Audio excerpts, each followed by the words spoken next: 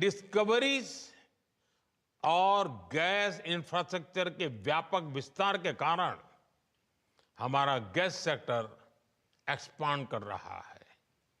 इससे हमारे energy mix में नेचुरल गैस का शेयर बढ़ा है। भारत अभी 4th लार्जेस्ट रिफाइनिंग हब है और हम अपनी कैपेसिटी 20% तक बढ़ाने में जुटे हैं।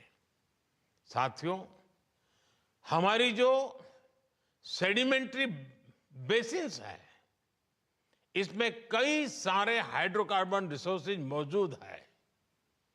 इनमें से कई का पता चल चुका है और कई ऐसे हैं जिन्हें खोजा जाना बाकी है, जिनका एक्सप्लोरेशन बाकी है।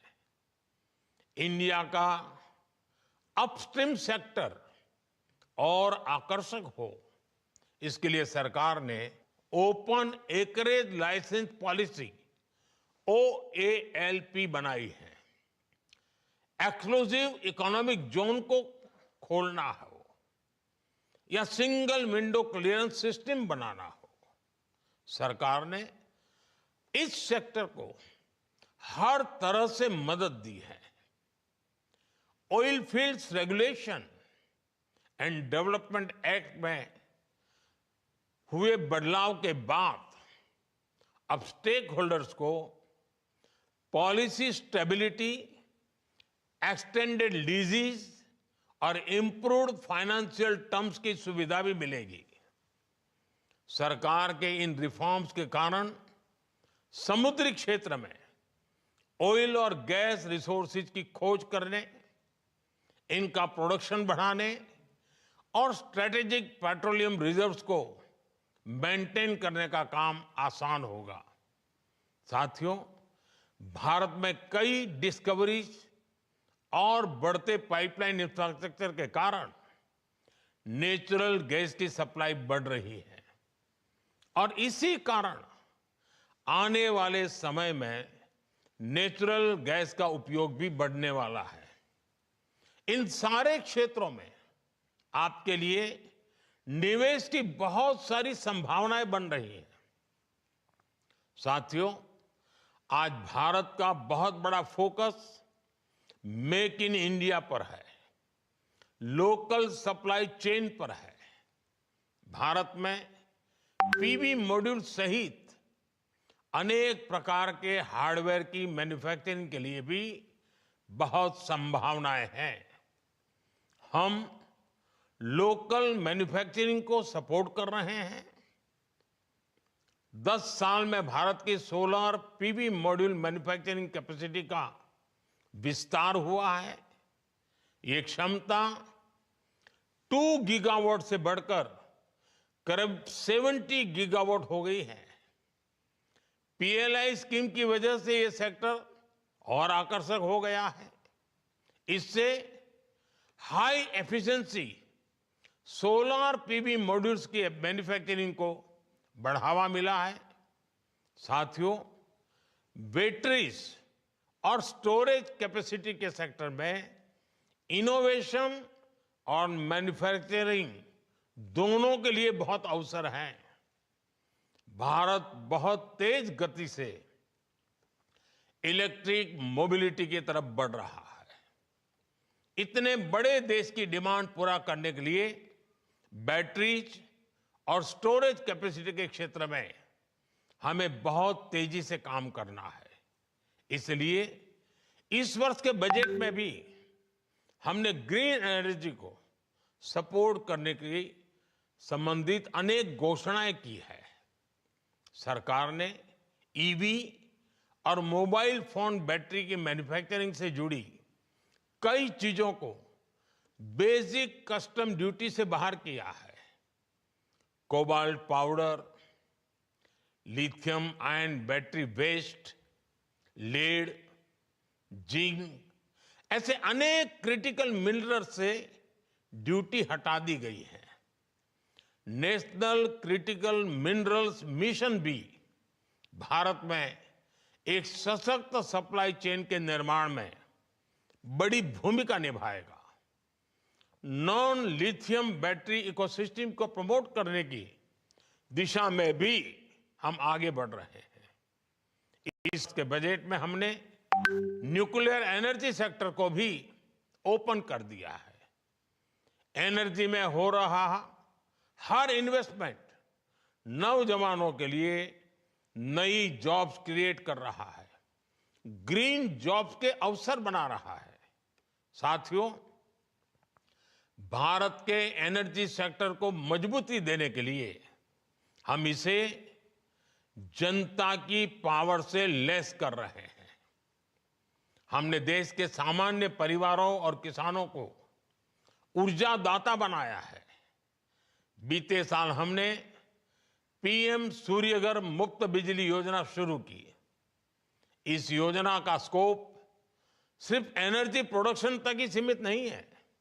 इसमें सोलर सेक्टर्स में नई स्किल्स बन रही हैं, नया सर्विस इकोसिस्टम बन रहा है और आपके लिए निवेश की संभावनाएं भी बढ़ रही हैं। साथियों, भारत ऐसे एनर्जी सॉल्यूशंस देने के लिए कमिटेड है जो हमारी ग्रोथ को एनर्जाइज करें और हमारे नेचर को भी एनरिच करें।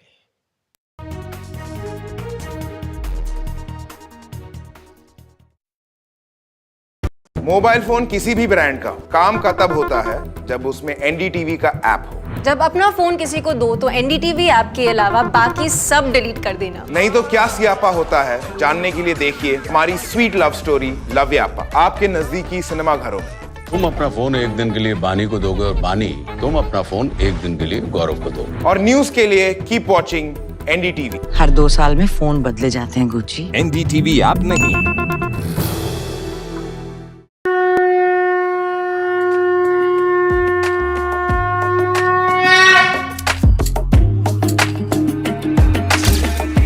Mahakumbh, the festival of faith, the world's biggest spiritual festival, the divine dip at the spiritual Sangam, a sacred confluence of faith, culture and heritage. NDTV's mega coverage of the Mega Fest. NDTV at Mahakumbh 2025.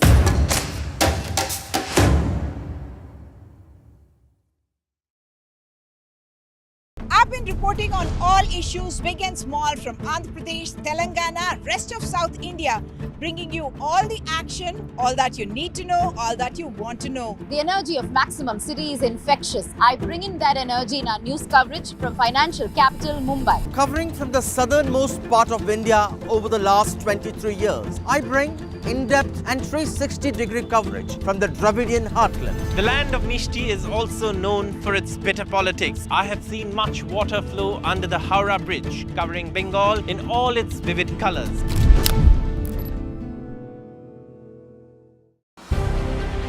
Trump 2.0 in the White House. Prime Minister Modi amongst the first invitees. Recognition of a rising India. February 13th, Prime Minister Modi in the US. India-US Dostana, a force for good. Talks on ties, trade and tariffs. A dialogue of democracies. हमारी मित्रता आगे बढ़ती चली जा रही है। Deal, Dosti and Diplomacy. Live coverage on NDTV from Washington. As India accelerates its growth towards self-reliance, India Inc. is leading the charge. From market dominance to manufacturing, from AI breakthroughs to disruptive innovations, India is setting the roadmap for a Viksit Bharat. Join us as business leaders, policymakers and ministers come together at the NDTV Profit Conclave 2025, the blueprint for Viksit Bharat, February 18th, 10 a.m. onwards. Tune in only on the NDTV network. Big Budget Day. Big newsmakers on NDTV. Top ministers and opposition leaders. ये by the people, of the people and for the people budget है. It is a fulfilling budget. This is a development budget. It's one of the finest budgets I've ever seen. More than a bold move, it is a clever move. NDTV, always the first choice of newsmaker. NDTV keeps you ahead.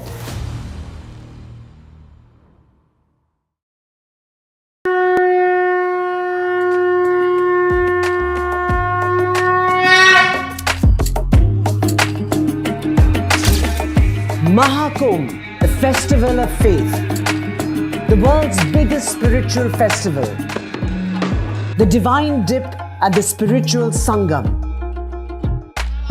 a sacred confluence of faith, culture and heritage. NDTV's mega coverage of the Mega Fest. NDTV at Mahakumbh 2025.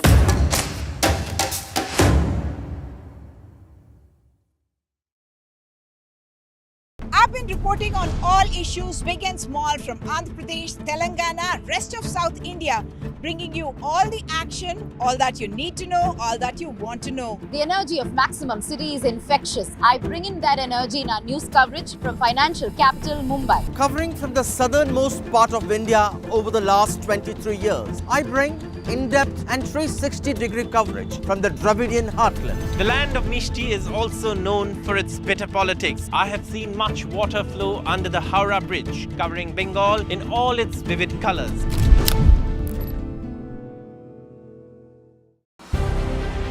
Trump 2.0 in the White House.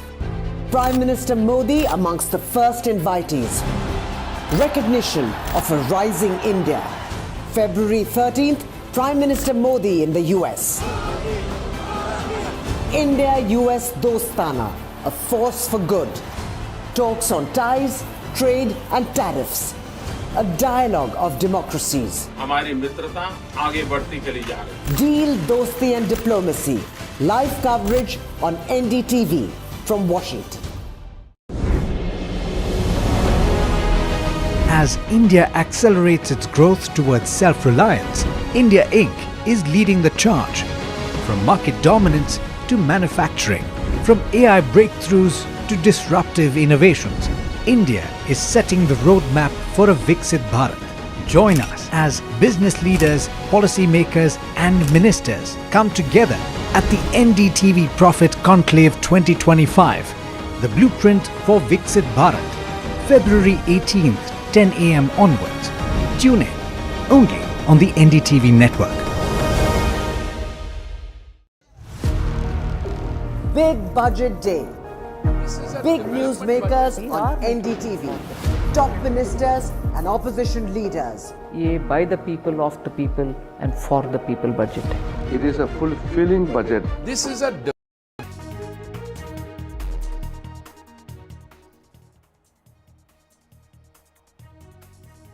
Prime Minister Modi to co-chair Paris AI Action Summit today. World leaders seek common ground on artificial intelligence. NDTV has accessed Tirupati Laddu adulteration report. The remand report says proxy companies used for ghee supply blacklisted dairy adulterated ghee. Political war erupts over Bengaluru metro fare hike. Commuters fume, netas bicker over massive hike.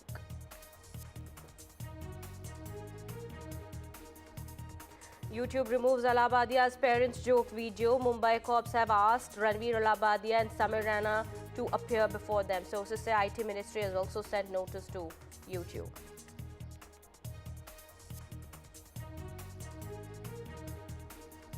The Aam Aadmi Party is now under pressure after the crushing Delhi loss. Arvind Kejriwal will be meeting the Punjab MLAs in Delhi.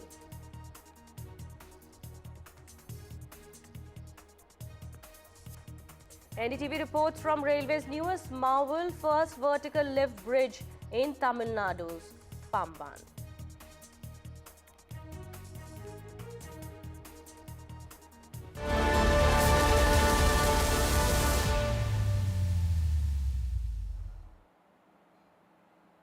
Hello, and welcome. You're watching NDTV 24/7. My name is Kitty Bahel. We are starting this edition with our top focus. Prime Minister Modi was welcomed with a hug by French President Emmanuel Macron at a welcome dinner ahead of co-chairing the AI summit in Paris. At the dinner, the Prime Minister also met US Vice President J.D. Vance, who is also in France to attend the Artificial Intelligence Summit.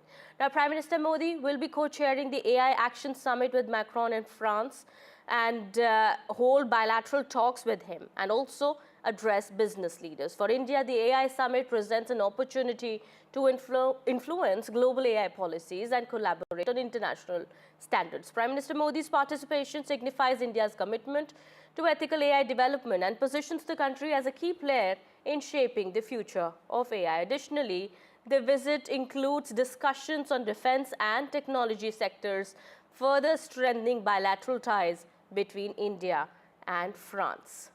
Well, it's a crucial visit, and Prime Minister Modi will be co-chairing the AI summit with French President, and many global leaders will be present for this AI summit. And to talk more on that, we have CEO of Tequila Global Services Limited, Kshitij Agarwal, joining us on the broadcast here.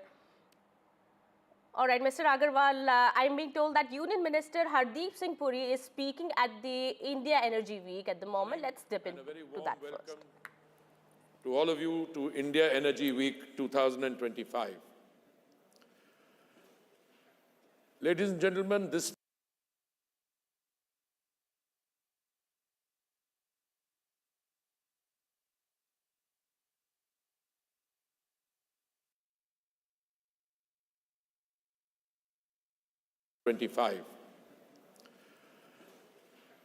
Ladies and gentlemen, this third edition of the India Energy Week comes at a significant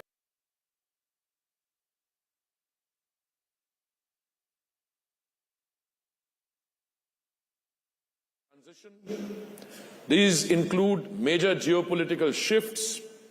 It is in this context that I believe that the India Energy Week provides a unique platform for all of us in the industry to reflect and introspect, to catch up with each other, not just formally as business-to-business transactions are undertaken, but also informally for policymakers and stakeholders to understand what other nations are thinking of and what we can do together. We have here a representation that captures both the urgency of the moment and the excitement of the unfolding India story. The India Energy Week has emerged to become, if I may be allowed to say, the second largest energy event in only its third year. More than 70,000 energy professionals from over 50 countries will be participating in this event.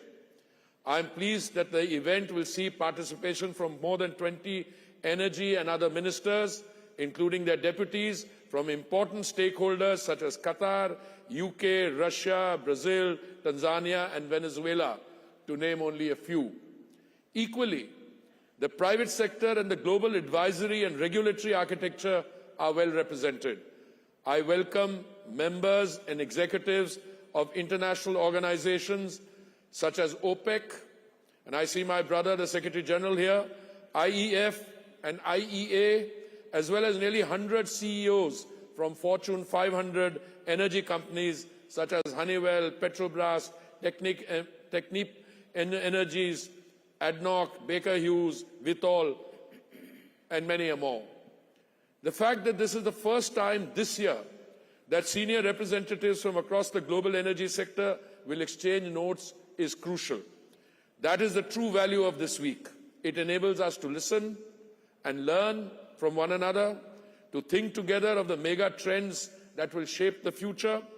It is our hope that the India Energy Week provides the much needed network effects which can foster constructive dialogue. But this platform, ladies and gentlemen, is not just a strategic conference. Beyond industry and technology, IEW is also about youth and innovation. More than 500 entrepreneurs are participating in startup challenges like Avinya and Vasudha, thus nurturing the next generation of energy disruptors. It is also an exhibition forum where cutting-edge innovations will be showcased by more than 700 exhibiting companies, more than 100 of which are exciting startups. I am overwhelmed to see the scale, depth and size of innovation, particularly in deep tech in the energy sector, such as artificial intelligence, machine learning, quantum computing, big data, drones and robotics. In many ways, harnessing the bourgeoising innovation ecosystem, most notably in India, was a primary factor behind the inception of the first edition of the India Energy Week in 2023. Major oil and gas companies such as BP, Shell, Exxon, Chevron, McDermott have their global capability centers in India, where lakhs of Indian, a lakh being 100,000, Indian engineers are doing cutting-edge design, engineering, data processing and decision analytics for drilling operations, refinery operations and seismic data processing globally. The aim was and remains to establish India as the epicenter for new age technologies in this sector. In the past two editions, we witnessed notable innovations such as crude oil tank sludge cleaning, industrial biotechnology applications in upstream and downstream, eco-friendly batteries, remotely operated underwater vehicles and new electrolyzer technologies light up the event. Capturing the benefit of these innovations is not just necessary for the imminent transition, but also to protect our national interests. Nobody can say with any degree of certainty what the new framework for global energy markets will look like, but we can be sure that it is going to be transforming at breakneck speed, driven by forces that are both accelerating and colliding. What we see today is a recalibration of strategy, prioritizing near-term profitability while keeping long-term transitions efforts in play. Before anyone accuses me of ignoring our environmental obligations, I must state that the primary focus remains on increasing the adoption of biofuels, renewables and hydrogen. The IEA estimated that global energy investment was going to exceed $3 trillion for the first time in 2024, with $2 trillion going to clean energy, technologies and infrastructure. Climate change is no longer a looming threat. It is already here. It is unfolding in many grave disasters. Wildfires, floods and record-breaking temperatures are clear reminders that the world is running out of time.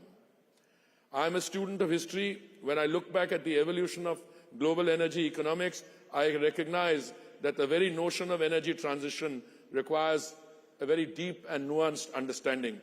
It is not outright replacement, but more shifting the primacy of one energy source over another. This transition isn't about eliminating hydrocarbons overnight, but leveraging them strategically while scaling renewables to mitigate emissions.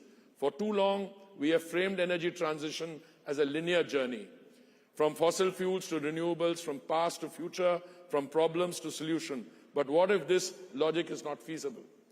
Even when renewables become the dominant energy sources, oil and gas will continue to play an important, if not pivotal role, not just in power generation, but in stabilizing grids, industrial hydrogen and energy storage innovation. One thing has become absolutely clear to all stakeholders. Energy justice must remain at the core of the imminent transformation. A fragmented transition risks deepening inequality, leaving billions without reliable energy, while wealthier nations surge ahead. If the transition is not just, it will not succeed, because the political economy will not allow it. There are three forces, in my view, that will play a pivotal role in shaping the energy landscape in the coming years. Artificial intelligence and clean cooking are emerging as major energy demand drivers, each shaping the future of economies and societies. AI is one of the largest energy consumers, with data center demand rising 18 to 20% annually by 2030.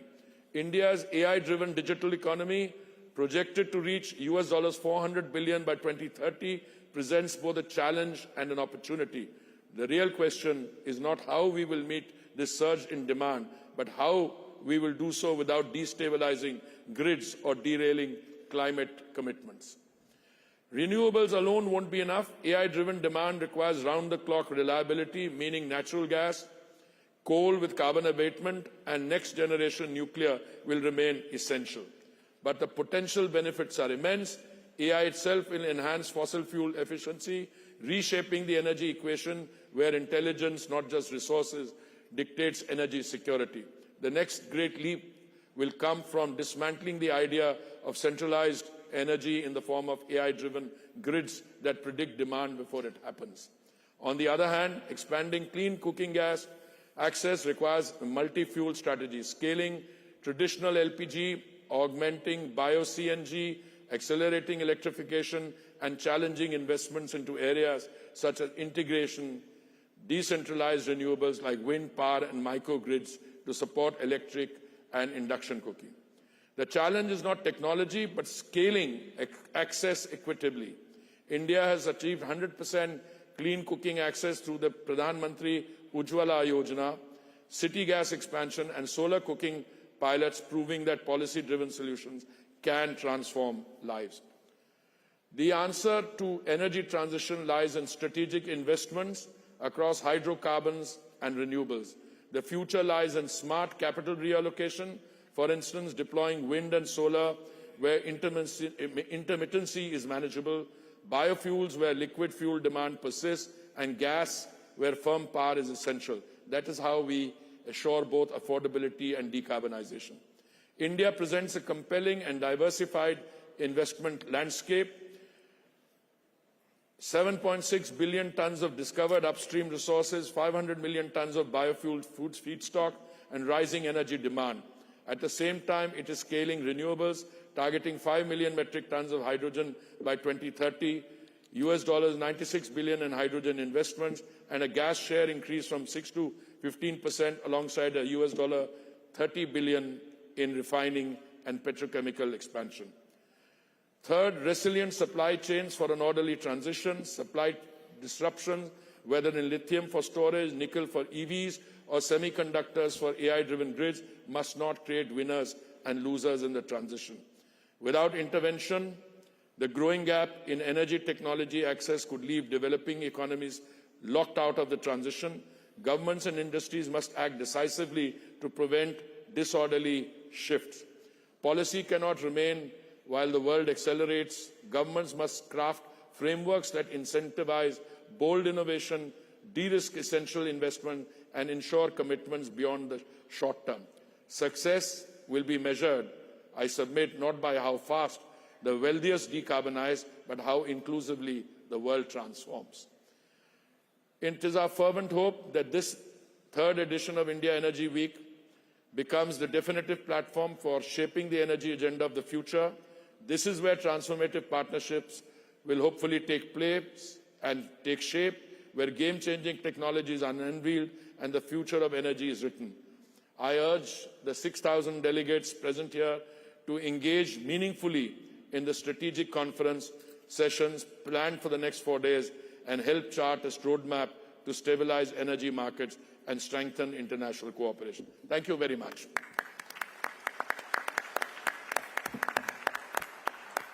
Thank you, Honourable Minister, sir, for your address. In fact, it sets the tone in the context of our panel discussion. And ladies and gentlemen, as the Honourable Minister mentioned that we have the global energy order, especially Union Minister of Petroleum and Natural Gas, Hardeep Singh Puri, addressing the India Energy Week 2025, a platform where global stakeholders exchange ideas and also explore opportunities for collaboration on key energy projects. Well, we do understand 700 exhibitors and 10 pavilions from countries including US, UK, Germany, Russia, Japan have been participating in the India Energy Week 2025, showcasing their cutting-edge technology.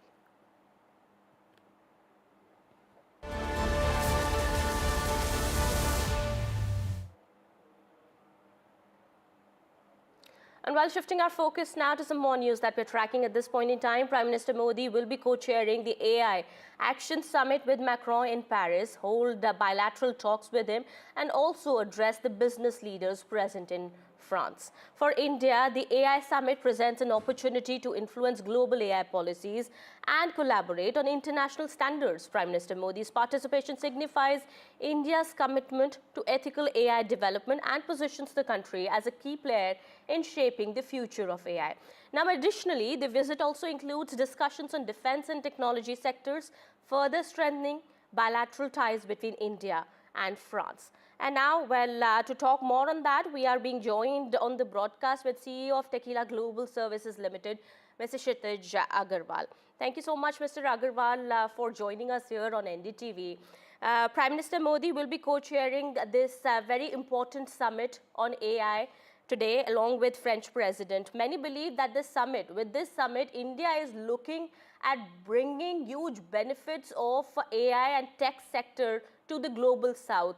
What are you expecting? What is the outcome of this summit expected to be?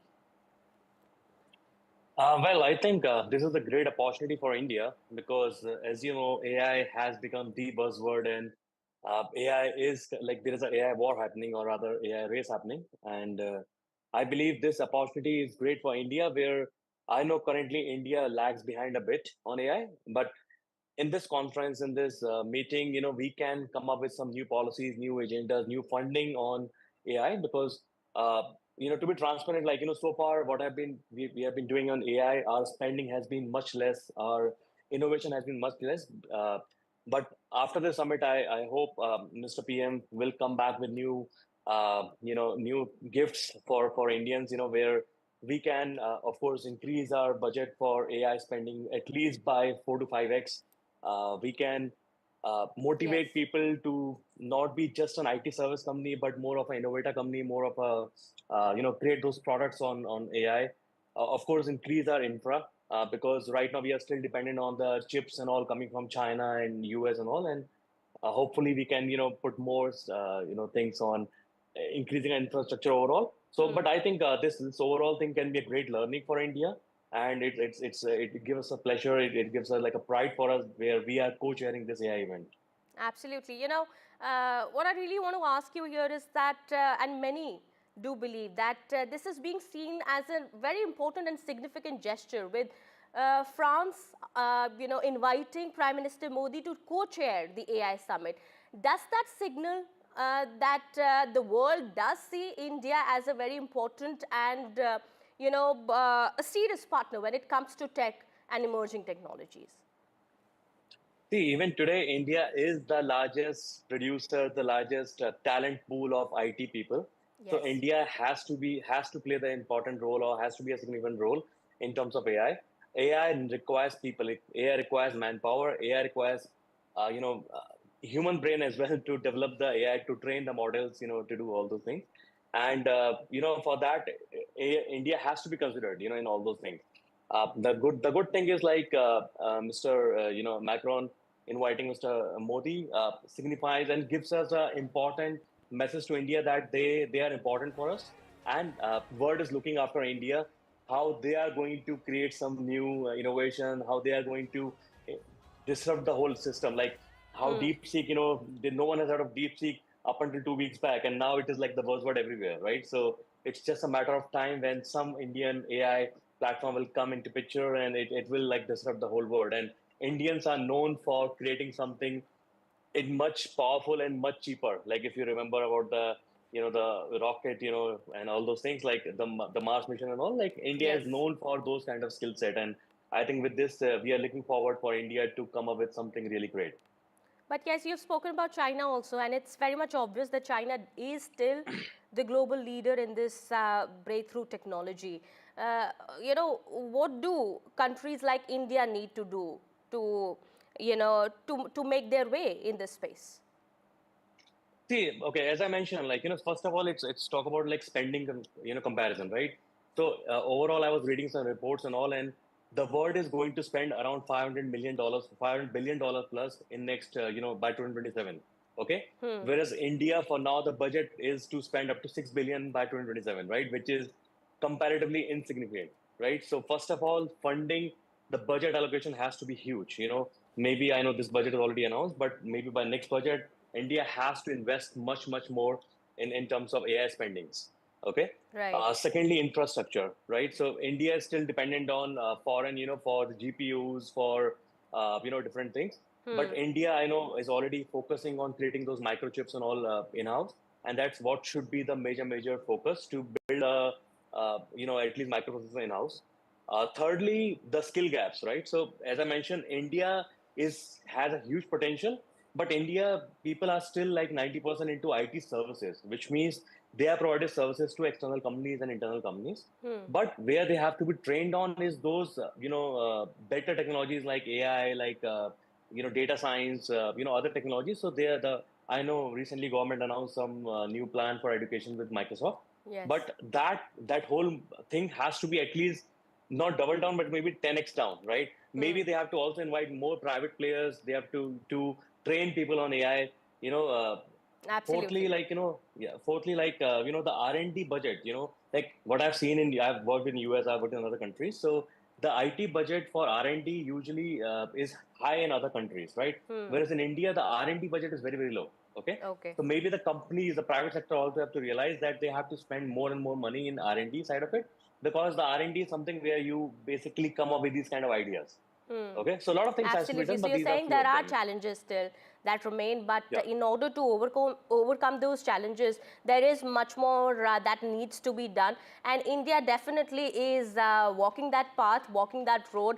And in order to emerge as a global leader when it comes to AI and cutting edge technologies, well, much more still needs to be done. But yes, we are making a lot of progress, and with this visit we do understand it will further strengthen India's commitment to becoming a key player in the global AI landscape. Thank you so much, Mr. Agarwal, for speaking to NDTV and sharing your views there. Thank you so much.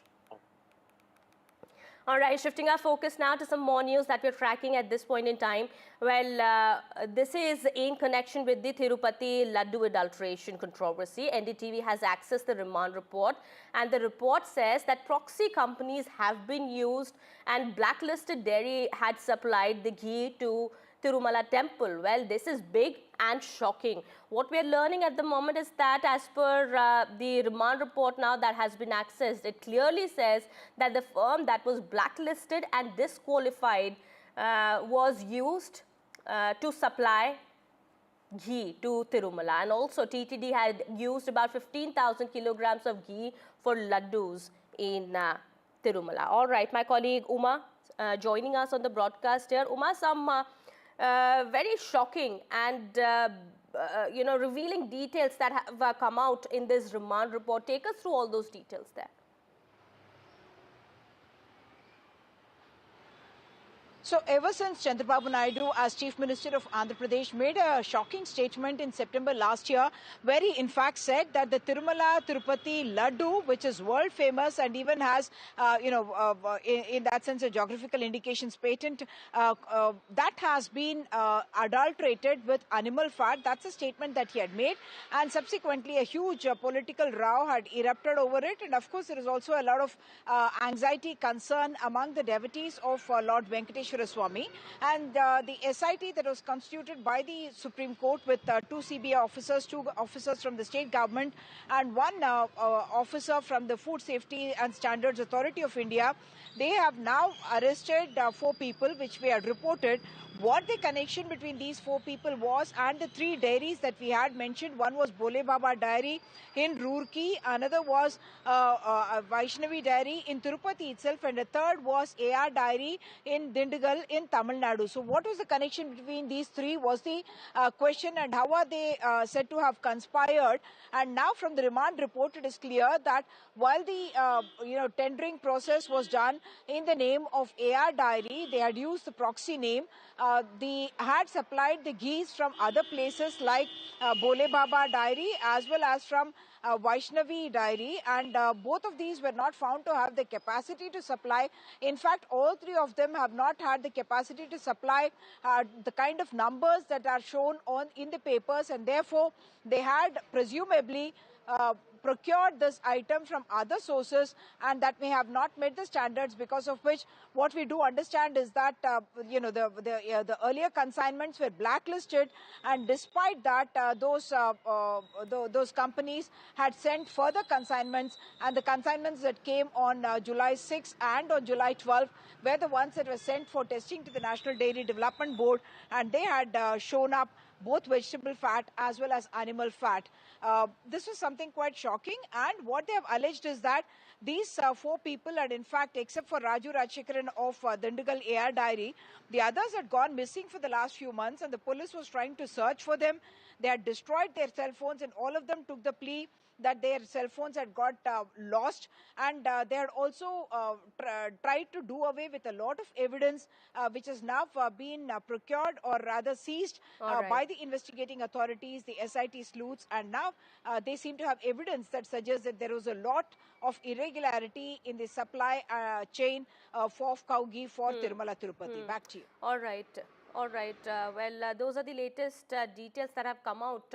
This is through the remand report that we've accessed. We've been able to access these details. Yeah, thank you so much, Uma, for getting us those details. So the temple was reportedly receiving ghee through these proxy companies, Vaishnavi Dairy and AR Dairy, despite the other dairies' disqualification. That was Bole Baba Dairy's disqualification from the tender process in 2022.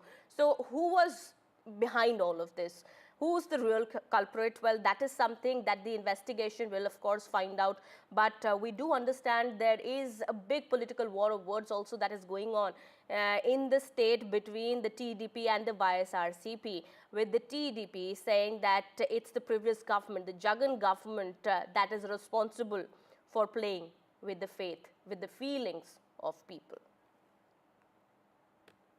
Shifting our focus now to some more news that's coming in. Bengaluru residents are taking to social media to protest the recent metro fare hike, with many calling for a boycott of the city's metro services. The Bengaluru Metro Rail Corporation announced a fare revision that increases ticket prices by up to 50%, triggering widespread discontent among the commuters. Well, that is what we are learning at the moment. A lot of tweets have been put out on social media where Bengaluru residents are speaking about the recent metro fare hike. Well, they have also been posting on Facebook, Instagram also, where many are now calling for the boycott of the city's metro services. Well, the Bengaluru Metro has announced a fare revision, according to which the ticket prices are now going to go up by 50%, and many people also taking on the Siddaramaiah government also, saying that there were a lot of promises that were made by Siddaramaiah government before,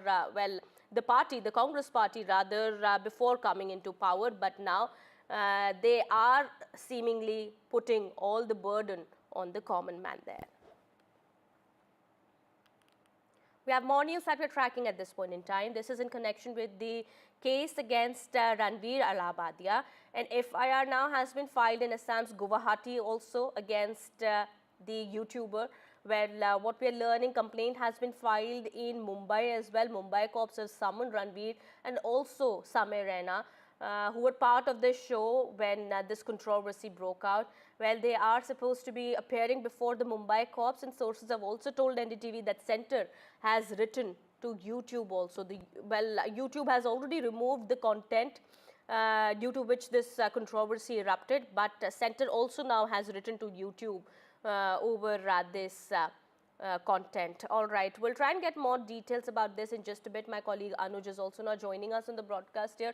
Anuj, complaints have been filed against Ranveer Allahabadia and Samir Raina in Assam's Guwahati also and Mumbai as well. Mumbai cops, we believe, have summoned both of them. When are they expected to appear before the police, and what action is expected?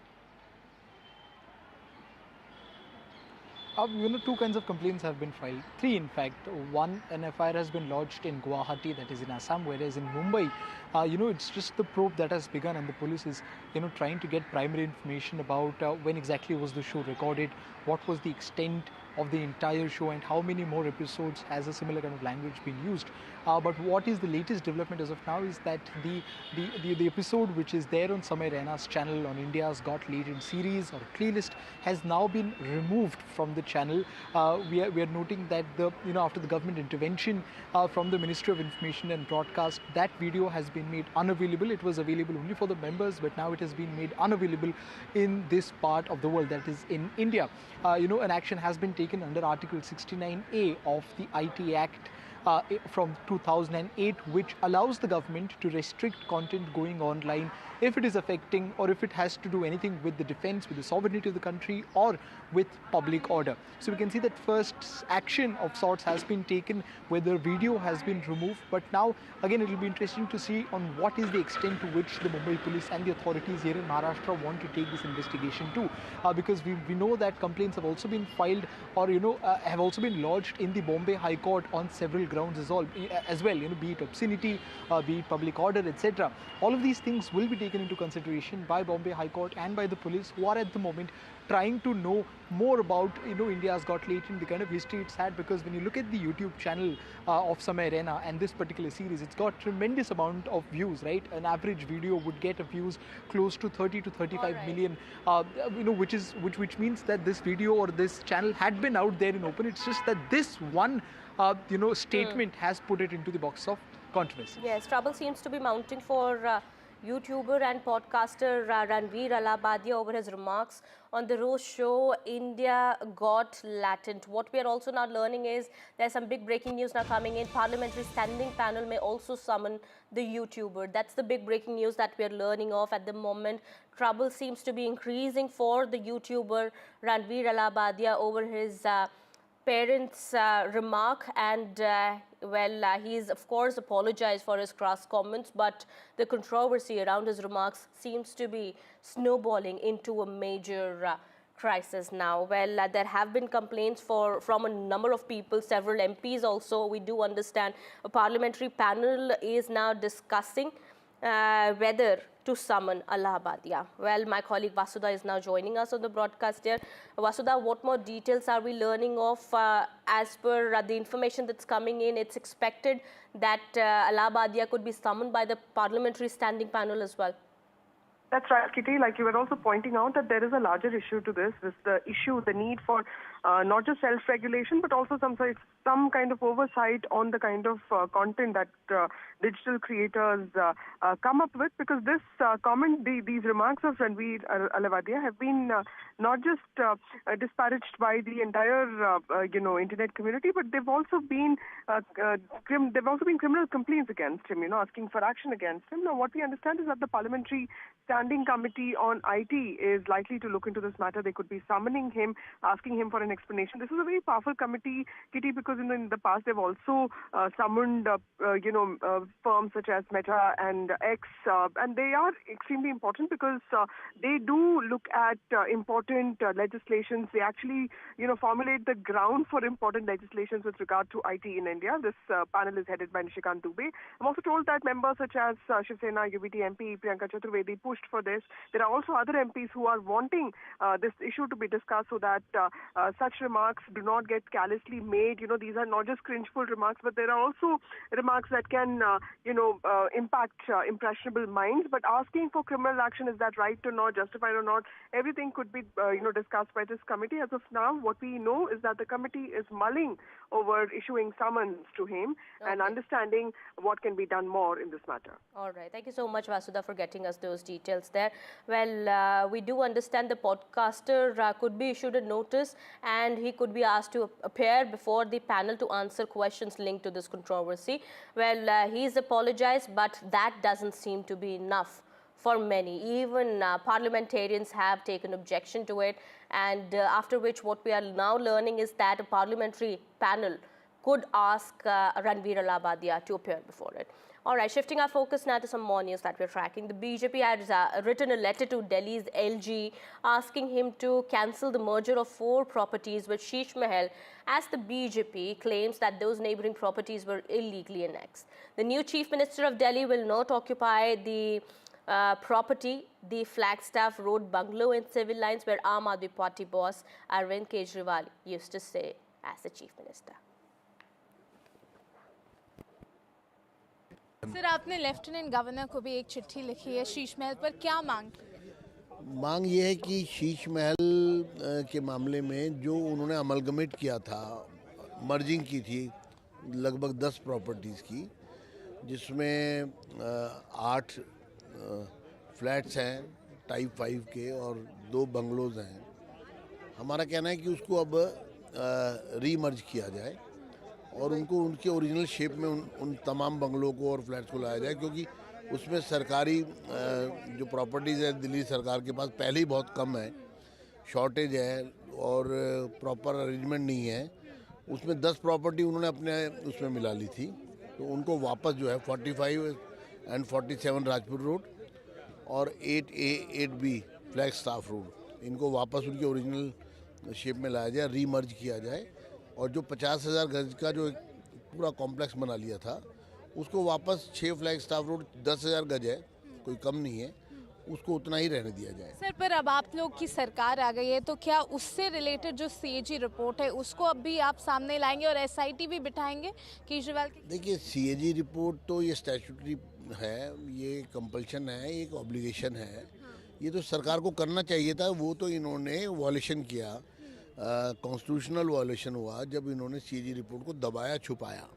एक तरह का criminal offence है ये। हम duty bound है कि इसको first meeting में ही हम इसको टेबल करेंगे और उसमें से जो निकलेगा उस पर उसी के अकॉर्डिंग ही उचित कार्रवाई होगी। SIT भी सर आप लोगों ने कहा था मैनिफेस्टो में कि ये सब बातें जो है ना, ये सब by the time आपको नॉलेज में आ जाएगी। वो बताएंगे panel. So in fact, this is Vijender Gupta with us. Was certainly saying that the CAG audit report, as they are duty bound, they'll also be tabling that, in the first assembly, and all the details of this alleged corruption, the renovation of the 6 Flagstaff Road, will then be disclosed. Now, with camera person Arun Singh Negi, this is Ishka Verma for NDTV.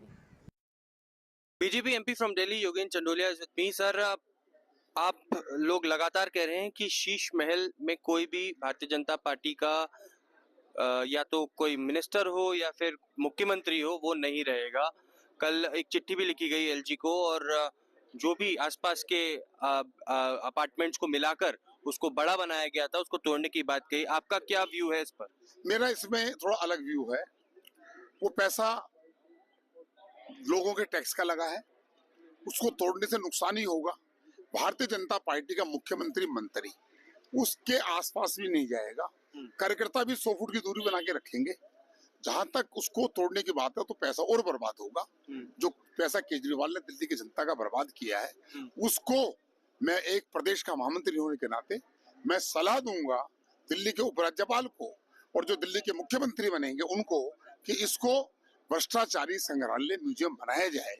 Delhi से बाहर से लोग आते हैं तो जब कुतुब मीनार देखते हैं, बिरला मंदिर देखते हैं, जनरल मंदिर देखते हैं, अक्षरधाम जाते हैं तो जाकर देखें जिस अन्ना हजारे की पीठ पर उन्होंने बैठकर उनकी पीठ में छुरा घोंपने का काम किया, भ्रष्टाचार किया, तो लोग जानना चाहेंगे कि ऐसा अरविंद केजरीवाल ने क्या शीश महल बनाया था। तो लोगों को देखने को जो मिलेगा, और मैं तो ये भी कहूंगा उस पर कोई टिकट भी मत लगाइए, ज्यादा से ज्यादा लोग देखें। All right, we'll keep an eye on the developments here on this big story that we're tracking. It's time for a quick break here. More on the other side.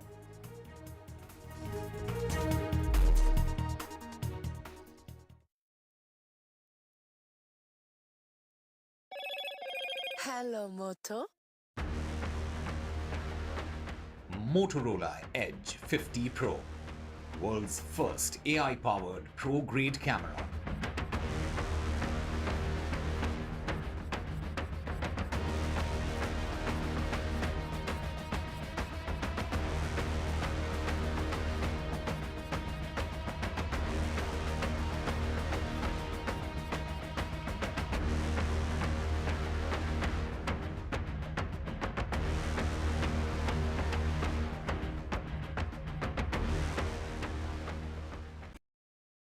Mobile phone किसी भी brand का काम का तब होता है जब उसमें NDTV का ऐप हो। जब अपना फोन किसी को दो तो एनडीटीवी ऐप के अलावा बाकी सब डिलीट कर देना। नहीं तो क्या सियापा होता है, जानने के लिए देखिए हमारी स्वीट लव स्टोरी लव यापा आपके नजदीकी सिनेमा घरों में। तुम अपना फोन एक दिन के लिए बानी को दोगे और बानी तुम अपना फोन एक दिन के लिए गौरव को दो। और न्यूज के लिए कीप वॉचिंग एनडीटीवी। हर 2 साल में फोन बदले जाते हैं गुच्ची। एनडीटीवी ऐप नहीं।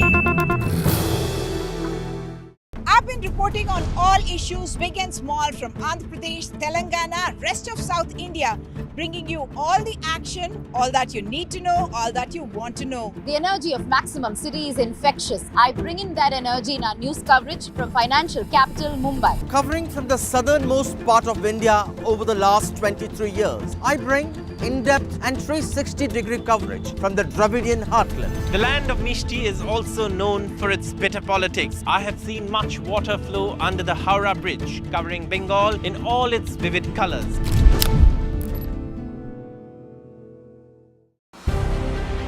Trump 2.0 in the White House.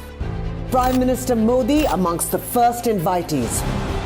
Recognition of a rising India. February 13th, Prime Minister Modi in the US. India-US Dostana, a force for good. Talks on ties, trade and tariffs. A dialogue of democracies. हमारी मित्रता आगे बढ़ती चली जा रही है। Deal, dosti and diplomacy. Live coverage on NDTV from Washington. As India accelerates its growth towards self-reliance, India Inc. is leading the charge. From market dominance to manufacturing, from AI breakthroughs to disruptive innovation.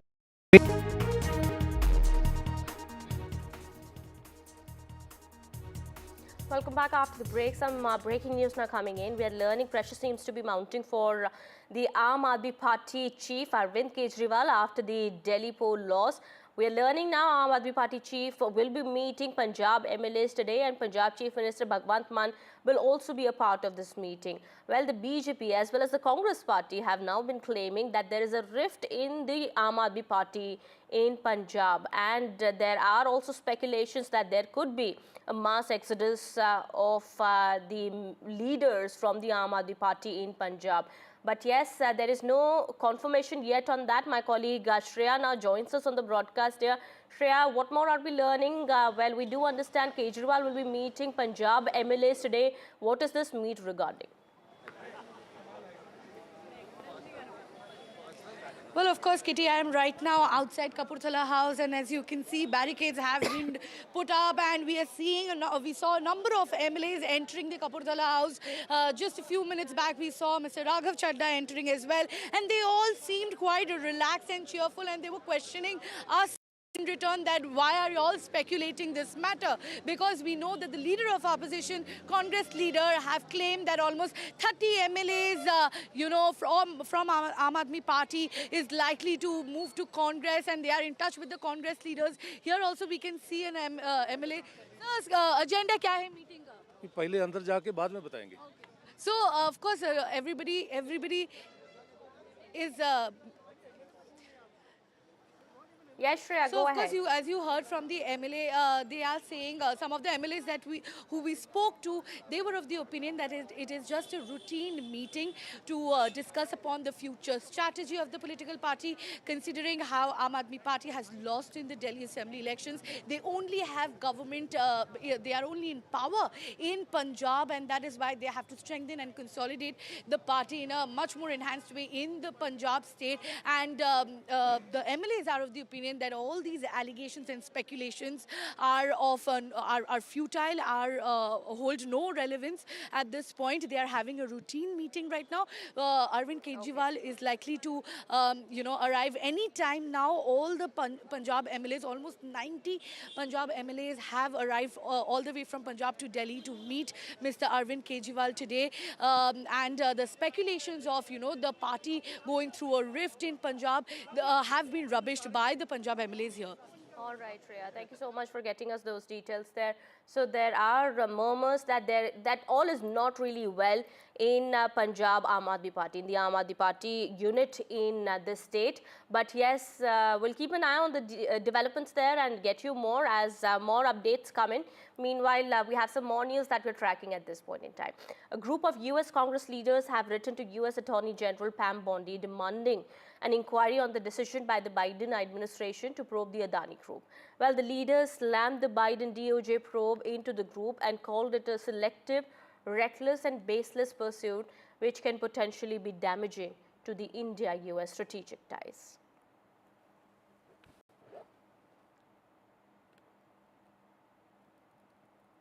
Well, shifting our focus now to some more news. Reminiscent of US President Donald Trump's tough immigration crackdown, the UK Labour government has launched mass raids on illegals working in the country. Described as a UK-wide blitz, the crackdown has extended to Indian restaurants, nail bars, convenience stores and car washes which employ migrant workers. With British Home Secretary Wade Cooper personally overseeing, the Home Office reported a record-breaking January as they descended on 828 premises, a 48% rise compared to the previous January, with the rest surging to 609 and marking a 73% increase from the previous year. Well, that is what we are learning at the moment. We'll try and get more details about that in just a bit. Well, the UK Labour government has launched mass raids on illegals working in the country, and this is being called as a UK-wide blitz. Listen in. The rules really need to be respected and enforced for the asylum and immigration system to work. That's why since the election we have been increasing returns, so 19,000 people who have no right to be in the UK have now been returned, and also increasing the illegal working raids and going after the employers who are exploiting migrant workers. This is about making sure that there's proper fairness, proper enforcement in the system and proper respect for the rules as well. My colleague Vishal is also now joining us on the broadcast here. Vishal, take us through the details here. Why this crackdown has been launched by the UK government now? So the UK government's Home Office is saying that they have been doing this crackdown since the last year's July, and ever since January this year they have done something that has gone on the record books. They have apprehended about 700 people and they have sent back so far around 19,000 people. That's a staggering number as far as immigration crackdown is concerned. So their reasoning is that a lot of employers are using these illegal immigrants for cheap employment, and they have been exploiting this system that needs to be corrected, and this is one step in the way of correcting that system. And we all know that Trump has initiated a similar exercise across the Atlantic Ocean, and he has already deported hundreds of people. Many people were deported to India as well last week. So it seems to be on the same lines, that there has to be some kind of immigration crackdown, which the previous governments did not do. So it remains to be seen what the MEA has to say on this, because a lot of these eateries that were raided seem to be of Indian owners, and a lot of Indian immigrants could have been deported. So the numbers are yet to come when it comes to Indian immigrants, but so far 19,000 people have been deported. All right, thank you so much, Vishal, for getting us all those details there. We'll keep an eye on the developments here on this big story that we're tracking. Meanwhile, there's some more news. A new state-of-the-art Pamban Bridge, a significant addition to India's railway infrastructure, is set to be inaugurated as part of the ambitious efforts to improve connectivity and ease of transportation between mainland India and the southernmost tip of the country. It will replace the century-old British-era bridge, which has been a crucial link between Tamil Nadu's mainland and Rameshwaram Island. Well, the new bridge will significantly enhance connectivity, allowing for more frequent and heavier trains, which will help meet growing demand while improving safety and efficiency. Pamban Rail Bridge, situated in Ramanathapuram district in Tamil Nadu, is first of its kind in Asia to be engineered with a vertical lift spin. Now, this bridge is one of its kind because it is the first ever bridge to be built not only in India but in Asia, which can be lifted vertically upside like you see in the visuals. This is situated right above the Bay of Bengal, and as you see, this bridge is currently being lifted with the use of several AI technologies, and after years of hard work that has been put up by the railway as well as the maritime industry to ensure that this total length of this bridge, which is said to be 2.1 kilometers, is built and maintains the rail infrastructure. And notably, this is one of the only country after Germany that has such a bridge. The maximum lift of the vertical lift span is 17 meters, and the height of the towers that you see is 34 meters each. And as we know, Pamban is about 658 kilometers from Chennai and connects the mainland Mandapam with Rameshwaram Island. And as we know, the Pamban Bridge is the sole connectivity that connects the India mainland to the Rameshwaram Island, and henceforth this rail bridge becomes of even more prime importance, that it can ensure that India's end-to-end mile of connectivity can be done at a faster pace. The materials used here ensures that no greater pollution as well as green energy is maintained, and also stainless steel has been used at the maximum to ensure that no corrosion is happening to this particular bridge. The metals used, and at the same time, before the fabrication, it was approved by the IIT Madras as well as IIT Bombay, and thereafter the project has been carried off, and henceforth it becomes of even more importance because the people of Rameshwaram will now be able to travel via train. And like you see on the other end, this is the new bridge, and the old bridge which has now been shut, which was shut since a long time because of its because of the destruction that it has faced. And above that is the bridge, the only route through which cars and tempos and vehicles are able to operate. And now that this rail bridge will be inaugurated by the Prime Minister very soon, likely in the first week of March or the last week of February, it is likely that trains will start operating from here. However, at this junction that you see, the part that has been lifted up, this is actually a part of the track which is currently being lifted up, which will be lifted up in a similar way when big ships they pass across. They will first have to take permission from the Tamil Nadu Maritime, and thereafter the railways will approve it, after which it will be lifted up. So henceforth, a lot of new technology being used to ensure that the Indian maritime security is enhanced. The people who are operating in the sea are able to get easy access and work at a better pace and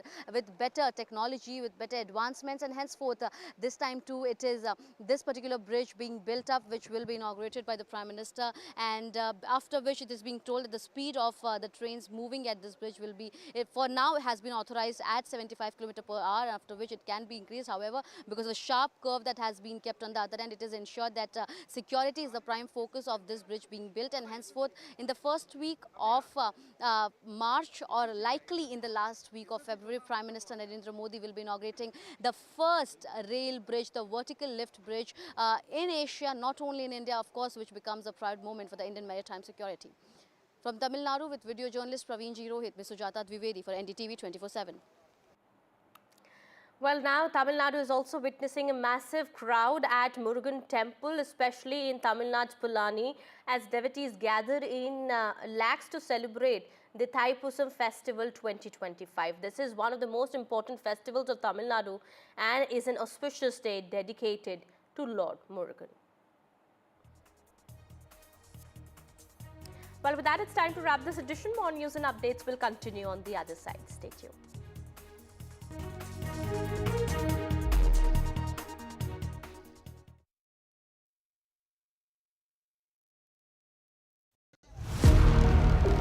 Big budget day. Big newsmakers on NDTV. Top ministers and opposition leaders. ये by the people, of the people and for the people budget. It is a fulfilling budget. This is a development budget. It's one of the finest budgets I've ever seen. More than a bold move, it is a clever move. NDTV, always the first choice of newsmakers. NDTV keeps you ahead.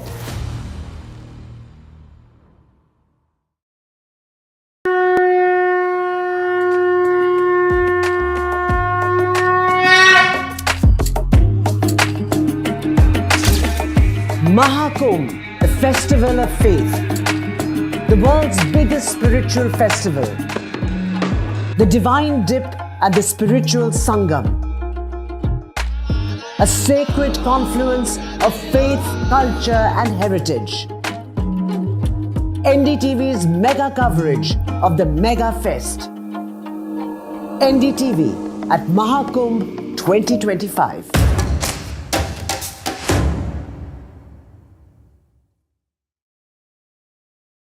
I've been reporting on all issues big and small from Andhra Pradesh, Telangana, rest of South India, bringing you all the action, all that you need to know, all that you want to know. The energy of maximum city is infectious. I bring in that energy in our news coverage from financial capital Mumbai. Covering from the southernmost part of India over the last 23 years, I bring in-depth and 360-degree coverage from the Dravidian heartland. The land of Mishti is also known for its bitter politics. I have seen much water flow under the Howrah Bridge, covering Bengal in all its vivid colors.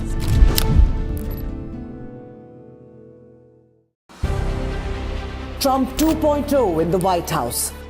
Prime Minister Modi amongst the first invitees. Recognition of a rising India. February 13th, Prime Minister Modi in the US. India-US Dostana, a force for good. Talks on ties, trade and tariffs. A dialogue of democracies. हमारी मित्रता आगे बढ़ती चली जा रही है. Deal, dosti and diplomacy. Live coverage on NDTV from Washington. As India accelerates its growth towards self-reliance, India Inc. is leading the charge. From market dominance to manufacturing, from AI breakthroughs to disruptive innovations, India is setting the roadmap for a Viksit Bharat.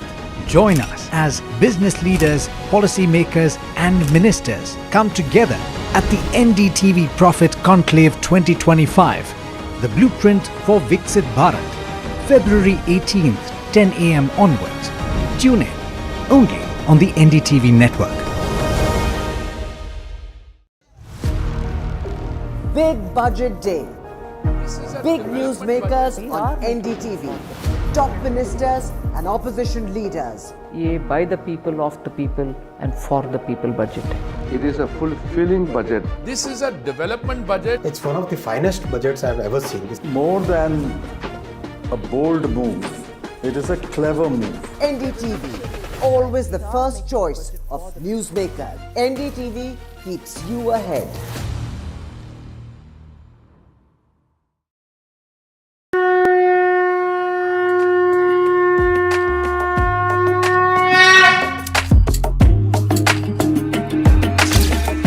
Mahakumbh, the festival of faith.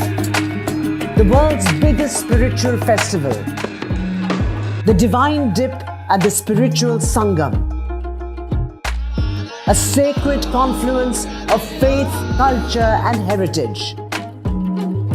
NDTV's mega coverage of the Mega Fest.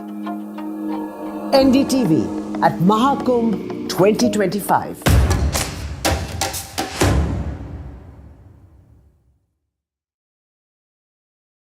I've been reporting on all issues big and small from Andhra Pradesh, Telangana, rest of South India, bringing you all the action, all that you need to know, all that you want to know. The energy of maximum city is infectious. I bring in that energy in our news coverage from financial capital Mumbai. Covering from the southernmost part of India over the last 23 years, I bring in-depth and 360-degree coverage from the Dravidian heartland. The land of Mishti is also known for its bitter politics. I have seen much water flow under the Howrah Bridge, covering Bengal in all its vivid colors.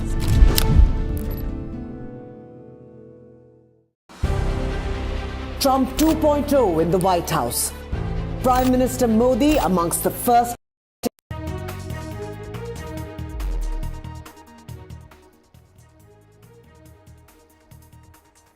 Prime Minister Modi to co-chair Paris AI Action Summit today. World leaders seek common ground on artificial intelligence. Trouble mounts for controversial YouTuber Ranveer Alabadia. Parliamentary panel may summon Ranveer YouTube has removed the influencer's controversial video.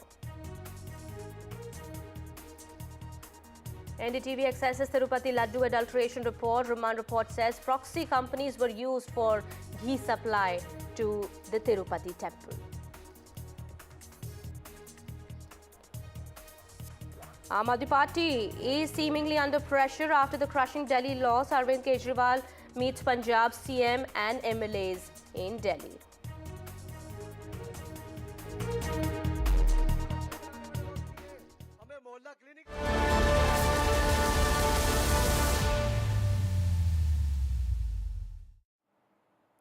Hello and welcome. You're watching NDTV 24/7. My name is Kitty Bahel. Starting with that top focus, Prime Minister Modi has been welcomed with a hug by French President Emmanuel Macron at a welcome dinner ahead of co-chairing the AI summit in Paris. At the dinner, the Prime Minister also met US Vice President J.D. Vance, who is also in France to attend the AI summit. Prime Minister Modi will be co-chairing the AI Action Summit with Macron in Paris and hold bilateral talks with him, as well as address business leaders.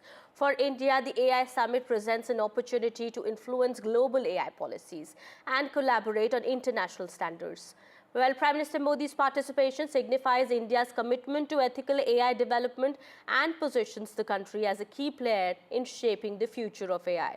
Now, additionally, the visit also includes discussions on defense and technology sectors, further strengthening bilateral ties between India and France. All right, to talk more on that, I'm being joined by my colleague Ghazali here on the broadcast here. Well, Ghazali, we do understand while AI remains a central theme, this edition will also cover AI-driven economic opportunities, ethical challenges, as well as global regulatory frameworks. What benefits is India really looking at from this summit? See, this summit can be seen through two prisms. One, that as you rightly pointed out, it's about AI. So it's an AI summit. It will, what is expected at the end of the summit is that perhaps India will also join a multi-nation treaty. It will be signatory to multi-nation treaty who are part of this entire summit. More than 25 states have participated in the summit. The entire theme of this summit has been divided into 5 major broad categories. One is the AI future of work, innovation and culture, trust in AI, and global governance of AI. And Prime Minister has always been talking about that how these emerging technologies should be accessible to all, because before China's DeepSeek came in, it was always the US companies which had a monopoly on this technology. The second relevance, if you see from the diplomatic prism, is that Indian Prime Minister or India has been invited to co-chair the summit. That also reflects the kind of bond we have with France. And France has also sent out a signal or a message that in the Asian region, we do have China as one of the superpower or one of the technologically driven country, but it is still considers India as somebody which can co-chair the summit, and also gives India a kind of relevance on the global forum that now onwards, from here onwards, whatever decision, whatever treaty or whatever formulation will come on AI, India will also be a stakeholder to that. Absolutely. Well, France definitely aims to use the event to highlight its AI ambitions, and there is much more that India also can take away from this summit. Many say that India does aim to take the benefits of AI tech from this summit for the global south. Well, all right, to talk more on that, I'm being joined by co-founder and chief technology officer at iSchool Connect, Ashish Tulsankar, on the broadcast here. Thank you so much, Mr. Tulsankar, for joining us here on NDTV. I'm also being joined by Mr. Ankush Sabharwal, who's founder and CEO Corover AI and Bharat GPT. All right, if I could go to Mr. Tulsankar first. It's a very crucial visit of Prime Minister Modi, and India is co-chairing the AI summit with France this time. Many global leaders are going to be present for this summit. This does strengthen India's commitment to becoming a key player in the global AI landscape. As per you, according to you, what does this summit aim to address? Yeah, so I think if India to become a global power in AI in next decade or so, it's important for India to be part of all these big summits and shape the governance rules which are key to the development of AI. Right? And India having one of the highest talent pool in AI, especially in IT sector, India becomes one of the key nations worldwide, and as you can see, instead of calling China, India has been called to this summit and asked to co-chair with Yes. France. Yes, absolutely. Well, that is what everybody also does expect. This is a big difference that is being seen between this year's gathering and also the inaugural summit that happened in 2023. The big difference is, of course, China and DeepSeek. DeepSeek. All right, Mr. Sabarwal, if I could come to you here. DeepSeek, this is a Chinese startup that seems to have disrupted the AI landscape with low cost and more efficiency, high performance models. We do understand a major focus here in the AI summit is going to be on DeepSeek. Yeah, so I think, of course, that's one of the factors, but I think we should play on our strengths, as my fellow panelists mentioned. I think India, having the largest number of AI researchers, developers, and so what is the raw material required to create any AI platforms models? It's data, and who can produce better, more data than India, right? So we have people, we have data, and algorithms. Yes, we are building algorithms, and even if people have done research in outside India, and many of the algorithms are open source. So I'm not saying we have to hate others' research and reinvent the wheel. So Yes. embrace whatever is available and use our own strength and create some meaningful stuff. And it's not like we have to create. Yes, of course, we'll keep creating. India AI, as you know, is already embracing and call for RFPs from companies like us, AI companies, to participate in LLMs. But see, the major use of AI and LLMs is already being done in India at scale, right? So if I be a bit biased and talk about AI agents which we created, it's Yes. already live at scale. A billion plus users are using it. So yeah, so I think someone rightly said we are AI use case capital of India, but I would say I think we would be the applied AI capital of the world soon. I think we are the right track, and yes, this is just one of the milestone. France calling us. I think we are more than that. So I think yes, we should Is that the celebrate signal that small we are success. sending out, that India is sending out to the world, Mr. Sabarwal, that, Mr. Tulsankar also here pointed out that it's not China that has been invited to co-chair the summit, but India that has been invited by France to co-chair this summit along with France, of course. Is that the signaling, the message that goes out to the world that we are an emerging, world leader when it comes to AI and tech? But of course, we do understand there could be hurdles on the way, much more that needs to be done. Yes, so it is a signal, but I think that's again signs of success. But see, I'm very, very confident. It's not about signs, it's not about small successes. I'm confident in India would produce a great success for the world to use. Yes, we should continue being happy and celebrate these small successes. It gives us a signal, yes, we are on the right track. But I really see something really big is coming from India, and the world would acknowledge it. Mr. Tulsankar, what do you understand? In your understanding, what's at stake for India here?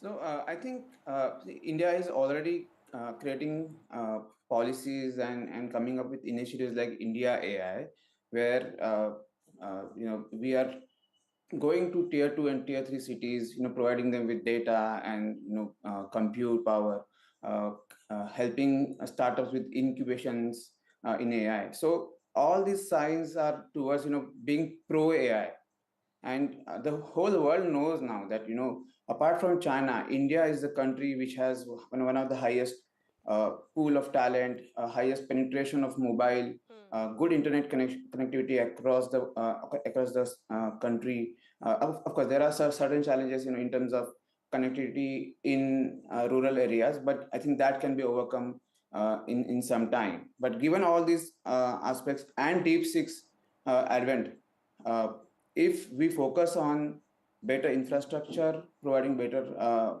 avenues to startups and other companies to create better models, India is in line with China to move ahead in this race. All right. Also, you know, let's talk about France a little bit. Well, French startup Mistral is also well known for its open source AI model. That is also expected to gain a lot of attention there. Tell us a little about that as well. Yes, Mr. Tulsankar. Okay, probably, pardon me for the lack of knowledge of this part. But if they also have created this kind of model, which is a great sign already, because across the world, US has been the primary contender for coming up with huge models, better models, and then China came up with DeepSeek, which with given that they had less number of chips available, less number of infrastructure available, they were able to innovate. So, given that France is also now moving ahead in that direction, it's a really good sign for France as well. All right, Mr. Sabharwal, when it comes to Global South, India is seen as, a leader when it comes to Global South, leading the Global South there. And also what we are learning is that, there are expected to be major outcomes of this summit. Also talking about a foundation that is expected to cater to the AI needs of India and also Global South. How do we see that? Yeah, so I think, first of all, let me also say that. So we are now able to think we would be leader, or as I was saying, we are already in the right path and leaders in few space. So I think it's primarily because our honorable Prime Minister has given us wings, has given us opportunities. You think about the startup India, now India AI mission. So I think, of course, as I was talking about being leader in the world, and now you're talking about global South. Of course, I think we will see small successes in India, in global South, and very, very confident with the kind of policies we have. Who gives GPUs at 1/4 of the cost? Has any country given that? Right? So it's only India who is actually giving the resources at such a discounted, subsidized price. Right? People ask for maybe subsidy in oil, and say we think like now we are getting subsidy in GPUs. So you see the country at that leadership level is thinking like AI is the next thing, and subsidy, right? No one has actually asked. I'm not sure if someone has really done the debate, right? Sometimes we think whatever we ask, we get it. You see, the India leadership is such like they know we need GPUs, Right. and if the government is with us, leadership is with us, we'll think little big, and we'll really produce something good for India, for global South and the world in few months to come. Absolutely. Mr. Tulsankar, before I wrap this up, last few words from you. Yeah, so I think when we think about the impact on India, I've spoken about the strength that India has in terms of talent pool. Opportunities lie in the future skill development, but industry adoption is something that we need to look into. So currently, about 80% of our companies, compared to 75% worldwide, are pro AI, right? So Indians have sensed that AI, although its application AI at the moment is going to be a game changer, right? And we have started moving towards it as a nation, and it's a really good sign for all of us. All right. Thank you so much, Mr. Tulsankar and Mr. Sabharwal, for joining us here on the broadcast here. Well, all eyes will be on this very important and, interesting AI summit that's taking place here in Paris, and Prime Minister Modi is in Paris already. He's attended the dinner with the French president last night, and he is going to be co-chairing this AI summit today. Well, at the Paris AI Action Summit, many believe that much is riding on how India is going to position itself. Well, India will be co-chairing the summit, and there is a lot at stake for India also, and much to benefit from this AI summit. We will talk about that in detail later on as well. Meanwhile, some more news that we're tracking at this point in time. There seems to be trouble mounting for controversial YouTuber Ranveer Allahabadi. A parliamentary panel is expected to summon Ranveer Allahabadi over his crass video. Well, YouTube has already removed Allahabadi's controversial content. And we are learning now Mumbai cops have also summoned Ranveer. Well, both Ranveer as well as Samir Rana have been asked to appear before the Mumbai cops. An FIR has been filed in Assam's Guwahati, and that is the latest that's coming in at the moment. My colleague Anuj is now joining us on the broadcast here. Anuj, when is Ranveer Allahabadi expected to appear before the Mumbai cops?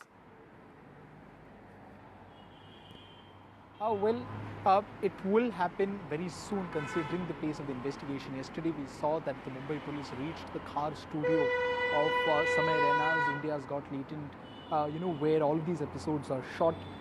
Although an FIR was initially lodged by the Assam police and not by Mumbai police, considering that the Mumbai police want to get their detailed furnished first, they want to understand what exactly is the nature of the show, what all has gone into, in the previous episodes of this particular show, and is there more content which needs to be viewed critically, is what the Mumbai police is looking at. While it all started after a 20-second clip went viral where Ranveer Allahabadi is seen making a quote-unquote joke, but now it has become a matter about the show itself, which is why we saw that, the controversial episode has now been taken down. In an official confirmation, we got to know from the Ministry of Information and Broadcast that after the government intervention and after several complaints being filed against the particular episode and the creators of that show in Assam and in Mumbai, the video has been taken down following Section 69A of IT Act 2008, which states that the Government of India has the authority to take down content which it might judge to have disturbed public order.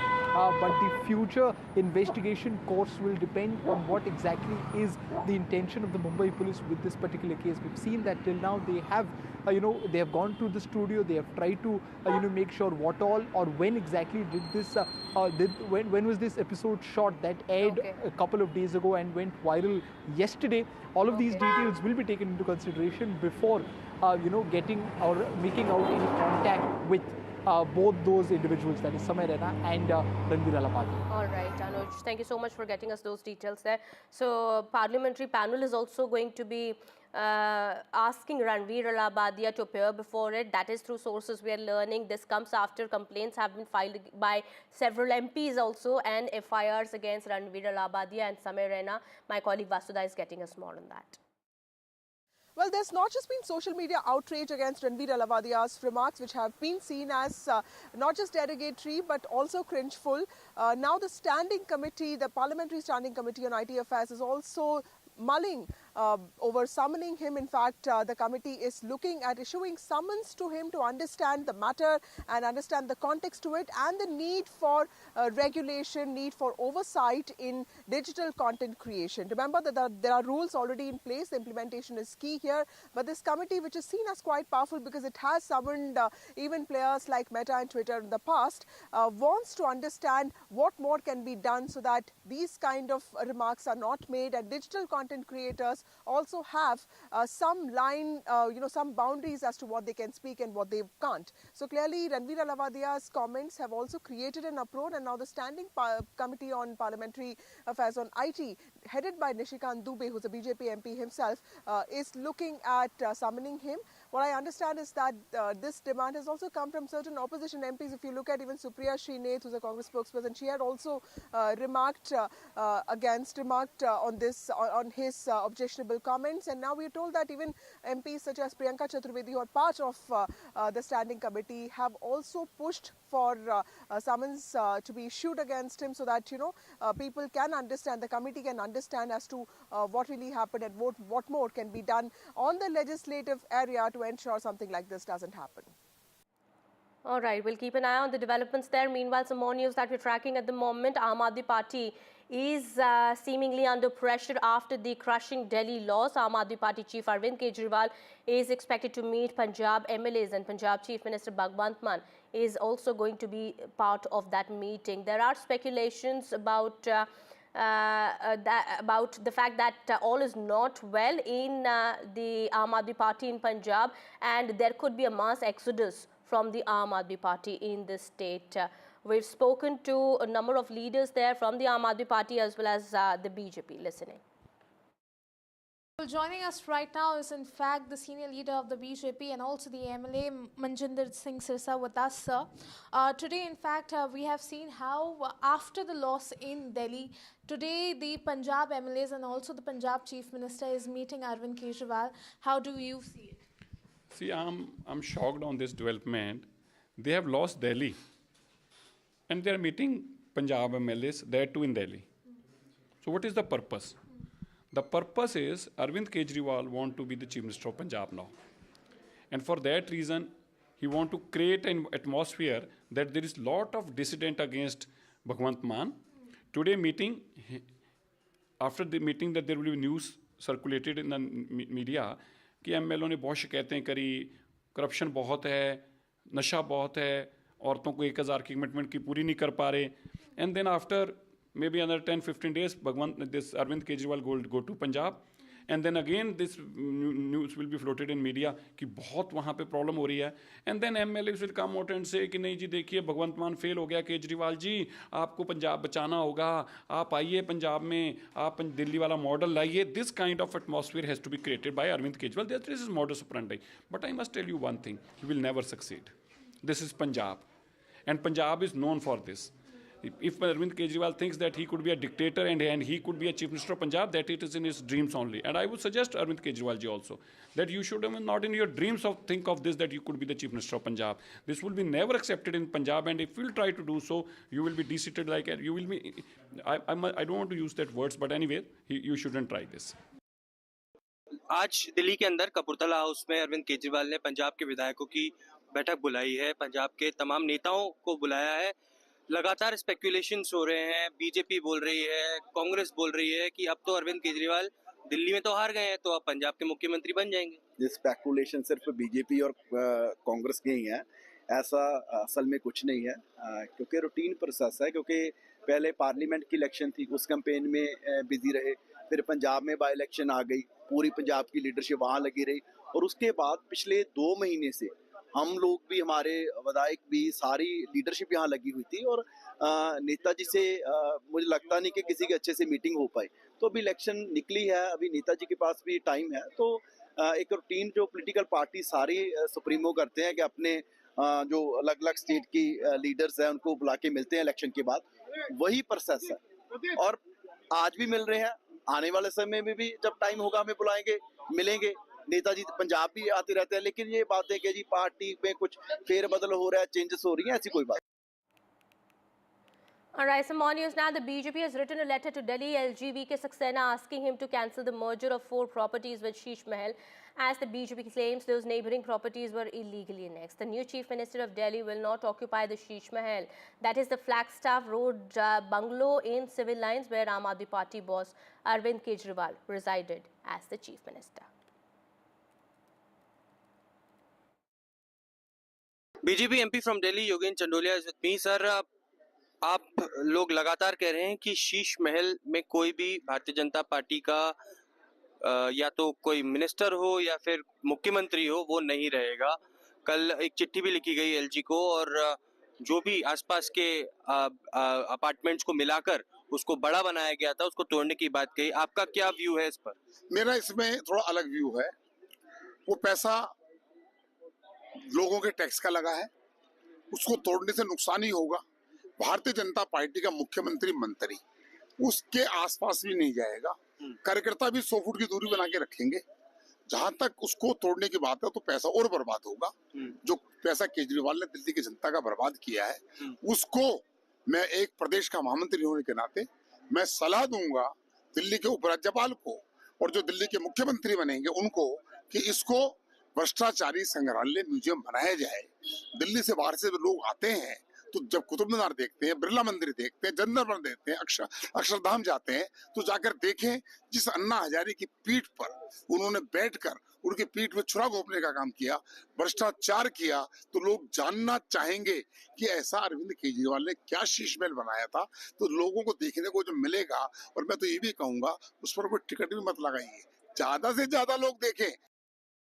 All right, my colleague Ishika also now joins us on the broadcast. Ishika, what more information is coming out? Is there an action expected? Well, in fact, as per the BJP leaders that we have spoken to, certainly they say that, in fact, investigation will be done into the matter. But till, in fact, the BJP government is formed here, they have certainly wanted Lieutenant Governor's intervention into this matter, saying that it should be the LG that for now should take action on this and certainly, restore the alleged Sheesh Mahal to its original place, and also, in fact, take action on those who were involved in this illegal construction, or rather renovation, of the Six Flags Staff Road.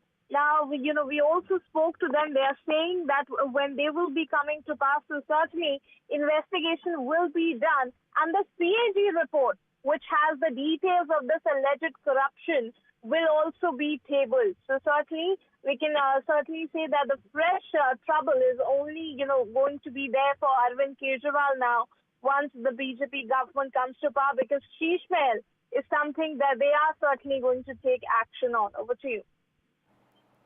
All right. Thank you so much, Ishika, for getting us those details there. We'll keep an eye on the developments and we'll be getting you more there. Meanwhile, there's some more news that we're tracking at this point in time. This is in connection with the Tirupati adulteration controversy. NDTV has accessed the remand report that clearly says that proxy companies had been used to supply ghee to the Tirumala temple. Blacklisted dairy had supplied ghee to the Tirumala temple, and the ghee was supplied via proxy companies. The firm was already disqualified and blacklisted, but despite that fact, it was being used to supply ghee to the Tirumala temple. My colleague Uma Sudhir also now joins us on the broadcast here. Uma, what more details are coming out? NDTV has accessed this remand report exclusively that clearly says that the firm that was disqualified, it was blacklisted, was using proxy companies to supply ghee to the Tirumala temple. And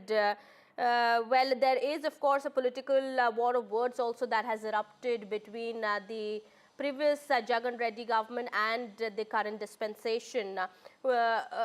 Any action that is expected?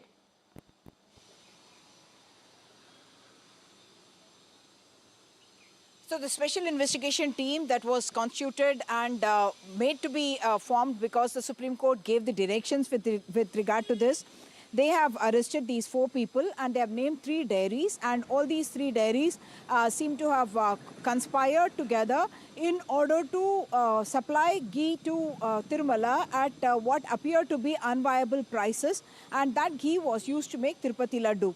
Andhra Pradesh Chief Minister Chandrababu Naidu had spoken about this in September last year for the first time, saying that Tirupati Laddu, he suspected, was contaminated with animal fat, and it became a huge political controversy because he said that this happened during the time when Mr. Jagan Mohan Reddy was Chief Minister, and subsequently the samples that were sent, those samples were brought in as tenders during the time that Jagan Mohan Reddy was Chief Minister. So the supply happened in the month of July, July 7 and July 12, and those samples were sent in to the National Testing Board, Dairy Development Board, and those test samples had revealed the presence of both vegetable and animal fat. Now, what does this remand report tell us is that there are 5 conspirators at least. A1 has not yet been named, and he is said to be missing. He is identified as one Samir in this particular case, and it is being alleged that they had in fact made fake documents, created fake numbers, and they had in fact gone in for the tender in the name of AR Dairy, and both the Bole Bala dairy in Roorkee as well as the other dairy, which is Vaishnavi Dairy in Tirumala, Tirupati, had not had the capability to supply the same ghee, and therefore this entire conspiracy. And what the remand report is also saying is that all these people except for Raju Rajshekharan had in fact not made himself available. Except him, everybody else had gone missing, and they have now arrested 4 of them, and one person is still said to be absconding. All right, so 4 people have already been arrested, but yes, there could be more arrest and more action that is expected in the coming days. Thank you so much, Uma, for getting us all those details there. Time for a quick break here. More news and updates on the other side.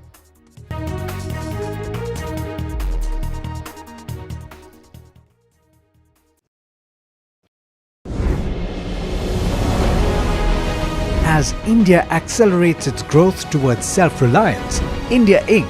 is leading the charge. From market dominance to manufacturing, from AI breakthroughs to disruptive innovations, India is setting the roadmap for a Viksit Bharat. Join us as business leaders, policymakers and ministers come together at the NDTV Profit Conclave 2025, the blueprint for Viksit Bharat, February 18th, 10 a.m. onwards. Tune in only on the NDTV network.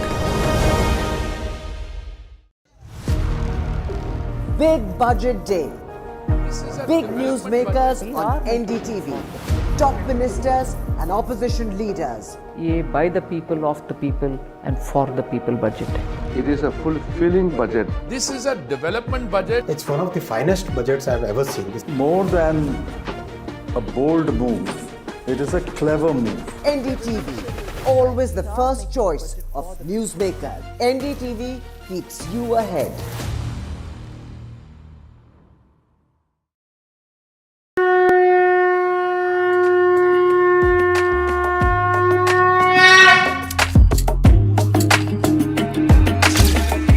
Mahakumbh, the festival of faith. The world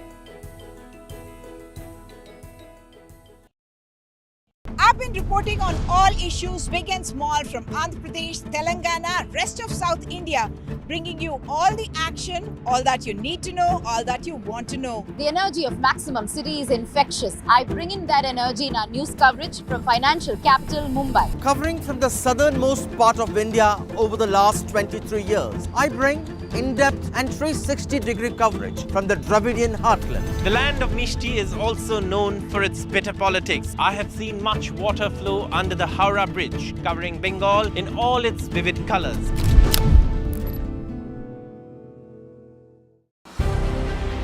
Trump 2.0 in the White House. Prime Minister Modi amongst the first invitees. Recognition of a rising India. February 13th, Prime Minister Modi in the US. India-US Dostana, a force for good. Talks on ties, trade and tariffs. A dialogue of democracies. हमारी मित्रता आगे बढ़ती चली जा रही है. Deal, dosti and diplomacy. Live coverage on NDTV from Washington. As India accelerates its growth towards self-reliance, India Inc. is leading the charge. From market dominance to manufacturing, from AI breakthroughs to disruptive innovations, India is setting the roadmap for a Viksit Bharat. Join us as business leaders, policymakers and ministers come together at the NDTV Profit Conclave 2025, the blueprint for Viksit Bharat, February 18th, 10 a.m. onwards. Tune in only on the NDTV network. Big Budget Day. Big newsmakers on NDTV. Top ministers and opposition leaders. ये by the people, of the people and for the people budget. It is a fulfilling budget. This is a development budget. It's one of the finest budgets I've ever seen. More than a bold move, it is a clever move. NDTV, always the first choice of newsmakers. NDTV keeps you ahead.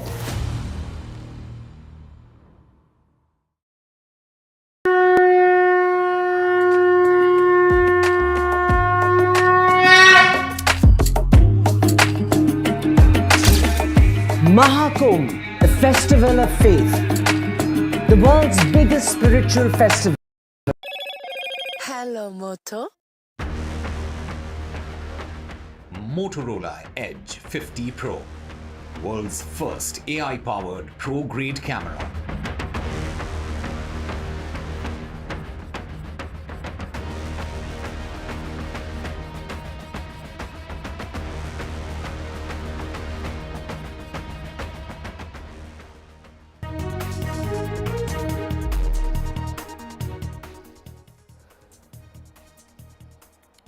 Welcome back after the break. Now to news from the Adani Group and an important initiative in the healthcare space.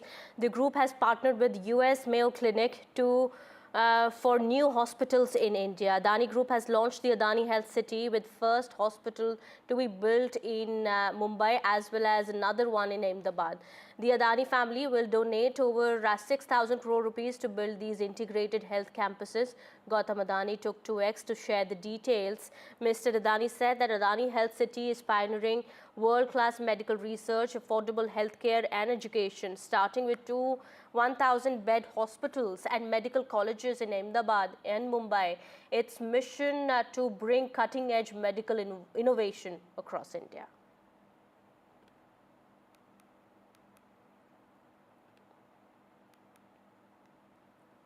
Well, shifting our focus now, a group of US Congress leaders have written to US Attorney General Pam Bondi demanding an inquiry on the decision by the Biden administration to probe the Adani Group. The leaders have slammed the Biden DOJ probe into the group and called it a selective, reckless and baseless pursuit which can potentially be damaging to the India-US strategic ties.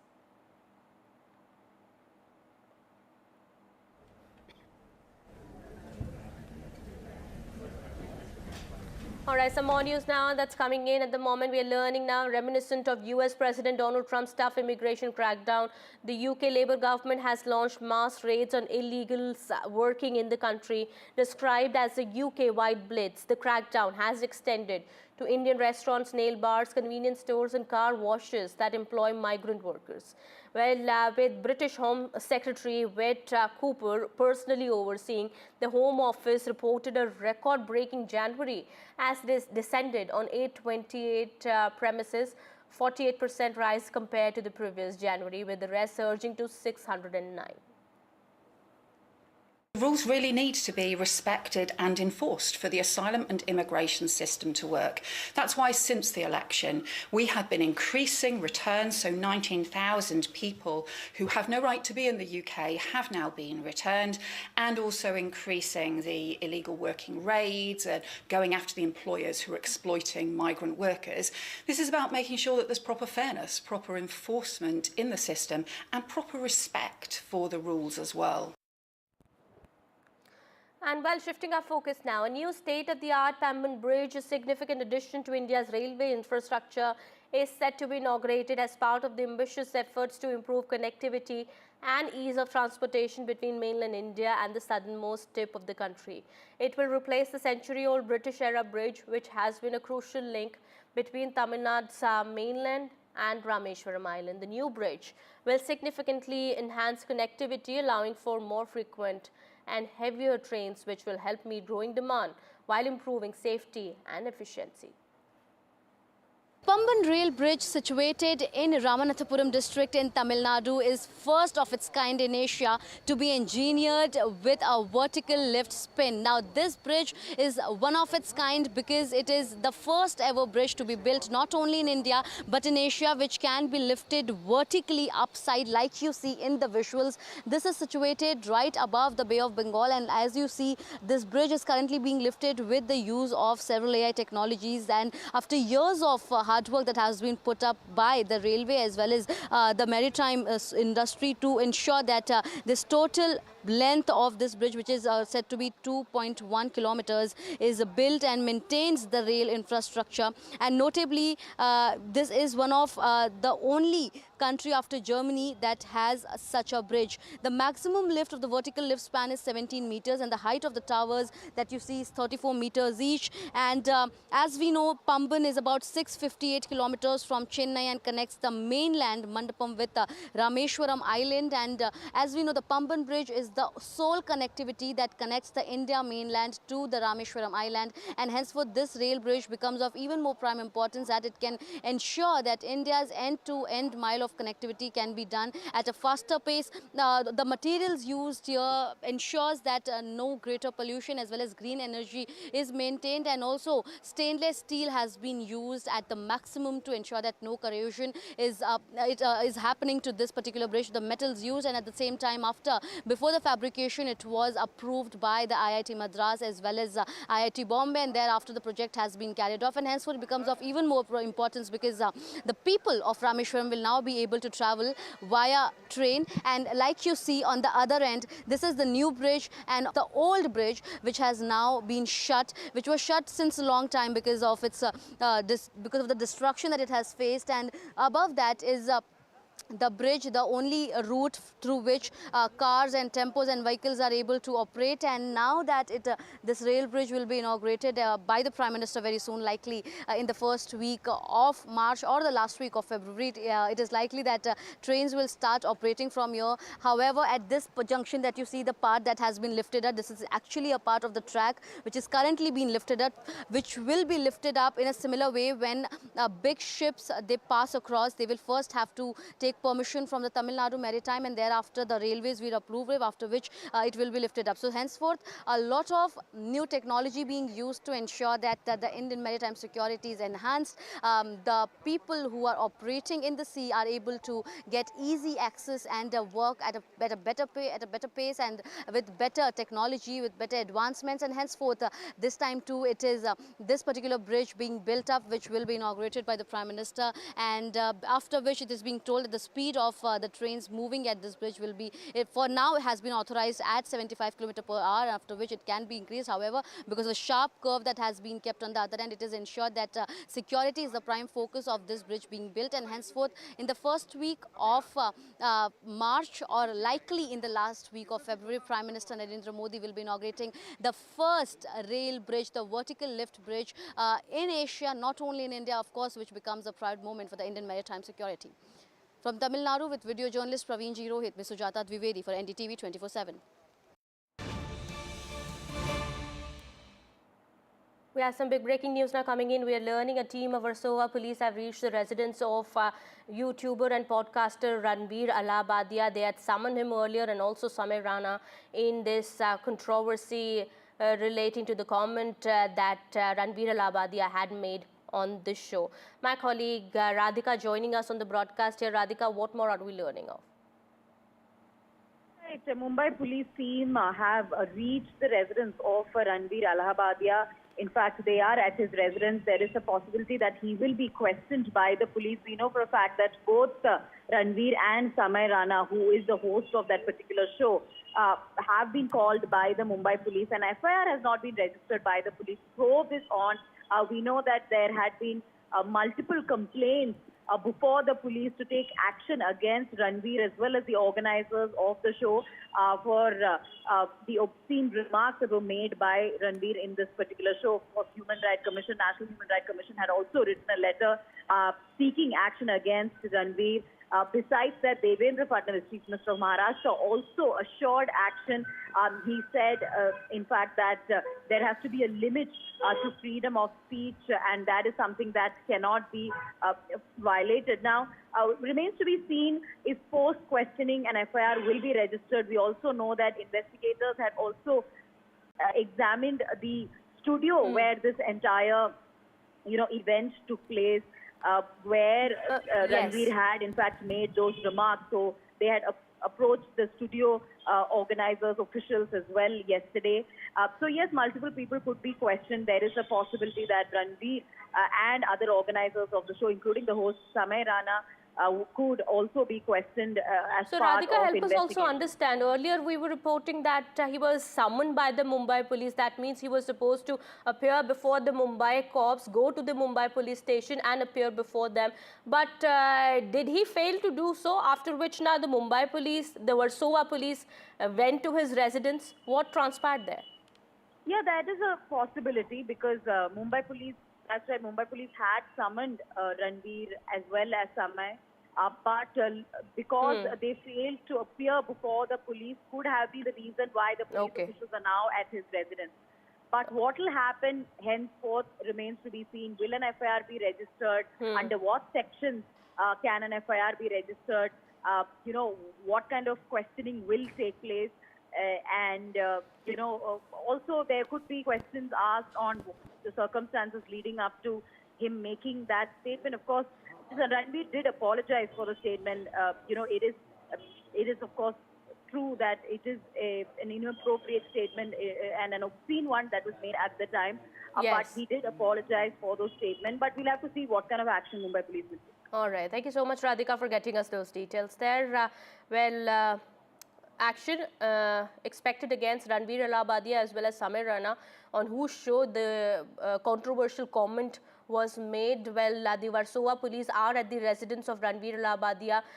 They are expected to question him, and what really follows next, that remains to be seen. We'll keep an eye on the developments. Shifting our focus now, the much-awaited India Energy Week kick-started its third edition at the Yashobhoomi, with Prime Minister Modi virtually inaugurating the 4-day mega event. Prime Minister Modi, while addressing the India Energy Week, said that India has strategic geography that makes energy trade attractive and easy, and that India is committed towards global sustainability. Scheduled till the 14th of Feb, the third edition rolled out to showcase cutting-edge solutions in hydrogen biofuels as well as digital innovations. दुनिया का हर expert आज कह रहा है कि 21st century Bharat की century है।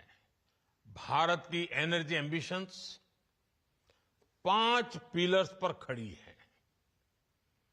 हमारे पास रिसोर्सेज हैं जिनको हम हार्नेस कर रहे हैं।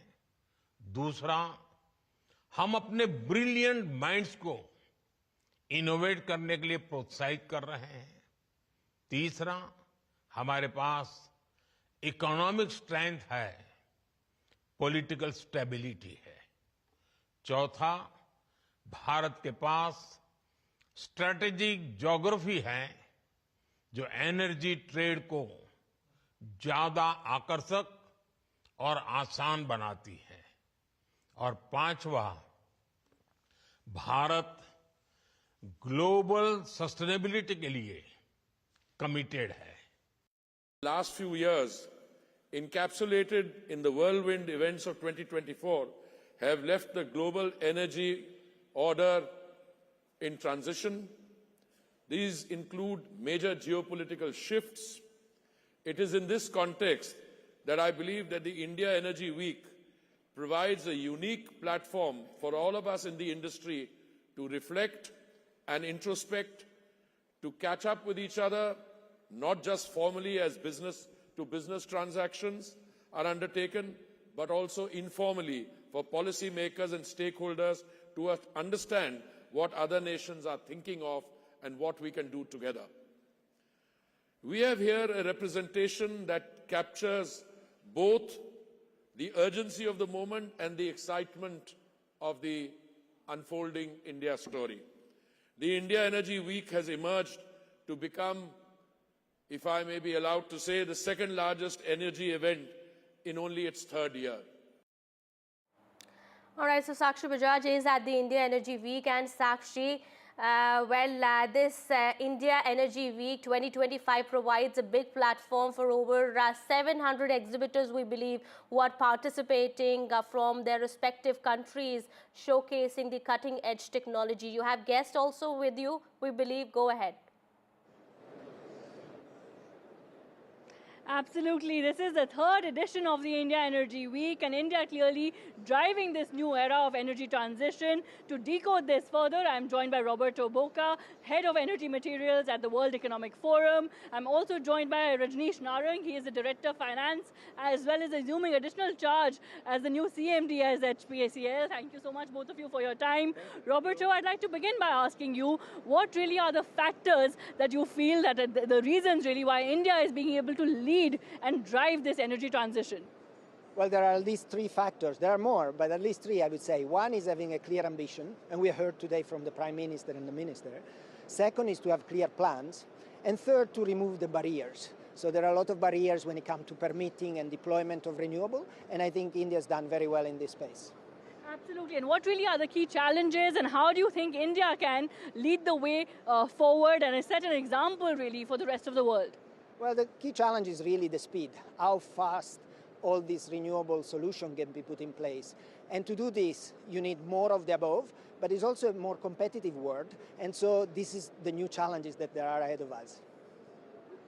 Absolutely. So, those really are the focus areas and how we can overcome and look at a faster implementation really towards a sustainable future. But I also have with me Rajneesh Narang from HPCL.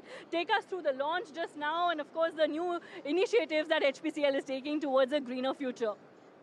Yeah, we are going in a big way as regard greening of the company is concerned. We are into renewables. We are getting into biofuels. Our R&D is working great on the various new technologies, be it in biofuels or in the green hydrogen. So yes, that is a call for the today that we need to be prepared. We as a responsible company, we not only have to meet the fueling needs of the country, but also to ensure that we act as a responsible company and take care of the greening requirements of the country as well as the world. Absolutely. And in this edition, we are seeing that cutting edge technology, innovation like never before. We are seeing a big leap there. So as far as technology is concerned, what really is the new tech elements that you've added? See, we have developed an electrolyzer that is the SOX, that is the solid oxide electrolyzer that we had made it in a lab scale. Now we are making it a 1 megawatt one. Similarly, we have developed technology for HCNG, and we are also developed technologies for the biomass, taking out ethanol out of biomass, then A to J, that is alcohol to jet fuel. So we are working on different technologies, and also technologies for the PSA, that is absorption of the carbon and all. So there are various technologies on which we are working, and definitely in a matter of time that we scale it up and commercialize it. Right, so really it's about scaling it up and cutting edge technology really, Roberto. The last word to you then. A lot of talk about artificial intelligence. How do you think artificial intelligence can contribute towards a greener future? I think this is a great question and a great opportunity, because many people talk about artificial intelligence as a consumer of energy, that it is, but also there is a huge opportunity to bring efficiency to the energy system through digitalization and artificial intelligence. So I would say artificial intelligence is the way in which the whole energy system will come together and will be enabled to be much more efficient, and as such being a great added value. And so I think India can really leverage this opportunity as well. Absolutely. So collaboration, integration, and technology really bringing together a sustainable future. That's really what we're seeing here at the third edition. We're seeing a lot of innovation, a lot of startups alike, different sectors really playing a pivotal role in driving this change. Absolutely, Sakshi. Well, the flagship energy event of the government is scheduled from Feb 11 to 14th and is showcasing exhibitors from 10 pavilions coming in from different countries: US, UK, Germany, Italy, Japan, Russia. What more is expected in the coming days, Sakshi? Right, absolutely. As far as the additional details will, of course, of day one include not only bilaterals and MOUs, but also key bids, really, in a sense, inviting investors to look at the world's second largest energy platform, like Petroleum Minister Hardeep Puri was saying. Of course, it takes a lot to be the world's second largest, and the key area in which we are seeing how we are the world's second largest in driving this energy platform is the rate of the participation, the rate of interest, really, that is being showcased here. So that really coming out as a key highlight in this third edition of the India Energy Week, which of course has found its permanent home from the fourth edition in Goa, but this time from Dwarka, from the Yashobhumi Convention Center in Dwarka, we bring you the key innovators and the key changes taking place. For getting us all those details there. We'll come back to you later for more on that. Meanwhile, the third edition rolled out, and it does showcase cutting-edge solutions in the fields of biofuels, digital innovation, as well as hydrogen. And we do understand the India Energy Week 2025 offers a platform to a number of countries' exhibitors to showcase their technology. Time for a quick break here. More continues on the other side.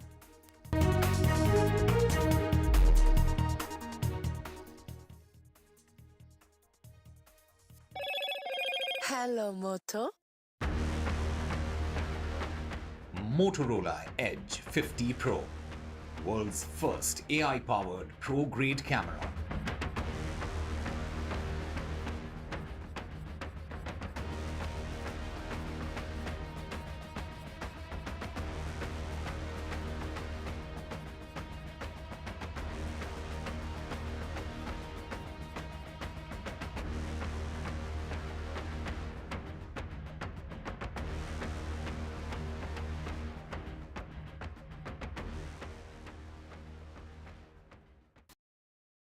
I've been reporting on all issues, big and small, from Andhra Pradesh, Telangana, rest of South India, bringing you all the action, all that you need to know, all that you want to know. The energy of Maximum City is infectious. I bring in that energy in our news coverage from financial capital Mumbai. Covering from the southernmost part of India over the last 23 years, I bring in-depth and 360-degree coverage from the Dravidian heartland. The land of Mishti is also known for its bitter politics. I have seen much water flow under the Howrah Bridge, covering Bengal in all its vivid colors.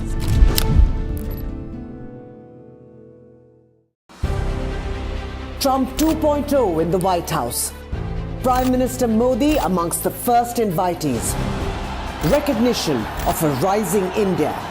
February 13th, Prime Minister Modi in the US. India-US Dostana, a force for good. Talks on ties, trade and tariffs. A dialogue of democracies. हमारी मित्रता आगे बढ़ती चली जा रही है. Deal, Dosti and Diplomacy. Live coverage on NDTV from Washington. Big Budget Day. Big newsmakers on NDTV. Top ministers and opposition leaders. ये by the people, of the people and for the people budget. It is a fulfilling budget. This is a development budget. It's one of the finest budgets I've ever seen. More than a bold move, it is a clever move. NDTV, always the first choice of newsmakers. NDTV keeps you ahead.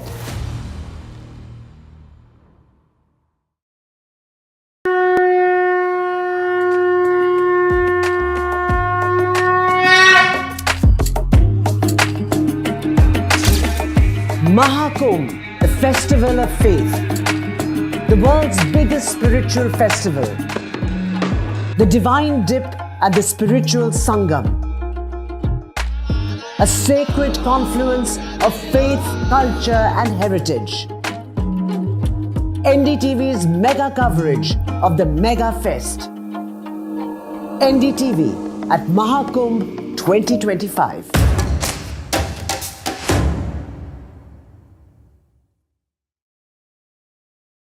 I've been reporting on all issues, big and small, from Andhra Pradesh, Telangana, rest of South India, bringing you all the action, all that you need to know, all that you want to know. The energy of Maximum City is infectious. I bring in that energy in our news coverage from financial capital Mumbai. Covering from the southernmost part of India over the last 23 years, I bring in-depth and 360-degree coverage from the Dravidian heartland. The land of Mishti is also known for its bitter politics. I have seen much water flow under the Howrah Bridge, covering Bengal in all its vivid colors.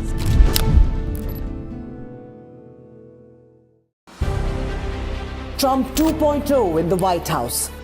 Prime Minister Modi amongst the first invitees. Recognition of a rising India. February 13th, Prime Minister Modi in the US. India-US Dostana, a force for good. Talks on ties, trade and tariffs.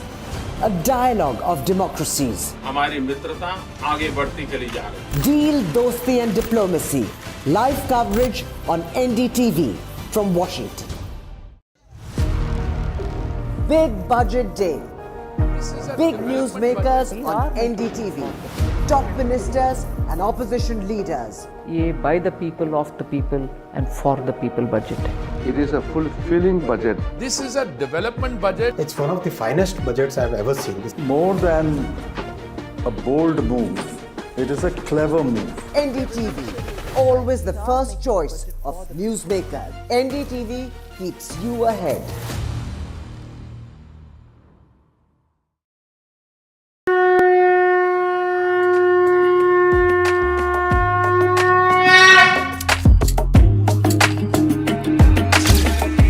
Mahakumbh, the festival of faith, the world's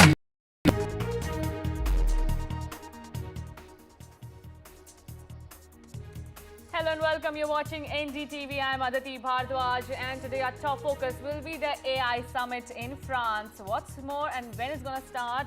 Well, keep watching as we take you through the headlines first. Shortly from now on, Prime Minister Narendra Modi will co-chair an action summit on artificial intelligence with French President Emmanuel Macron and hold bilateral talks to strengthen the strategic partnership between the two nations. PM Modi is in France for a two-day visit. The Parliamentary Panel on Information and Technology may issue a notice to YouTuber Ranveer Alabadia over his parents' joke. YouTube removes the show video after INB Ministry writes to social media platform as per sources.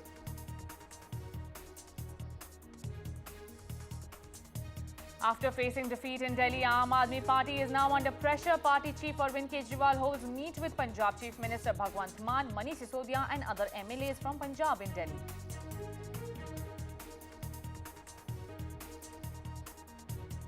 In the Tirupati Laddu Rao, NDTV accesses the adulteration report. Remand report says proxy companies were used to supply ghee to the temple. Blacklisted dairy supplied the adulterated ghee.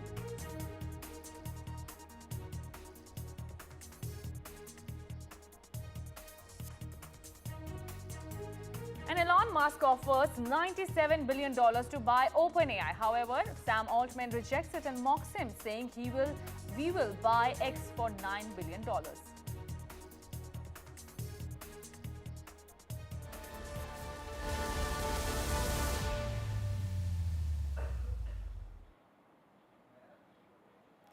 And viewers, Prime Minister Narendra Modi is in Paris on a two-day visit. He was welcomed with a warm hug by French President Emmanuel Macron.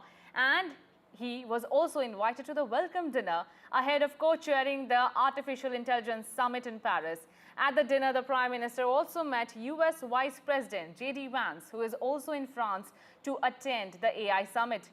PM Modi will co-chair the summit with Macron in Paris. He will hold bilateral talks with him and address business leaders.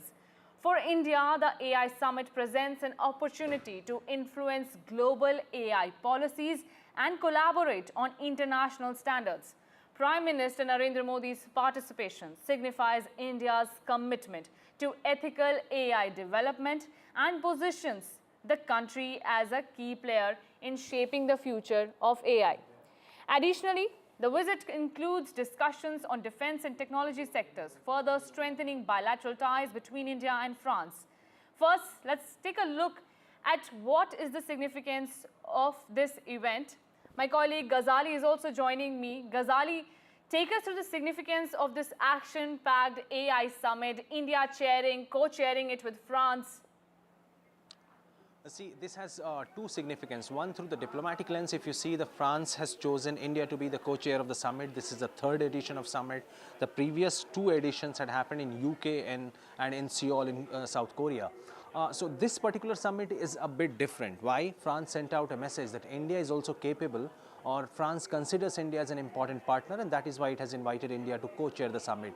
And the underlying message is that India is also one of those players which will have a say if a multi-nation treaty is signed regarding the AI, also sending out a message to China that despite being neighbors, they have considered India as a reliable partner or at least worthy to be there to co-chair the summit. The second one, as you rightly pointed out, that on the sidelines of the summit, India and France already will have a roundtable conference on AI. There will be some defense deals which will be announced by Mr. Modi and Mr. Macron. As far as the AI summit is concerned, this particular summit will focus on good governance and finding out the environmental sustainability through AI. And this is something which the Prime Minister has been talking about even when it comes to the energy sector.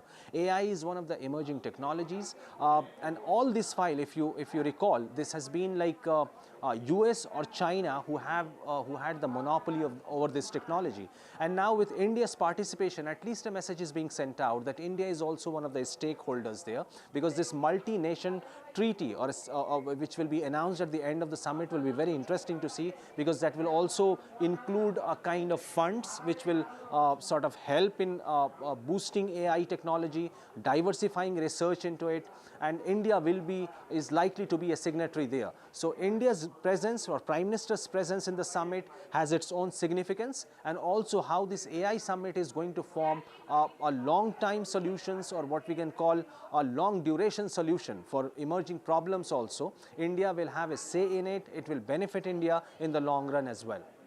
Absolutely, Ghazali, and stay with me. We are also being joined by Jibu Ilyas live from Paris. He's a member of World Economic Forum's Global Future Council on AI. Thank you so much, Jibu, for speaking to us live from Paris. Jibu, first of all, what's your take on the AI summit? India being at the helm of the affairs, co-chairing it with France. What's the strongest message that India is sending out to the world? Well, Aditi, this summit, the Action Summit, has a lot of significance. Maybe the first two summits we had, the Safety Summit in Bletchley Park, and the later one we had in Korea, were more focused on AI safety.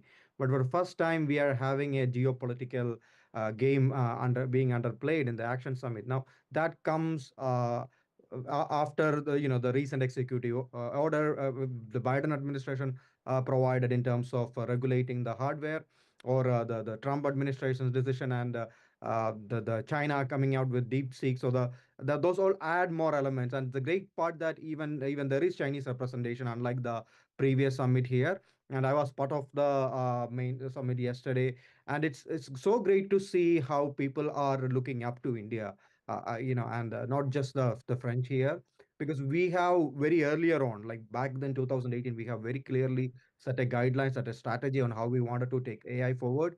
And this is a strong, the Indian delegates has been there. It's been a very strong message we are trying to give. Unlike the technologies that preceded AI, we cannot be sidelined here. We are the largest population in the world. When we definitely have a say in it, and we will not sit down quietly. That's the message we are giving. When we speak about the India's role in the world, we are also seeing how China is putting up a very tight competition by putting a cost-effective and cost-friendly model out there, while all the other players right now in the market have a much costlier model. India is also saying that they will come up soon. As per our minister, he says they will come up in at least 10 months. In the next 10 months, India will also have a model similar to ChatGPT, DeepSeek. How do you see India can combat these challenges of being a cost-friendly model? So India, I mean, we call ourselves, experts in Jugaad, right? We find our own ways to address challenges. If you remember, our whole the Mars mission costed less than the movie Gravity, or the Hollywood movie. So ISRO is a good example of our ingenuity and our passion and our ability to solve problems from time and time again. So with AI, I feel that will be one direction we should be looking at. Right now, I think there is a lot of FOMO with the foundational models, language models, and we still don't know a lot of reality on how the DeepSeek was trained, and the following models like Quinn that came out from Alibaba after that, or the one that came out from ByteDance being trained. So China is still a black box. And I have spoken to some of the Chinese representatives here from Chinese academic institutes. So they don't agree with the claims that DeepSeek has made. But what will be interesting for India will be the geopolitical element, because from what I am hearing, we are expecting a statement from Vice President Vance, which might be provocative in nature towards China, and in that kind of scenarios, where will India comes in, right? In between a race between China and the US, India will be the most prominent player there, right? Who rest of the world will look up to, being a historically we've been standing our own position rather than taking any sides. So that will be interesting. And secondly, I mean, it's not just about whether we create a language model or not. We have been doing a lot of interesting work in the last few years. After US and China, Indian researchers are the leading researchers in AI. If you look at the global way, right, we are top in 10 in terms of the number of patents we file in AI. So we are on a strong trajectory towards the top 3 or top 4 or 5 in the space of AI. However, we need a lot more of addressing the basic challenges like improving the quality of computer science education, infrastructure development in terms of computing infrastructure. Those things also needed to be addressed with a lot of urgency. Mr. Elias, you speak of the aim to have a network which is safer for everybody. This summit also aims to ensure that AI evolves with an ethical, sustainable and inclusive approach. Do you think the steps that are being taken right now as global leaders are gathering at the same platform and talking about competition also, do you think that, the spirit of competition, while every country is eyeing to make their own model, come up with new strategies to have AI models, do you think safety will be the first thing that they will think of, or will it be compromised at some levels? So AI safety has to be a priority from some of the talks I have attended.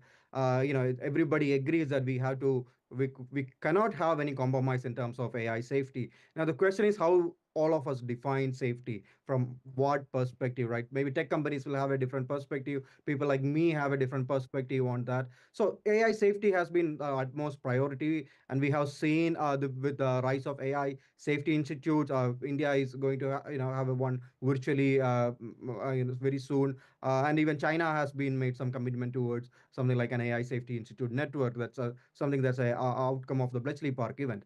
But more than that, there is this widespread concern among smaller nations from the representatives I have spoken with, the diplomats and the leaders from countries in Africa, South America and Southeast Asia, that the countries who don't have the data capacity or have the skilling infrastructure and other things, there is a significant concern right now amongst these countries that what if this goes into a 3 or 2 space race, and countries like India taking a prominent role, what will happen to them? There is a significant fear of being left out. That's been yesterday. I think yesterday a representative from Vatican also expressed that concern. How smaller countries will experience a increase in inequality and many other social challenges as a result of AI adoption, with many of the keys being held by some of the bigger players. Now, but yes, if we have open source models like DeepSeek we mentioned, right, which you can modify, you can run it on your own compute device. That will be another way of looking at it. But I think the most concerning part is the technology is moving very fast. The AI technology, as we have seen, right, models after models coming out, numbers are changing, and it will be very challenging to see if the global governance capabilities, countries can catch up with that pace. Absolutely, it remains to be the priority of this summit to create a AI, build up an ecosystem that aims and ensures that AI evolves with an ethical, sustainable and inclusive approach. Thank you so much, Mr. Jibu Elias, joining us live from Paris. He's a member of the World Economic Forum and the Global Future Council on AI. But what does this whole artificial intelligence summit mean, and how India is emerging as a major and a dominant global South player? Take a look at our reports.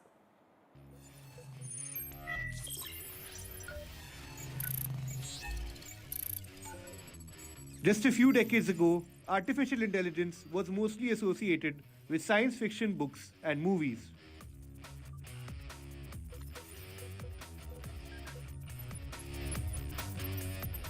There was a paradigm shift about a decade ago when a machine could produce language or even recognize an image. These days, machines aren't just generating homework assignments, but are also being trained to drive cars and guide weapons systems. At the forefront of this technological revolution are United States, China, and several European nations. It is clear that there needs to be a unified approach to ensure AI development is equitable and accessible to all. Experts are advocating for the creation of a global AI framework that leaves no nation behind. Last year, the UN General Assembly adopted a landmark resolution on artificial intelligence, during which the US said that there needs to be a commitment to closing the digital gap between nations.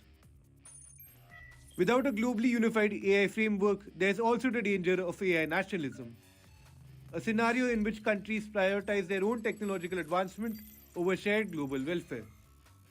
Rather than encouraging cross-border collaboration, there is a risk of countries developing conflicting policies and regulations.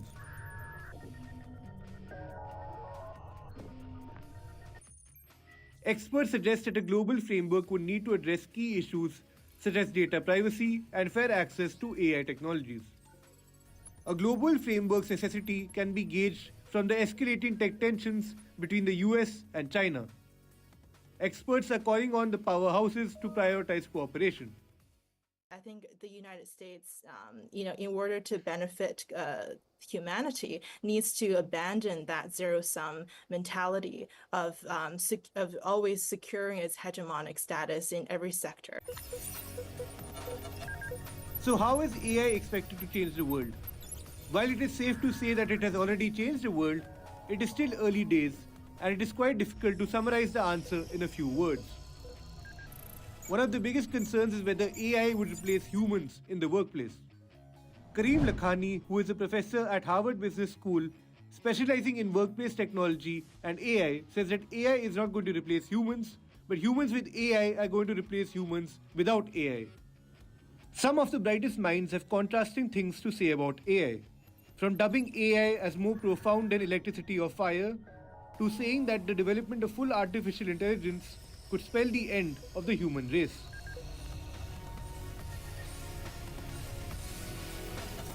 It remains to be seen how in the next decade AI will transform everything, from economy to healthcare and defense. One thing is clear, the revolution is well underway. With Vishal Vivek, Bureau Report, NDTV.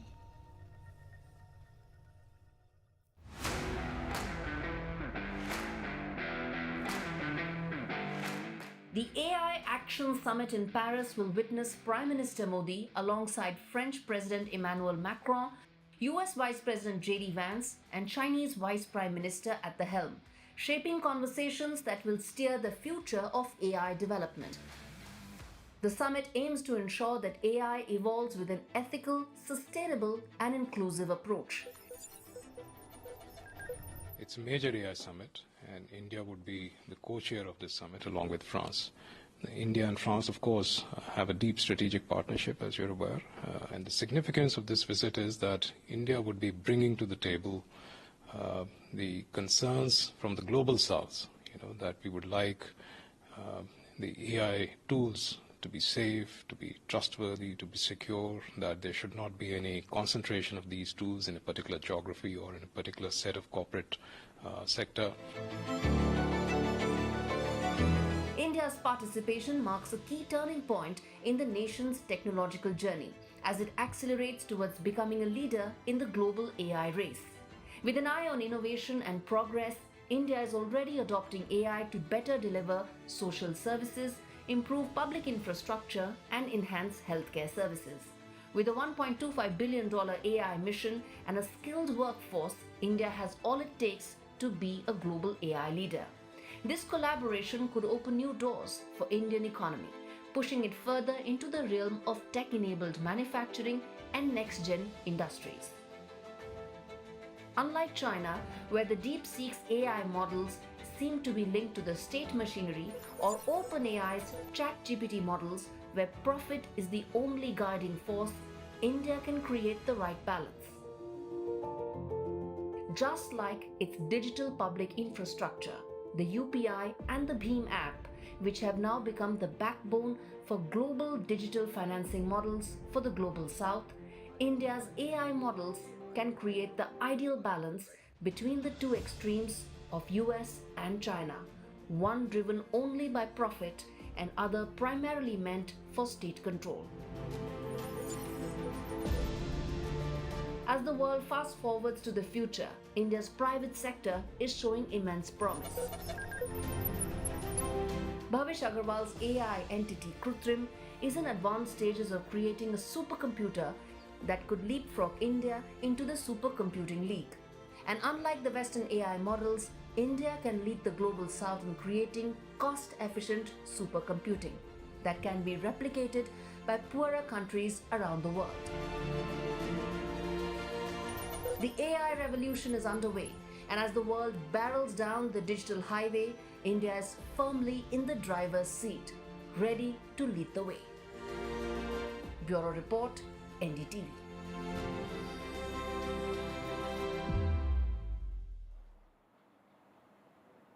The Parliament Parliamentary Panel on Information Technology may issue a notice to YouTuber Ranveer Alabadia, better known as Beer Biceps, seeking his appearance before the committee over his controversial remarks on a show. The development comes following complaints from several MPs and FIRs against Alabadia and comedian Samay Raina over the episode on India's Got Latent, a popular YouTube show. After facing immense backlash, the controversial episode of India's Got Latent has been removed from YouTube. Initially available to members only, the episode is now unavailable in India following a government directive as per sources. Indian ministry wrote to YouTube, after which it was taken down. Multiple complaints and an FIR were filed against Ranveer, Samay, Apurva and the show's makers after Ranveer's inappropriate and derogatory remark went viral on social media.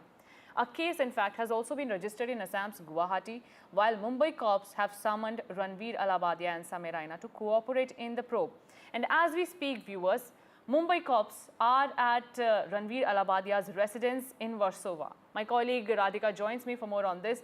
Radhika, take us through the latest updates. Ranveer Alabadia, we are hearing that the cops have asked him to cooperate in the case, and currently they are at his residence. That's right. Trouble certainly mounting for Ranveer Alabadia. Cops are at his residence. A team of Mumbai police officials are at his residence. And we know for a fact that a police team had summoned Ranveer as well as Samay. They had asked them to cooperate with investigations. But before they could make themselves present before the police, the Mumbai police team have in fact arrived at the residence of Ranveer Alabadia. As we speak now, will an FIR be registered? There is a likelihood that he could be questioned, but the most important question being, will a case be registered against Ranveer and organizers of the show? We know that a case has been registered in Guwahati following complaints. In Mumbai too, there have been multiple complaints from different outfits, be it lawyers, social workers, student outfits, political outfits, after a lot of outrage over alleged obscene comments made by Ranveer in that particular show. Of course, Ranveer did apologize yesterday, but that didn't really cut any ice, which is why now Mumbai police is conducting this inquiry. Yesterday, they were at the car studio where this episode was shot. There could be more people being questioned is what we are hearing. Samay Raina, who's one of the co-hosts of the show, along with other organizers of the show, could also be questioned. But certainly trouble mounting for Ranveer. This has led to a nationwide outrage, not just on social media, but off social media as well. Several notices being sent, complaints not just before the Mumbai police, but also before Maharashtra Women's Rights Commission as well as National Human Rights Commission as well. So multiple complaints against Ranveer. He has issued an apology, a case against him in Guwahati. There is a possibility that FIR could be lodged against him in Mumbai, but that has not happened yet. But inquiry is going on. He could be questioned as a team of Mumbai police officials are at his residence. Right, Radhika, and as we continue to speak about the legal soup that he has landed in, we also have the reaction coming in of the Guwahati Police Commissioner, where the case has been registered against Ranveer Alabadia over his parents' sex remark. Listen in. What can you share in terms of this FIR? So we have received one complaint about these YouTubers that Mr. Samay Raina, who hosts a show India's Got Latent, and they have telecasted one episode in which episode they have made vulgar and obscene remarks of the Indian family, and they have prompted some individual to have to conduct obscene act with his family, something like that.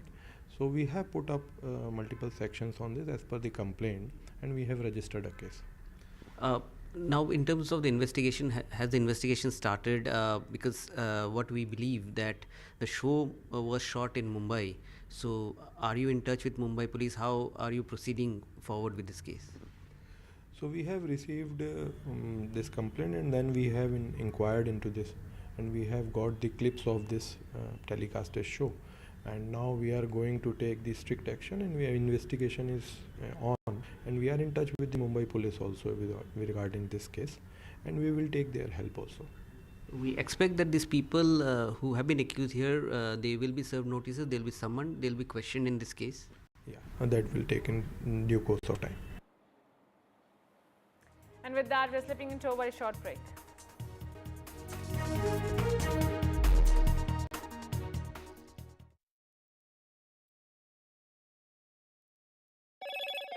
Hello, Moto.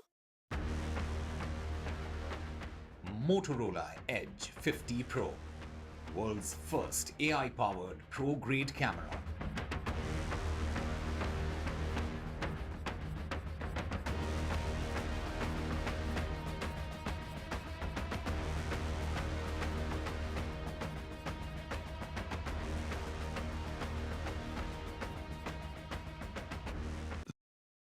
Mobile phone किसी भी brand का काम का तब होता है जब उसमें एनडीटीवी का ऐप हो। जब अपना फोन किसी को दो तो एनडीटीवी ऐप के अलावा बाकी सब डिलीट कर देना। नहीं तो क्या सियापा होता है, जानने के लिए देखिए हमारी स्वीट लव स्टोरी लव यापा आपके नजदीकी सिनेमा घरों में। तुम अपना फोन एक दिन के लिए बानी को दोगे और बानी तुम अपना फोन एक दिन के लिए गौरव को दो। और न्यूज के लिए कीप वॉचिंग एनडीटीवी। हर 2 साल में फोन बदले जाते हैं गुच्ची। एनडीटीवी ऐप नहीं। Trump 2.0 in the White House. Prime Minister Modi amongst the first invitees. Recognition of a rising India. February 13th, Prime Minister Modi in the US. India-US Dostana, a force for good. Talks on ties, trade and tariffs. A dialogue of democracies. हमारी मित्रता आगे बढ़ती चली जा रही है। Deal, dosti and diplomacy. Live coverage on NDTV from Washington. Big budget day. Big newsmakers on NDTV. Top ministers and opposition leaders. ये by the people, of the people and for the people budget. It is a fulfilling budget. This is a development budget. It's one of the finest budgets I've ever seen. More than a bold move, it is a clever move. NDTV, always the first choice of newsmakers. NDTV keeps you ahead.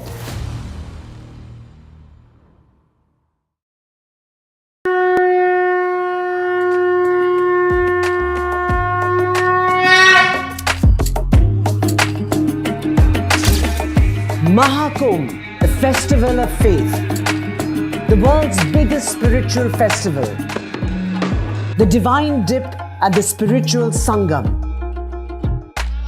a sacred confluence of faith, culture and heritage. NDTV's mega coverage of the Mega Fest. NDTV at Mahakumbh 2025.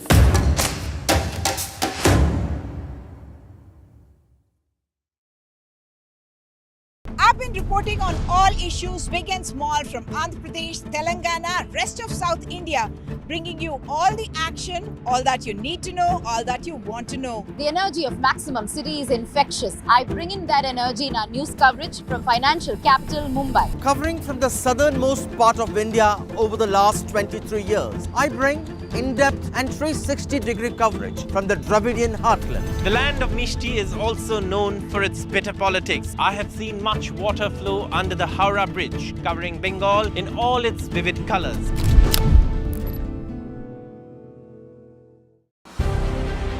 Trump 2.0 in the White House.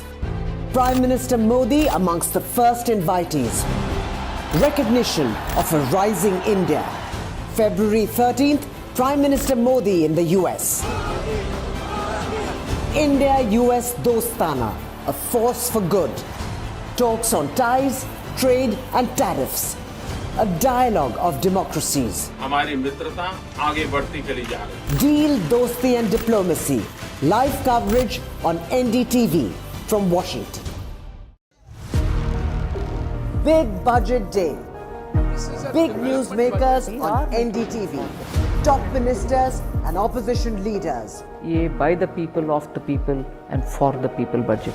It is a fulfilling budget. This is a development budget. It's one of the finest budgets I've ever seen. More than a bold move, it is a clever move. NDTV, always the first choice of newsmakers. NDTV keeps you ahead.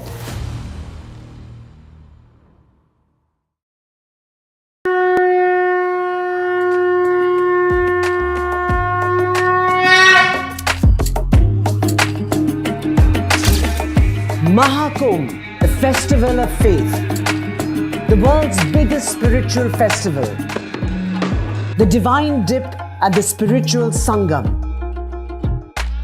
a sacred confluence of faith, culture and heritage. NDTV's mega coverage of the Mega Fest. NDTV at Mahakumbh 2025.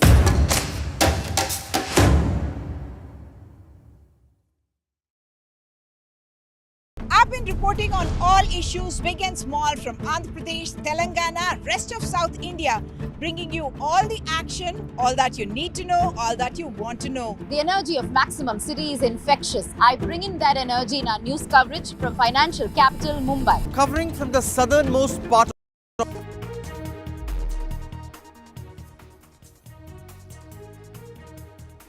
This year, PM's Pariksha Pe Charcha panel is featuring a lot of celebrities, and one of them is Deepika Padukone. This year, Prime Minister's pet project Pariksha Pe Charcha is being seen as one of the projects that is enabling students to relax and chill before exams so that they do not take much pressure. The second session of Pariksha Pe Charcha, hosted by Bollywood actress, entrepreneur and mental health advocate Deepika Padukone, will air on February 12 at 10 a.m. She will communicate with the students about a subject which is very critical before exams. You, me, we all have this fear. Mental health goes for a toss when it comes to exams. And there you have it, Deepika Padukone talking about her personal experience as well as sharing what is this fear of exams in between the students. And Prime Minister Narendra Modi is also hailing the participation of the actress. Let's also take a look at the video that is being shared about this Pariksha Pe Charcha with Deepika Padukone. चीजें हैं जो हम कर सकते हैं हमारी mental health को ठीक रखने के लिए. Welcome, the one and the only Deepika Padukone.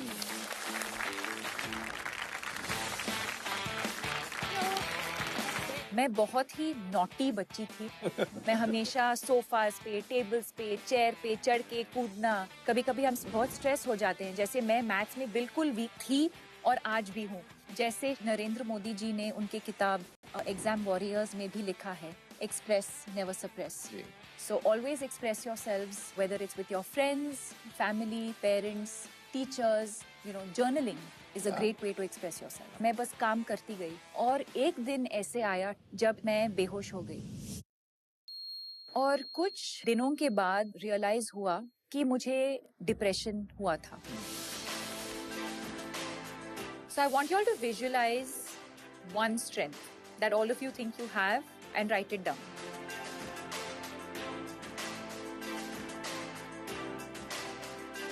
How amazing this activity is. You realize there are so many things that you're actually good at. I want you guys to tell us, what did you learn today? To always carry a smile on your face. You just have to look into yourself and find your biggest strengths. I would also like to thank the Honorable Prime Minister for giving us this platform to really come out as exam warriors and not warriors. I want to wish all of you the very best, and to do your best, take adequate rest.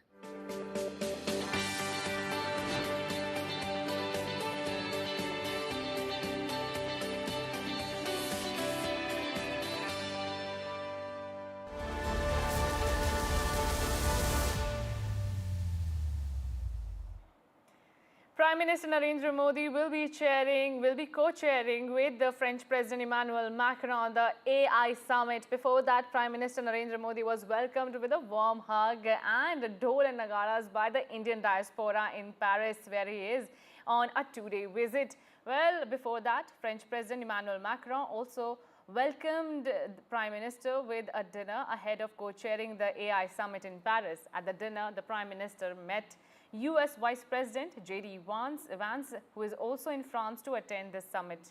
Prime Minister will be co-chairing the AI Action Summit with Macron in Paris.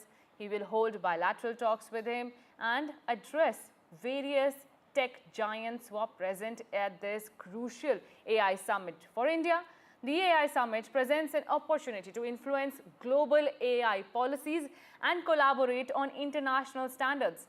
Prime Minister's participation signifies India's commitment to ethical AI development and positions the country as a key player in shaping the future of AI. Additionally, the visit includes discussions on defense, technology and others, further strengthening the bilateral relationship between India and France. AI safety remains a central theme, but this edition will also cover AI-driven economic opportunities, ethical challenges and global regulatory frameworks. A key focus will be on China's DeepSeek, a Chinese startup that has disrupted the AI landscape with its low-cost, high-performance models. And my colleague Paridhi Bhanot is joining me live from Paris. Paridhi, as we see the countdown is beginning to the AI summit, tell us what are you hearing up from your sources, when it is likely to begin? Right, a very good morning from Paris. Of course, the AI summit, all of the talk all day long today is going to be about it. It was meant to begin at 9 a.m. local time, which is about 5 minutes ago. But it seems there's been a slight delay from what we hear. Neither President Macron nor Prime Minister Modi are inside the venue. So technically speaking, the summit hasn't begun yet. We're expecting in the next couple of minutes, very shortly, it should begin. But those are the updates as far as the starting of the summit is concerned. Other than that, of course, Aditi, today on the cards, there's going to be 5 key things that are going to be talked about. The first is the future of work, which is how to ensure that AI does not take away jobs. The second thing that's going to be talked about is innovation and investments in the innovation of artificial intelligence. The third thing is going to be about governance and global regulations, how to ensure that there are rules and regulations that are made for artificial intelligence. Then, of course, there's going to be a lot of talk about AI for public good, which essentially means how can artificial intelligence technologies be used for the greater good? You know, for instance, in medical technologies, how is that going to be possible? And of course, the last thing is going to be ethics. It's going to be rules. It's going to be how to develop artificial intelligence technologies that are ethical. So these are the 5 key things that are on the agenda for today, and we're expecting the summit to begin anytime now. Aditi. Right, Paridhi, take our viewers through the AI's role and what India is eyeing from this summit, especially preventing US and China dominance. India is also coming up with its own AI model. Absolutely. You know, when it comes to the summit, Aditi, you rightly said there is, of course, a dominance in the market, and the dominance comes majorly from 3 players, right? So we need to understand that there's the US, which has a large language model developed by OpenAI. It's called ChatGPT. We've all heard of it. The second one is China's DeepSeek, which has taken the world by storm. It is as efficient as, let's say, for instance, ChatGPT, but it's been developed at about half the cost. So there's DeepSeek. And then the third one is Mistral AI, which is France's own model, which is France's baby. And that as well is a large language model. So, you know, AI is much more than just LLMs, but this is a great example to sort of put in perspective where artificial intelligence technologies are being developed and what the technological divide in the world is. So as things stand today, France, the United States and China are the only key players in the market. The United States has pledged 500 billion euros. President Trump has pledged 500 billion euros in the development of artificial intelligence technologies. He's going to be giving that money to private firms to build these technologies. As for France, President Emmanuel Macron on Sunday evening said that they're going to be investing about $109 billion. So, you know, when it comes to artificial intelligence, of course, there's a technological divide, there's a race, there's a global race for winning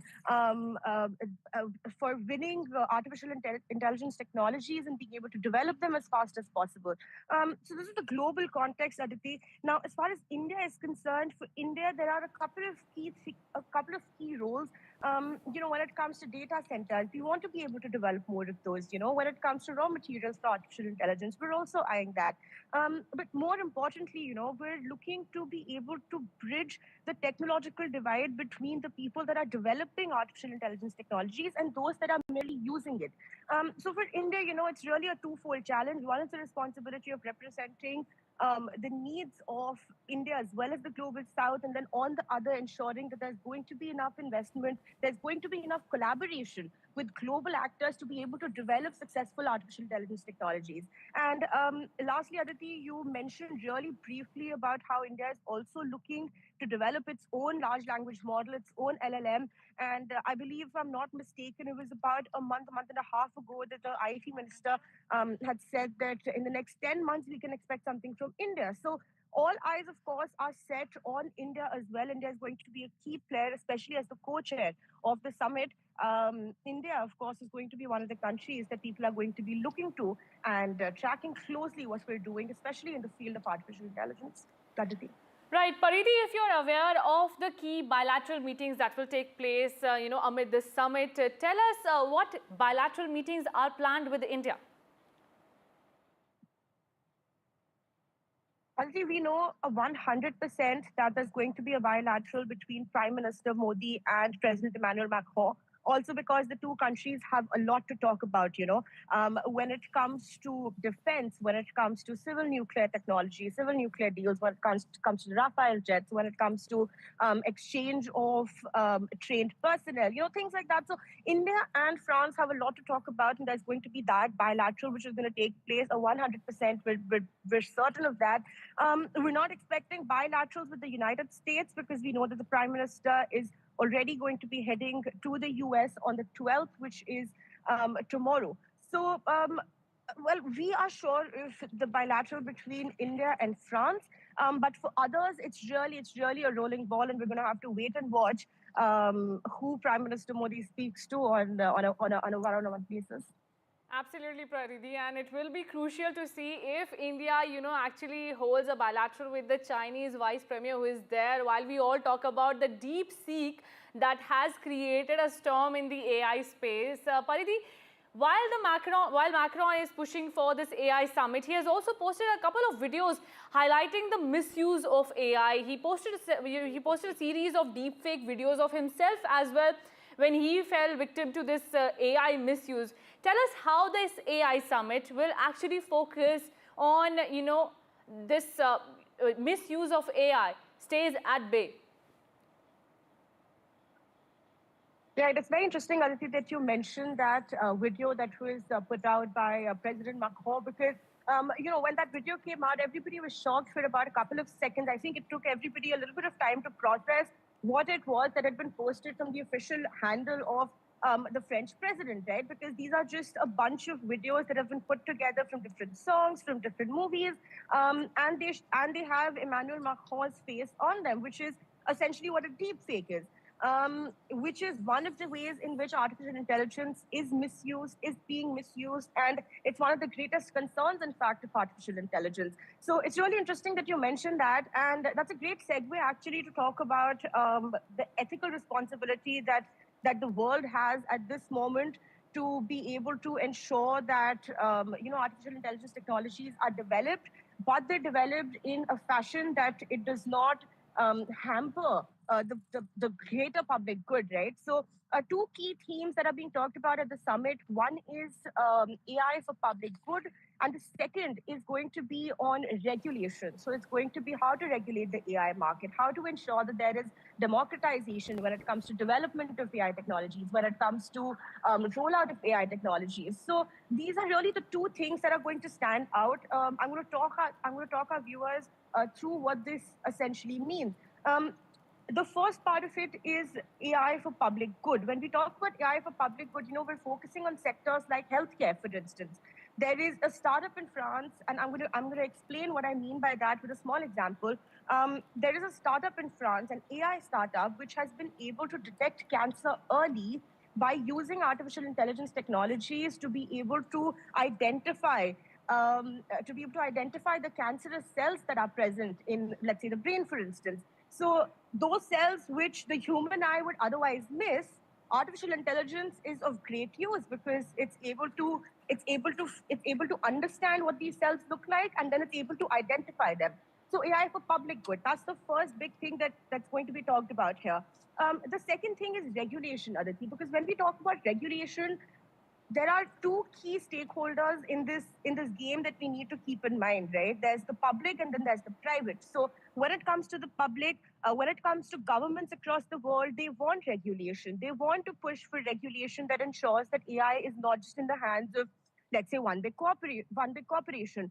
And then on the other hand, you have the private players, which of course are looking at their own interests. They're looking at how they can, say, perhaps generate profits from AI. How can they be the leaders in this race? So there's really these two stakeholders that we need to look at really closely when it comes to regulating artificial intelligence. And I think that's precisely where the AI Summit, where the AI Action Summit here comes into the picture, right? Because you have the private sector, you also have the public sector, you have heads of states, and you have CEOs of big global tech companies that are here, that are on the same platform, they're in the same halls, there's nowhere to escape. And well, they have to talk about the difficult things. They have to talk about regulation. They have to talk about having ethical boundaries. At the same time, they also need to talk about democratization, sharing of, sharing of these technologies, cooperation between nations. So that's really the crux of the matter, Aditi. And these are the two things that will really have to be focused on to ensure, like you said, ethical use and development of AI. Absolutely, Paridhi. That was a delightful chat with you. Thank you so much for joining us. Dominance and democratization that Paridhi talked about, that's the essential key takeaway. What's this AI summit will look like? What will be the final agenda and how the talks will curl out? Well, that remains our top focus here at NDTV. Don't forget to tune in as and when it starts. It will be a rolling coverage here on NDTV. But now, according to reports, OpenAI CEO Sam Altman has told staff in a message that the company's board of directors intends to make clear it has no interest in Elon Musk's supposed bid. Now, investors led by Elon Musk have offered $97 billion to take over OpenAI, the maker of ChatGPT. In response to the bid, Altman has posted on Musk's social media platform X saying, "No thank you, but we will buy Twitter for $9.74 billion if you want." So that's a quite of rivalry that is going on. While Musk wants to buy OpenAI, the OpenAI has rejected the offer.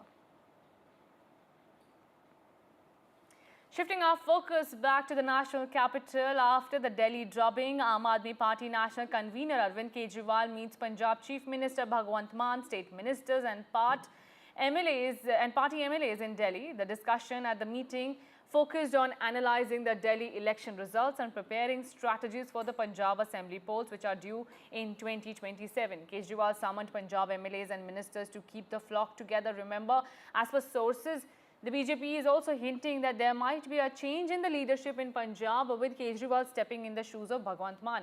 Sources said Kejriwal scheduled a meeting with Punjab leaders as the party circles are abuzz that some of its MLAs from the state may be in touch with other parties, especially the BJP, indicating attempts to poach by the rival parties. But before that, let's also listen in to the reactions that are coming in. बाकी हार जीत चलती रहती है, वो ऐसी कोई बात नहीं है. मिलके काम करना है. हमारी पार्टी काम के नाम पे जानी जाती है. हम किसी धर्म की या गुंडागर्दी की या ये पैसे बांटने की ये वाली राजनीति नहीं करते. और दिल्ली के लोगों का जो फतवा है वो भी सर माथे पे है. और आज सब हम इकट्ठे मिलके, आज सारी पूरी हमारी दिल्ली की टीम भी सारी यहाँ पे थी, तो यही एक तहैया किया है कि हम पंजाब को 2 साल पढ़े अभी, पंजाब को एक ऐसा मॉडल बना देंगे कि उसको पूरे देश को दिखाएंगे. प्रताप बाजवा पिछले 2.25 साल से यही कह रहे हैं, तो उनको कहने दो, उनके पास है नहीं. उनको बोलो जी हमारे विधायकों की बात गिनती मत करो, अपने गिन लो दिल्ली में कितने हैं तीसरी बार. तो मतलब वो तो कहते रहते हैं, पहले भी कहते थे 40 आ रहे हैं, 20 आ रहे हैं. ये इनकी फितरत है, उनके यहाँ कल्चर है इधर जाने का, कभी उधर आने का, कभी वापस आने का. मतलब एक उनका नेता है, वो ढोल बजा रहा था कि आम आदमी पार्टी हार गई, तो नीचे कमेंट आ रहे थे कि भाई साहब ये जीरो पे ढोल बजा रहे हो कि आपकी जीरो आई है तीसरी बार. Joining us right now is in fact the senior leader of the BJP and also the MLA Manjinder Singh Sirsa with us, sir. Today in fact we have seen how after the loss in Delhi, today the Punjab MLAs and also the Punjab Chief Minister is meeting Arvind Kejriwal. How do you see it? See, I'm shocked on this development. They have lost Delhi and they are meeting Punjab MLAs there too in Delhi. So what is the purpose? The purpose is Arvind Kejriwal want to be the Chief Minister of Punjab now. And for that reason, he want to create an atmosphere that there is lot of dissident against Bhagwant Mann. Today meeting, after the meeting that there will be news circulated in the media कि MLA ने बहुत शिकायतें करी, corruption बहुत है, नशा बहुत है, औरतों को 1000 की कमिटमेंट की पूरी नहीं कर पा रहे. And then after maybe another 10-15 days, this Arvind Kejriwal go to Punjab, and then again this news will be floated in media कि बहुत वहाँ पे problem हो रही है, and then MLAs will come out and say कि नहीं जी देखिए भगवंत मान फेल हो गया, केजरीवाल जी आपको पंजाब बचाना होगा, आप आइए पंजाब में, आप दिल्ली वाला मॉडल लाइए. This kind of atmosphere has to be created by Arvind Kejriwal. This is modus operandi. But I must tell you one thing: he will never succeed. This is Punjab, and Punjab is known for this. If Arvind Kejriwal thinks that he could be a dictator and he could be a Chief Minister of Punjab, that it is in his dreams only. And I would suggest Arvind Kejriwal ji also that you should not in your dreams think of this, that you could be the Chief Minister of Punjab. This will be never accepted in Punjab, and if you will try to do so, you will be deseated like you will be. I don't want to use that words, but anyway, you shouldn't try this. And my colleague Shreya Ghosh joins me for more on this. Shreya, how is the Aam Aadmi Party ensuring that they do not repeat what happened in Delhi?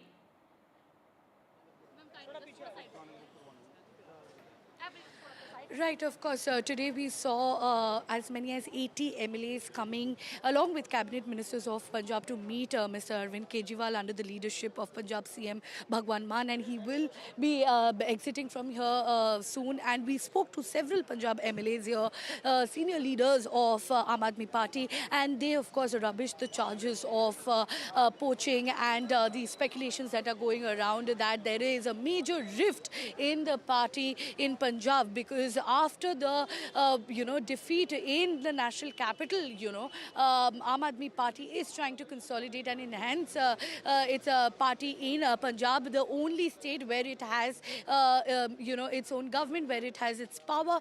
And now with the rumors of potential poaching with around 30-40 MLAs allegedly being in touch with Congress leaders, that is definitely being rubbished by the Aam Aadmi Party. But they are also acknowledging that the fact that there had to be this meeting because Mr. Kejriwal has been busy in campaigning for the last couple of months, and this meeting was essentially a routine meeting to discuss the organizational strategy in Punjab, how the party will go forward in working for the people and serving the people. That is what the agenda has been. That is what the MLAs have been telling us personally. And Mr. Bhagwant Mann also spoke to the media, and he said that it was a routine meeting. And I'll show you some visuals of Chief Minister Bhagwant Mann leaving the Kapurthala House. And we know that BJP has been constantly claiming that Mr. Kejriwal is trying to oust Bhagwant Mann, and he will be now contesting Punjab elections and will become the Chief Minister of Punjab. These allegations are being made by BJP, and these allegations have been repeatedly rubbished by Aam Aadmi Party. They said that the chemistry between Arvind Kejriwal and Bhagwant Mann remain intact, and this meeting was essentially a routine meeting to talk about the governance in Punjab and nothing beyond that. Right, Shreya, thank you so much for joining us with those updates. And with that, viewers, we're slipping into a very short break, but don't forget to tune in at 2 p.m. today when the AI Summit will kick-start shortly. But before that, our rolling coverage begins.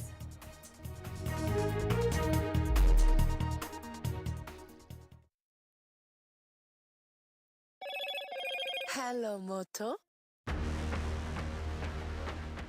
Motorola Edge 50 Pro, world's first AI-powered pro-grade camera.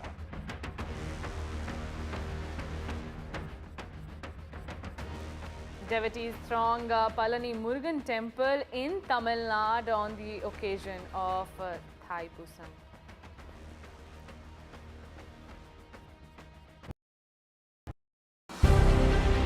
Trump 2.0 in the White House. Prime Minister Modi amongst the first invitees. Recognition of a rising India. February 13th, Prime Minister Modi in the US. India-US Dostana, a force for good. Talks on ties, trade and tariffs. A dialogue of democracies. हमारी मित्रता आगे बढ़ती चली जा रही है. Deal, dosti and diplomacy. Live coverage on NDTV from Washington. Big budget day. Big newsmakers on NDTV. Top ministers and opposition leaders. ये by the people, of the people and for the people budget. It is a fulfilling budget. This is a development budget. It's one of the finest budgets I've ever seen. More than a bold move, it is a clever move. NDTV, always the first choice of newsmaker. NDTV keeps you ahead.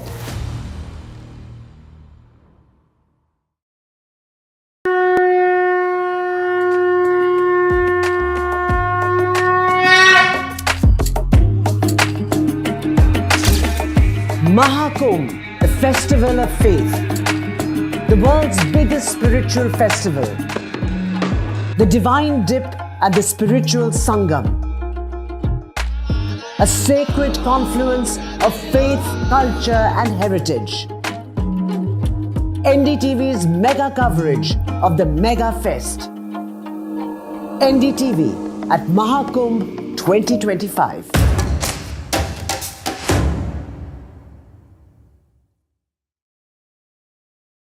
I've been reporting on all issues big and small from Andhra Pradesh, Telangana, rest of South India, bringing you all the action, all that you need to know, all that you want to know. The energy of Maximum City is infectious. I bring in that energy in our news coverage from financial capital Mumbai. Covering from the southernmost part of India over the last 23 years, I bring in-depth and 360-degree coverage from the Dravidian heartland. The land of Mishti is also known for its bitter politics. I have seen much water flow under the Howrah Bridge, covering Bengal in all its vivid colors.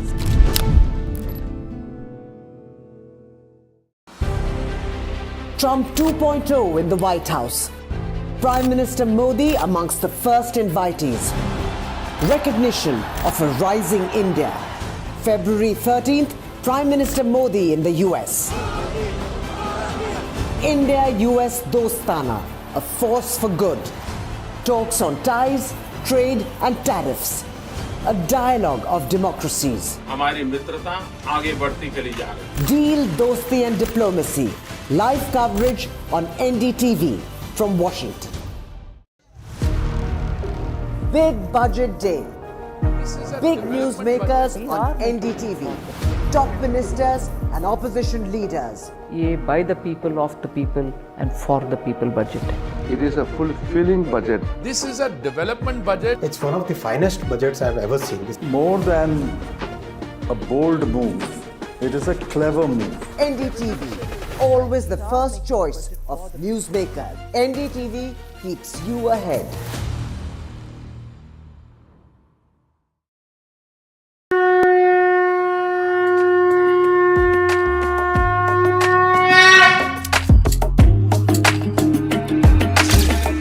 Mahakumbh, the festival of faith.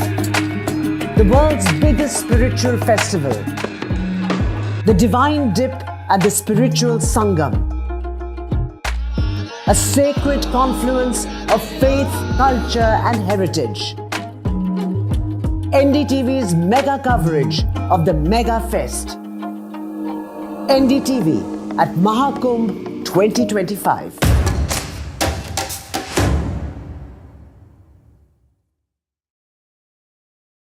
I've been reporting on all issues big and small from Andhra Pradesh, Telangana, rest of South India, bringing you all the action, all that you need to know, all that you want to know. The energy of Maximum City is infectious. I bring in that energy in our news coverage from financial capital Mumbai. Covering from the southernmost part of India over the last 23 years, I bring in-depth and 360-degree coverage from the Dravidian heartland. The land of Mishti is also known for its bitter politics. I have seen much water flow under the Howrah Bridge, covering Bengal in all its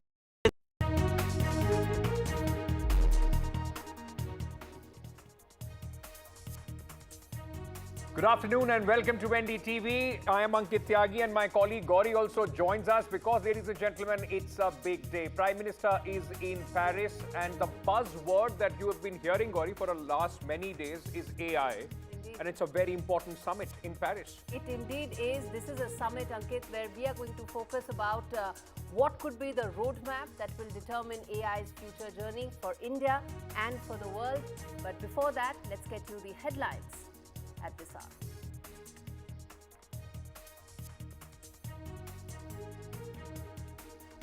Shortly from now, Prime Minister Modi will co-chair the Action Summit on Artificial Intelligence with the French President Emmanuel Macron and hold bilateral talks to strengthen the strategic partnership between the two countries.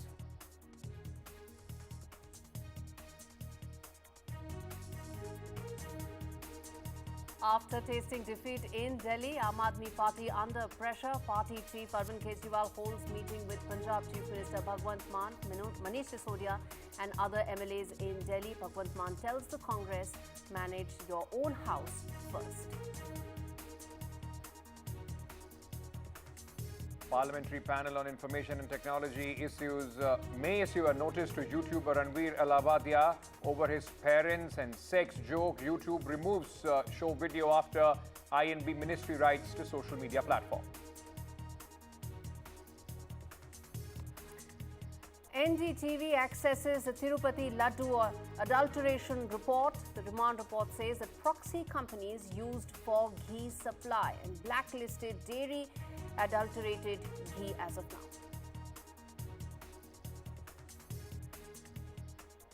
Bloodbath on the Dalal Street once again. Sensex crashes 1,000 points as Donald Trump tariff rattles the market. Foreign outflows continue. Sensex down 1,000 points at this moment. And Elon Musk offers $97 billion to buy OpenAI. And Sam Altman rejects that offer. In fact, mocks Musk, saying he will buy the platform X for $9 billion.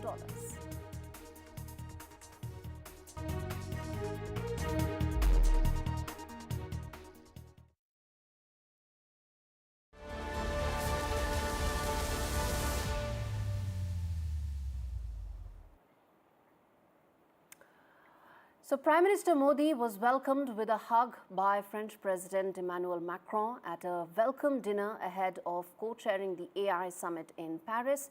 At the dinner, Prime Minister also met US Vice President J.D. Vance, who is in France to attend the AI summit. Prime Minister Modi will co-chair the AI Action Summit with Macron in Paris, hold bilateral talks with him and address business leaders. Well, this is an important summit, and for India, the AI summit presents an opportunity to influence global AI policies and collaborate on international standards. Prime Minister Modi's participation signifies India's commitment to ethical AI development and position the country as key player in shaping the future of artificial intelligence. Additionally, the visit includes discussion on defense and technology sectors, further strengthening bilateral ties between India and France. And AI safety remains a key theme as far as the summit is concerned, but this edition will also focus on AI-driven economic opportunities, ethical challenges, and create some sort of a global framework for AI. A key focus will, of course, be DeepSeek, the Chinese startup that has really disrupted the entire AI landscape with its low-cost, high-performance models. All right, so what we'll do, we'll get you the latest of what's happening, because what we know at this moment that as per the local Indian time, the Indian Standard Time, the summit is going to begin in about 25 minutes from now. So we'll keep getting you the latest, but let's get you a sense of the anticipation in Paris, because Gauri, you know, it also is a time when we are seeing AI models being developed by United States, in China. Can the rest of the world, what way do they want to compete as far as this, so at least at this moment, the monopoly of both these giants are concerned? Do you want to develop your own models, use and make the current models better? All that would possibly be discussed in this very important summit, isn't it? Indeed, Ankit, and that's exactly what the central theme is all about, which is inclusive and sustainable AI. No single country should have a march and should take a march over others when it comes to a technology like AI. Also ensure that where do you put those guardrails? You don't want AI in defense, do you? You don't want such areas to be included when it comes to a technology that could actually be better than human intelligence. So Right. how do you get those guardrails in place, ensure, and there is global consensus on that. That's really what this summit is all about. Absolutely. And we'll be looking out for the declaration that may come out after that key themes are discussed at that summit. All right, Paridhi Bhanot, our colleague, has been giving us all the latest developments since yesterday from France about this big summit and the Prime Minister's visit. Paridhi, thank you for joining us at this moment. Let me start by asking you, it's about 20-25 minutes when this summit starts. What is the, the buzz as far as this summit is concerned in France? A lot of world leaders also arriving for this. A very good morning, Ankit and Gauri. Of course, it's an exciting day for Paris, the second of the two really exciting days that I think people from across the world have been waiting for. The anticipation runs high. Right behind me is the Grand Palais. That is exactly where the summit is going to be unfolding. So we're expecting President Macron as well as the Prime Minister of India, Prime Minister Modi, to reach here really soon. In the meantime, of course, there's been a lot of high-level activity around this place. There's a lot of VVIP activity. There are leaders, world leaders, as well as global CEOs that are slowly trickling in. They're arriving at the Grand Palais. From what we know, the Canadian Prime Minister Justin Trudeau is already here. The European Commission President is also inside. We're also being told that Sundar Pichai, who's the CEO of Google, he's also reached. So, all of these big names, the stakeholders when it comes to artificial intelligence, when it comes to AI tech, they're all slowly trickling in. And we're expecting the summit, like you said, to start just any moment now. It was supposed to start about 15 to 20 minutes ago, but I believe these things, they can take time and they take their own time to begin. So that is what is happening inside. That is, I've also given you a brief outlook of what it's like outside. As far as the excitement in Paris is concerned, well, you can say that there's excitement, but there's also wariness. We saw yesterday that there were some civil society groups in France that came out in the street. They were protesting against artificial intelligence and what it could do, its potential harmful effects on mankind. So, on humankind, rather, I should say. So, these, of course, are mixed feelings. I think the world shares these mixed feelings when it comes to artificial intelligence. We can't really be sure about how it's going to be used for public good, if it's going to be used for public good, or there's something larger, something that could go wrong that we need to be wary of. So I think when it comes to these mixed feelings, France is not alone. I think we all share the same apprehension, so to speak. And that's exactly where the summit comes into the picture, because when it comes to global cooperation on artificial intelligence, I believe that's the only way forward to be able to get rid of these, you say in Hindi, hichkichahat, that's the only way to get rid of that. And I believe that is exactly why the summit is important and why we're in fact here talking about it. Indeed, Paridhi, thanks much for giving us that update ahead of the summit that is really set to decide which way the future of AI will be in the world. And it's very important to talk about the other two summits to understand how Paris could be the differentiator and why we are talking about the future of AI being what it is. Ankit, interestingly, the first two summits that happened, first in the UK, then at South Korea, there was a lot of focus on security. That was the primary focus. But this time around, with Donald Trump being in office, focus is not on security. Focus is on sovereignty. And guess what? Trump is not in favor of the fact that AI should be available to all. He wants that there are countries that have taken a march should be allowed to use that. And that is the premise, as to which way the AI summit will go, will determine what will be the future of AI. I think what you are saying also is summed up by Elon Musk, the trusted aide of Donald Trump, in fact, asking Sam Altman that he's ready to buy OpenAI for $97 billion. That's a war of words between both these, businessmen that is taking place. But, it will be interesting to see like I've been saying with China, with DeepSeek throwing out this competition and the way they have disrupted the AI sector, it will be interesting to see what are, like you said, the outcome as far as this summit is concerned. And let's discuss that further and the role that India can play and the impact it can have on India. Kazim Rizvi, founding director, the Dialogue is joining us at this moment. Rajat Garg, founder.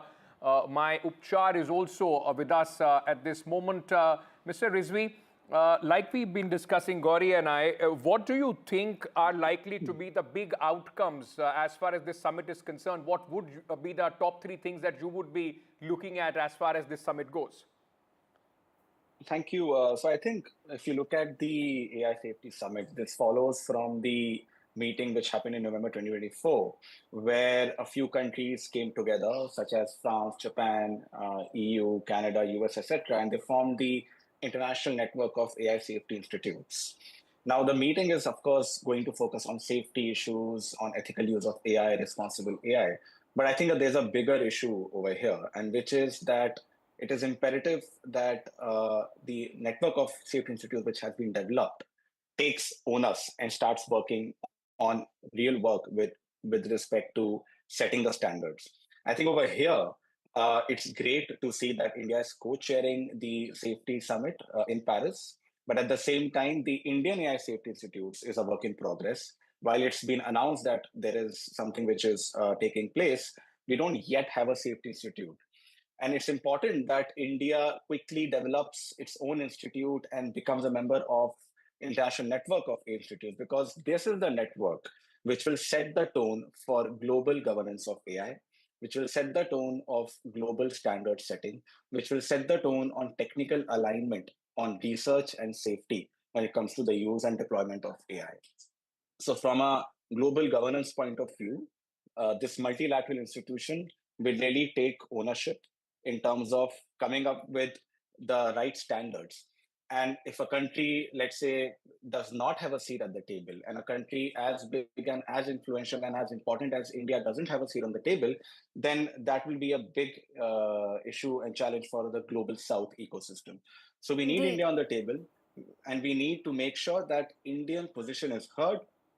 And of course, the influence which we have in global geopolitics already can be seen with the Prime Minister co-chairing the summit. India is on the table. India is a co-chair at the summit. And I guess it's important to also then talk about why this matters to India and what has India done when it comes to AI. And, you know, in probably in a very quick way, if I could just tell our viewers, and, you know, Ankit, the fact is, if you just take the GPU costs, it's about $3 per hour in the West. And India is actually doing at sub $1 per hour. So that is the cost differential that exists when you talk about, you know, supercomputing, which is essentially the backbone of AI.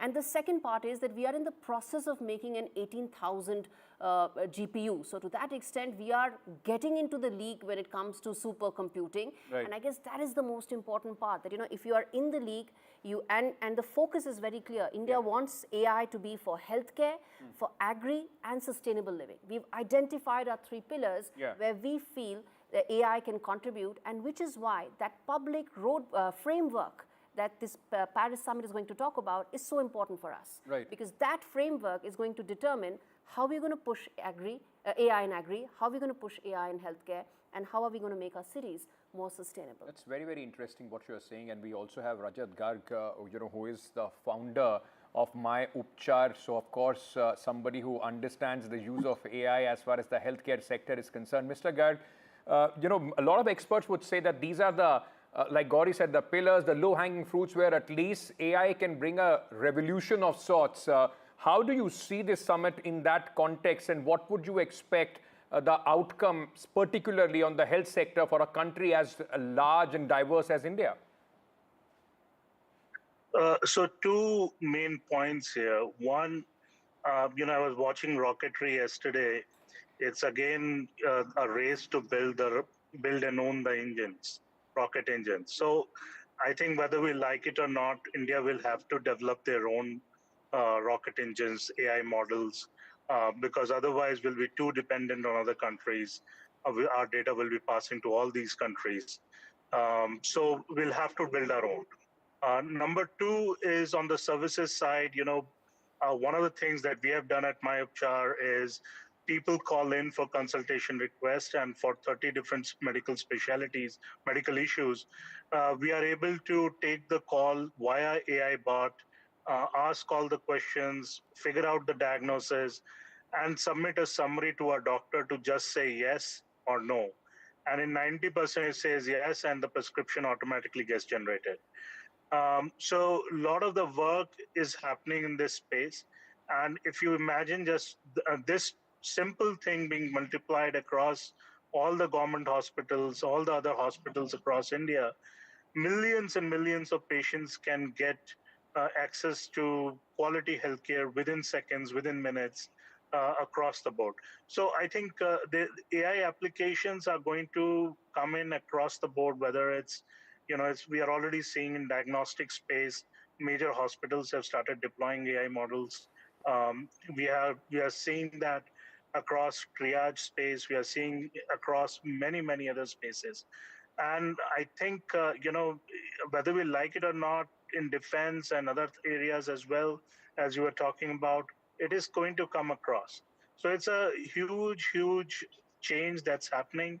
And I believe, in next 4 or 5 years, you will see a completely different paradigm, not just in healthcare, agri, but across India, across industries. And we must own the entire stack, build our own entire stack for it. Indeed. Unless we have that indigenous AI model, we cannot ensure that it's localized for our needs. And Mr. Rizvi, how do you see the India AI mission? We've put in a lot of funding, resources into our AI ambitions, whether it is in terms of the $1.5 billion fund, centers of excellence, also putting in resources in terms of skilled manpower. How do you see our AI mission evolving from here on? No, I think the India AI mission is a fantastic initiative, and the investment of $1.25 billion is testament to the fact that the government of India is taking AI very seriously. I think there are 3 points over here. One, as Rajat rightly pointed out, we need to focus on developing indigenous models. The good news is that we have already a lot of high-quality Gen AI applications. We have more than 250 Gen AI applications operating on top of the LLM layer. So the talent is absolutely there. But we need more talent. We need 2 million more AI skilled professionals. And that's one of the things which the India mission is doing. The second, as we spoke about, is on compute. One of the key areas for me is also on access to data. And I think that's an area where we need to work together, is to bring and there's a lot of data across different value chains, segregated across different ecosystems. We have to bring it all together. And to be able to develop models from scratch, you need a lot of volume of data. We know that developing an LLM is not that costly as it was perceived to be. But at the same time, we have to bring all the ingredients together. Compute, you need data sets, highly skilled manpower, and we need the top talent of the country from the leading institutions to focus on developing the model. The government of India has already released issue for proposals when it comes to reaching out to technical experts, to engineers and coders to help develop the local LLM model. And I'm pretty sure that we should be able to have something, hopefully, by later this year. I guess it is also the summit's declaration, Ankit, that will be very important to watch out for. We are waiting for the summit to start very soon. We'll have the speakers make opening comments. And I think the declaration and its wording will be extremely important to watch out for. Absolutely, and I think even in the markets where, like in United States and now in China, where they have their own indigenous AI engines, they would also be very, very closely watching this summit, because a lot of work and a lot of things were spoken about the difference of funding that America is putting in as far as AI is concerned, and how will the world be able to compete with that. I think this grouping would also, in a way, would be able to brainstorm about that gap in the funding where individual countries, rather than putting in small amount and trying to compete with United States, can possibly come together and see what is beneficial, possibly collective for them. These visuals that you are seeing, ladies and gentlemen, let me also very quickly tell you, these are live visuals which are coming in from Paris at this moment, where the French President Emmanuel Macron is in fact welcoming the dignitaries, those who are coming in for this AI summit. Prime Minister Narendra Modi and President Macron are going to co-chair this AI summit in Paris. So very, very important headlining moment also as far as India is concerned, isn't it? Indeed. And, we are going to get Paridhi in just a bit. But, you mentioned the US and the China models, Ankit. The fact is, AI journey for 99% of the people in the world is between these two extremes. Absolutely. One is the profit-led, tech giants-led. The other is the state control-led, Yeah.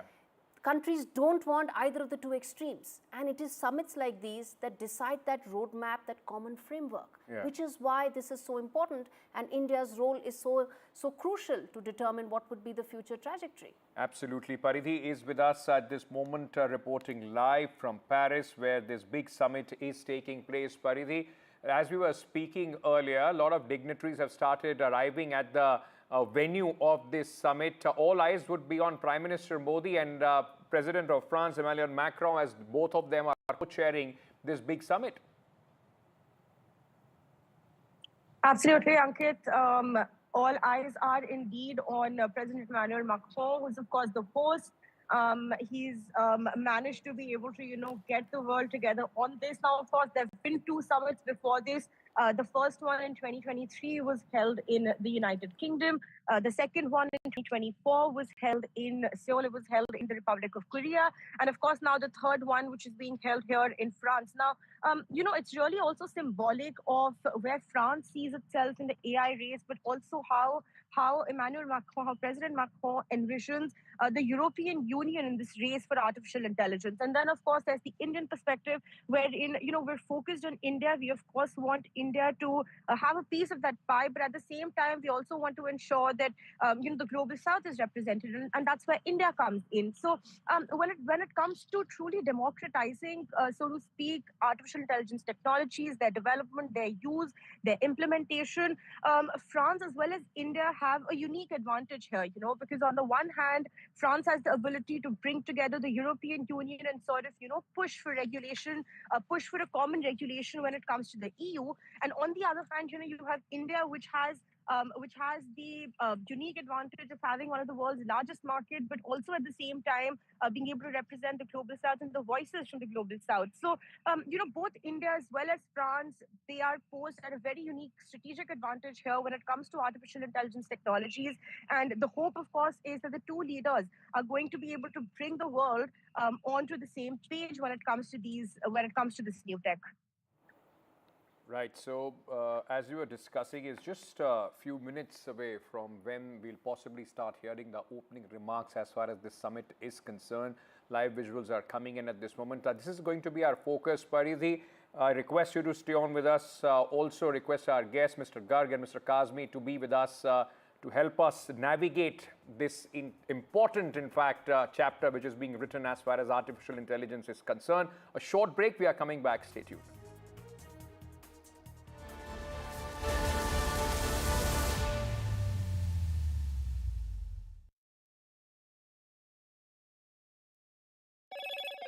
Hello, Moto. Motorola Edge 50 Pro, world's first AI-powered pro-grade camera.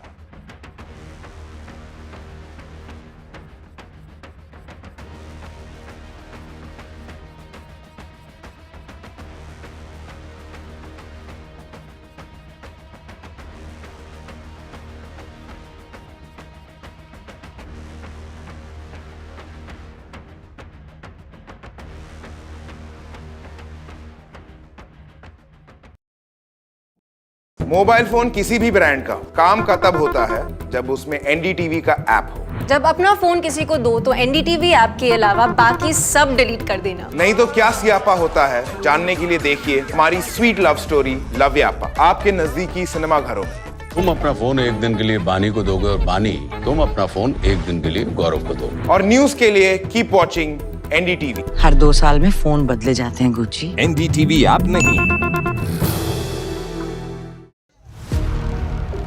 Big budget day. Big newsmakers on NDTV.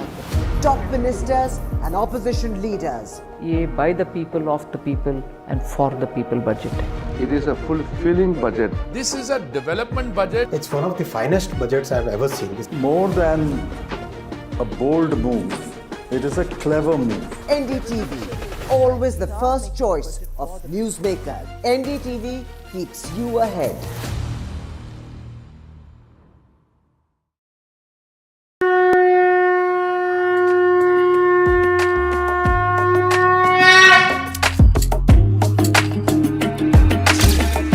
Mahakumbh, the festival of faith, the world's biggest spiritual festival, the divine dip at the spiritual Sangam, a sacred confluence of faith, culture and heritage. NDTV's mega coverage of the Mega Fest. NDTV at Mahakumbh 2025.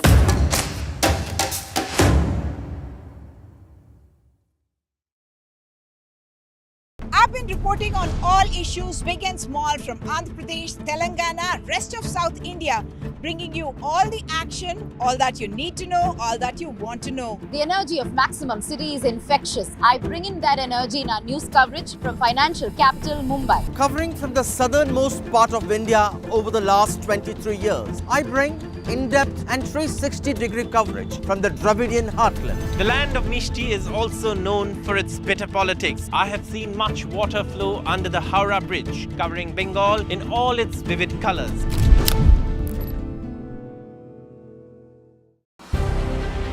Trump 2.0 in the White House. Prime Minister Modi amongst the first invitees. Recognition of a rising India. February 13th, Prime Minister Modi in the US. India-US Dostana, a force for good. Talks on ties, trade and tariffs. A dialogue of democracies. हमारी मित्रता आगे बढ़ती चली जा रही है. Deal, dosti and diplomacy. Live coverage on NDTV from Washington. Big budget day. Big newsmakers on NDTV. Top ministers and opposition leaders. ये by the people, of the people and for the people budget. It is a fulfilling budget. This is a development budget. It's one of the finest budgets I've ever seen. It's more than a bold move. It is a clever move. NDTV, always the first choice of newsmakers. NDTV keeps you ahead.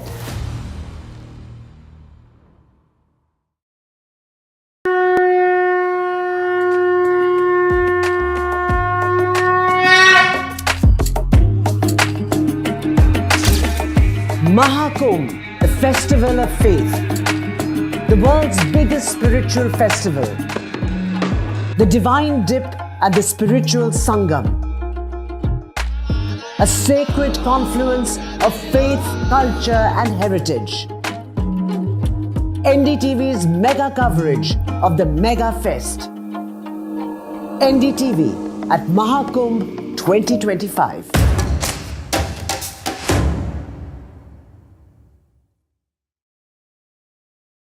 I've been reporting on all issues big and small from Andhra Pradesh, Telangana, rest of South India, bringing you all the action, all that you need to know, all that you want to know. The energy of Maximum City is infectious.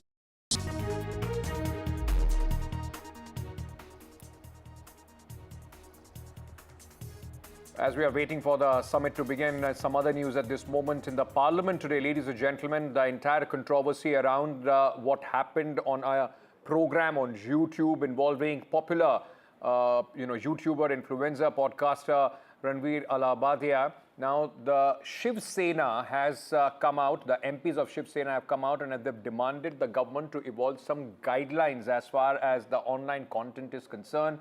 Now, the Mumbai police, remember, also went to Ranveer's residence in Mumbai, and he's facing extreme backlash and pressure as far as the controversial episode of the show, India's Got Latent, that has now been removed from the YouTube.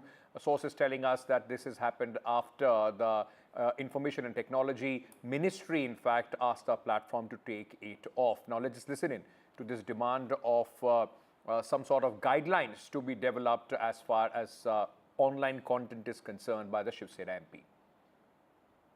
कारण OTT platform पर कोई भी sensor नहीं है, उनको दिशा नहीं है, उनके कंटेंट पे कुछ भी दिशा नहीं है, कुछ भी पॉलिटिकल के बारे में कुछ भी अनाप शनाप बातें करने की ये जो रिवाज चालू है, इसके ऊपर सेंट्रल गवर्नमेंट ने ध्यान देना चाहिए और सेंसर लगाना चाहिए।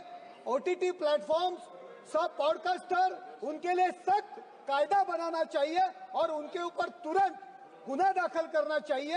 ये विषय ये सभागृह में मैं आपके सामने रखता हूं। श्रीमती प्रतिमा मंडल जी।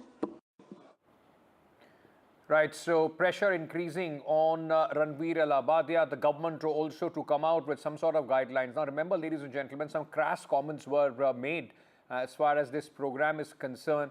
It was just not Ranveer Alabadia, there was Samay Raina and Apurva Makhija, another influencer, those who had made some crass comments. But this episode also now reignites the debate whether these kind of police action or some sort of censorship is the answer, or there needs to be, at least as far as these influencers are concerned, many of them quite young, in fact, in their early 20s, they need to understand that barring YouTube, which is still age restricted, their content also goes viral on Instagram, on Twitter, on other social media platforms which do not have age appropriation, filters, and that is why it becomes more problematic. It reaches to vulnerable people, those who are children, those who are possibly then taking cue from what these people are saying as something that is quite cool to speak about. But let me go across at this moment to my colleagues, those who are joining us. Anuj is joining us from Mumbai. Anuj, pressure increases not only from the politicians here, but also the Mumbai police investigating this matter.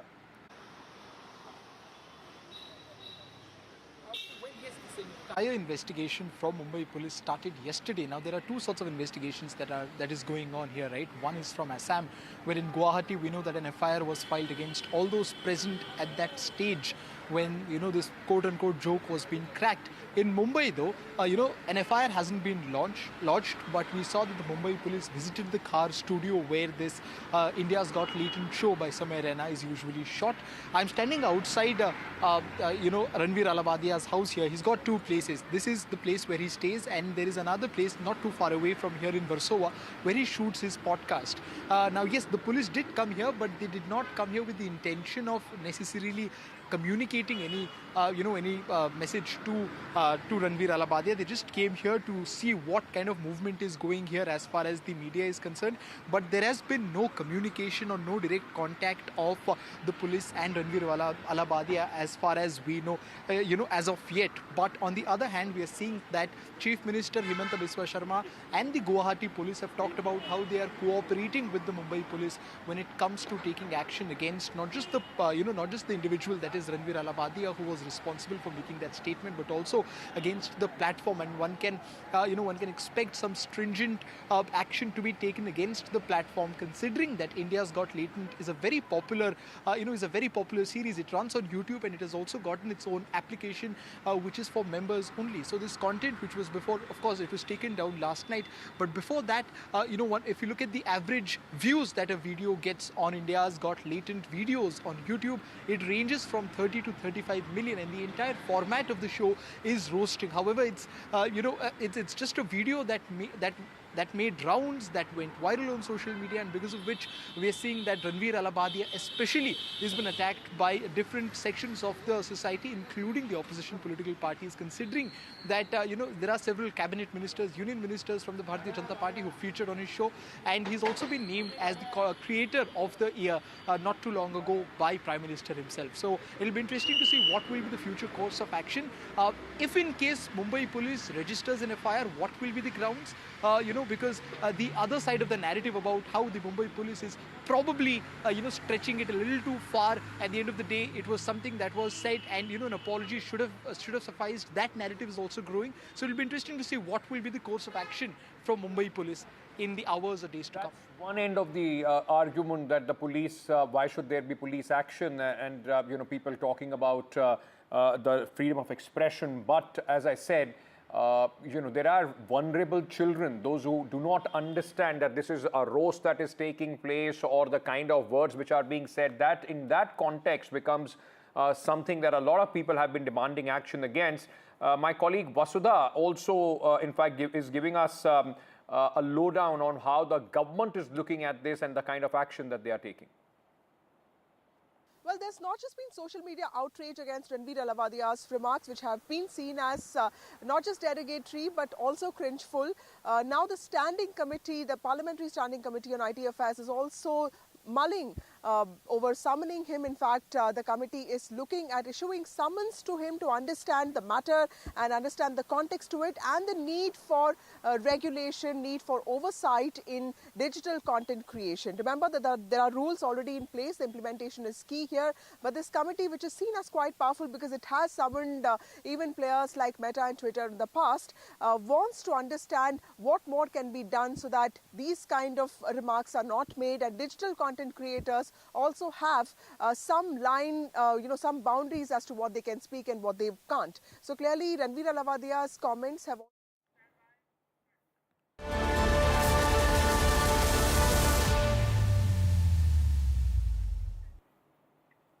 All right, we are focusing on the AI summit where Prime Minister Modi is co-chairing along with French President Emmanuel Macron. The summit has just begun and there are some key speakers in that, of course. There are about 1,300 important delegates, 100-odd CEOs and big global leaders, Ankit, to really try and decode what will be the future of AI around the world. That's right. This is very important, and you can see these visuals. Can we play these visuals full frame now? Prime Minister Narendra Modi and President Macron, in fact, the visuals coming in, and that's J.D. Vance, the Vice President of United States, meeting earlier. In a short while from now, all these leaders are going to be at the AI summit. Gauri, because you have very, very keen interest in what goes beyond the borders of India, one thing that has remained constant, all right, these are live shots coming in from the summit at this moment, but Gauri, the personal equation between Prime Minister and a lot of world leaders, that in a way helps in a lot of negotiations, at least. I mean, to begin with, the warmth, in fact, helps in a lot of negotiations on the table, isn't it? Absolutely, and that is how you get some really thorny, controversial passages either passed or at least included with some caveats. Otherwise, declarations could take a very long time to get passed. And the AI declaration also, Ankit, is going to not be very easy because there are some passages and phrases that America, of course, represented by Vice President J.D. Vance, is opposed to. So, yes, the personal rapport between leaders is important. And that is when you really break the ice and try and find some sort of a consensus and a middle ground. Right, that's J.D. Vance, Vice President of America, newly minted Vice President, shall I say, his of wife, Usha Vance, America. is also there, I think, yes. I think, yeah. Okay, and they've just reached, in fact, the venue of the summit.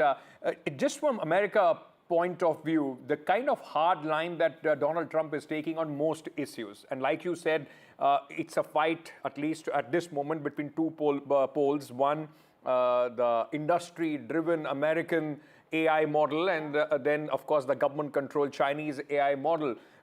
This will not be easy with the American Vice President also being there.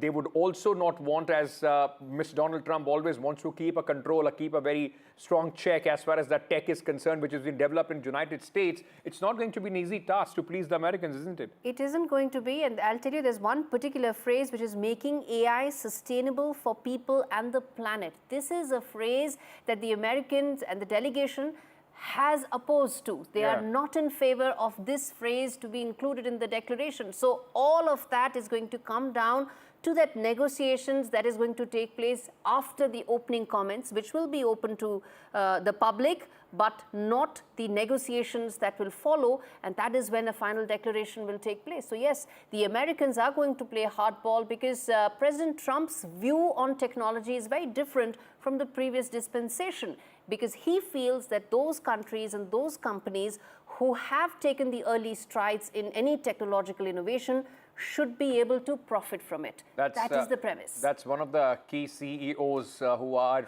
in fact, coming in at this moment. That's Sundar Pichai of the Google, in fact, arriving for this summit. So world leaders are there from many countries. Apart from that, there are also these big CEOs of various companies. You saw the Google CEO going there, JD Vance. Before that, this is the venue of the summit. A lot of people intermingling. Gauri mentioned 1,300 delegates, which also, in fact, have 30 leaders from various countries, CEOs from different big giants, and this is going to be an interesting mix of people, those who will be brainstorming about the future of AI.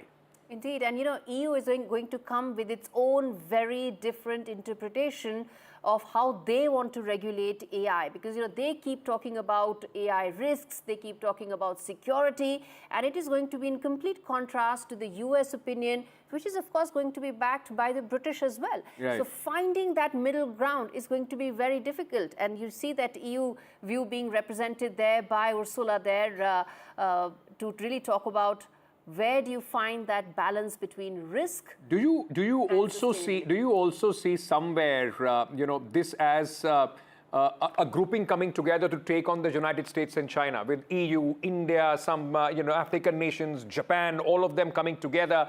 Could this be seen as a competition, as far as a race of sorts, the new race from arms race to so everything AI else race. We are now getting into the AI race? But for better or for worse, if America and American tech giants are not on board, you cannot get innovation and technological leaps going forward, which is why it's very important that America needs to be on board, and which is the reason some of this is going to be very thorny discussions. That's Justin Trudeau on your screens right now. He's also going to be one of the leaders at the summit. But may I just add, the caretaker Prime Minister of Canada at this moment, he resigned short while back. Yes. But of course, his country being represented by him before the elections, which are expected this month, if I'm not mistaken, in February itself, is it? In March is when they have to appoint a Liberal Party member who will take over from Justin Trudeau. Right. That's the United Nations Secretary General Antonio Guterres, who will also be part of the discussions. The closed-door negotiations, that is the tough part, where everybody needs to come on the same page. That is where it's going to get tricky. Some want risks to be prioritized. Some want global public framework to be prioritized. Some want sustainability to be prioritized. Everything cannot be prioritized. There has to be that perfect balance. Absolutely. And because let's not forget that, it's not just about a few countries. AI as a technology needs to trickle down to the poorest countries. The global south is looking to India, because that's how you get the leadership. There you have it, the gentlemen, the two gentlemen, those who are going to be the focus on the spotlight of this summit, the co-chairs of the AI summit, Prime Minister Modi and President Emmanuel Macron, both arriving for this summit. As I said, the stage was set with all the other leaders seated there for the chair to, in fact, make its way for this summit. And there you have it, the Prime Minister and the President both, in fact, meeting the dignitaries present at this moment. Indeed, in minutes from now, we'll hopefully have those opening statements that will set the stage for the context of this summit, which of course is inclusive and sustainable, but it will set the broad framework in which all these countries, their delegations, will try and arrive at the consensus. Opening remarks will be very important, Ankit, because that is how we'll know the direction in which the co-chairs will be steering the global AI dialogue towards. Can I ask you one thing? Because India and France are both co-chairing this summit, is there, for our understanding, that's JD Vance, Vice President of United States, meeting the President of France. Both these countries, can we then expect that there is already some sort of understanding between both of them, some common ground as far as what they would want out of this summit? Absolutely. The co-chairs would have definitely had some time to be able to at least have a broad outline. And let's not forget, Prime Minister Modi and President Macron share a very good rapport. They would have found that opportunity to try and find out the broad contours in which they want this discussion to be held. Because at the end of the day, it is the co-chairs who lead the discussion. They steer the direction of the entire dialogue. So to that extent, I would like to believe that the co-chairs would have had an opportunity to at least have maybe pull aside or something to that effect to have a common ground in which they want to take this direction of talks into. The host nation, France, and the president of France are meeting many delegates and members, those who are present at this moment, head of the state, CEOs of the top giants, technology giants all across the world are also present as far as this summit is concerned. Prime Minister Modi co-chairing this. In fact, we also saw him and the president, in fact, coming together. And at this moment, the host, in fact, greeting all the dignitaries, those who are present for this AI summit, the Artificial Intelligence Summit, which is taking place in France. This is the third one, as we have been discussing. It's the third one. The first one happened at South Korea. The second one happened last year at the UK. Both of them stressed on risk. This is not a conference about risk. Yeah, and I was just coming, interestingly, the Prime Minister of UK is not here. He has sent a representative for this summit. May be expecting US to first take the line and then do that, because we have seen that a lot of time. Yeah. And plus, anyway, Keir Starmer has enough problems that he's battling right now, more and enough. But yes, the fact that he's not here does send a very important message, because the previous summit happened in the UK. So the draft that the Paris summit is working with is the UK draft. That is the last declaration draft that they are working with. They want to better on that. They want to build on that. So to that effect, what UK's interjections may be or views may be would also be extremely important. But I believe they're just going to take the cue from the US. It's interesting, and given the fact that now you have President Trump at the helm of the affairs as far as United States is concerned, and right from the time he has come back into power, one after another, he has pulled the plug on many declarations that United States was part of. In that context, it'll be interesting to see how much can this summit and this grouping can pander to United States, because you never know. Donald Trump could completely be going against or pulling the plug of his participation as far as this summit in the future is concerned. And I think that's what J.D. Vance's comments are really going to indicate. But yes, the fact that the US is not comfortable with inclusive and sustainable being the key areas in terms of actual definitions of AI. So to that effect, yes, there will be disagreements. But, at the end of the day, I do feel that a common ground and consensus is exactly how evolving technologies will go ahead. Because, nobody knows the blue ocean that AI is. Absolutely. It's something that everybody is just trying to find out. Of course, some have made more progress, but it's not like everybody's found answers. They're still experimenting with those. So to that effect, I feel President Trump may not want to completely topple the apple cart, but well, he's President Trump. He can do anything, because if there's one word that goes for him, that is unpredictability. Absolutely. And these visuals just a short while back of the entrance of the co-chair, the Prime Minister of India and the President of France, both working together at this summit, and they will be, in fact, chairing this summit. Prime Minister meeting Sundar Pichai there. I think these are live visuals coming in from this summit venue itself. We'll in a short while from now, we'll be hearing the opening remarks. I'm sure it will be the host first, and then, of course, the Prime Minister, or maybe the other way around. But important discussions which are going to take place at this moment. So, all right. So that's the President of France speaking at the summit. Let's listen in. Monsieur le Secrétaire Général, Madame la Présidente de la Commission européenne, Monsieur le Vice-président, Monsieur le Vice-premier ministre, Mesdames et Messieurs, en vos grades et qualités, chers amis, juste un mot pour vous dire combien nous sommes heureux de vous accueillir ici. Alors, hier, beaucoup d'entre vous ont pu toute la journée échanger dans ce grand palais que nous venons de restaurer et qui a été créé pour l'exposition universelle de 1900 et était en quelque sorte cette France confiante dans le progrès, la science et cette aventure extraordinaire.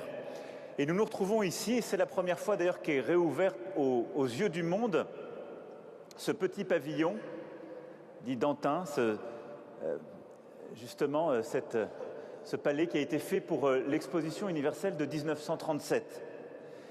véritablement à convaincre d'embrasser cette histoire de progrès et à réussir à avoir une science au service de l'humanité.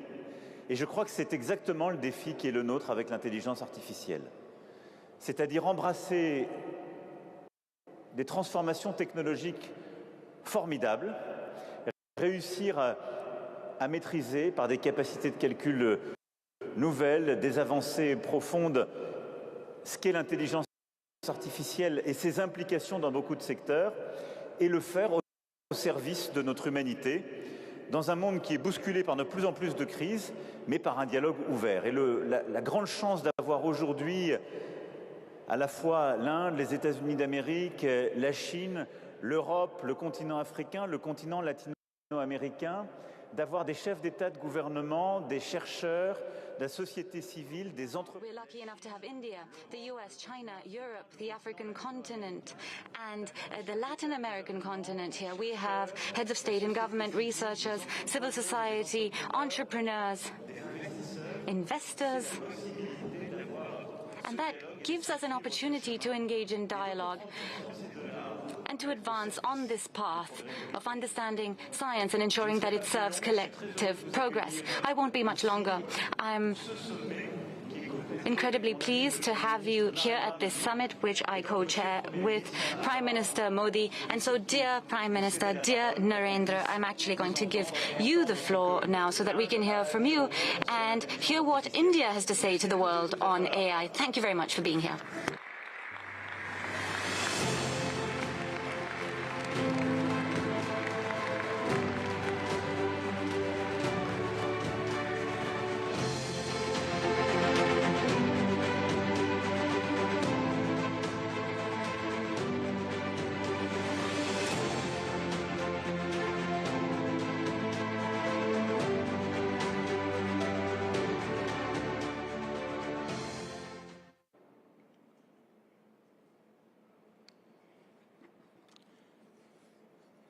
Excellencies, if you upload your medical report to an AI app, it can explain in simple language, free of any jargon, what it means for your health. But if you ask the same app to draw an image of someone writing with their left hand, the app will most likely draw someone writing with the right hand. Left hand, the app will most likely draw someone writing with the right hand. Because that is what the training data is dominated by.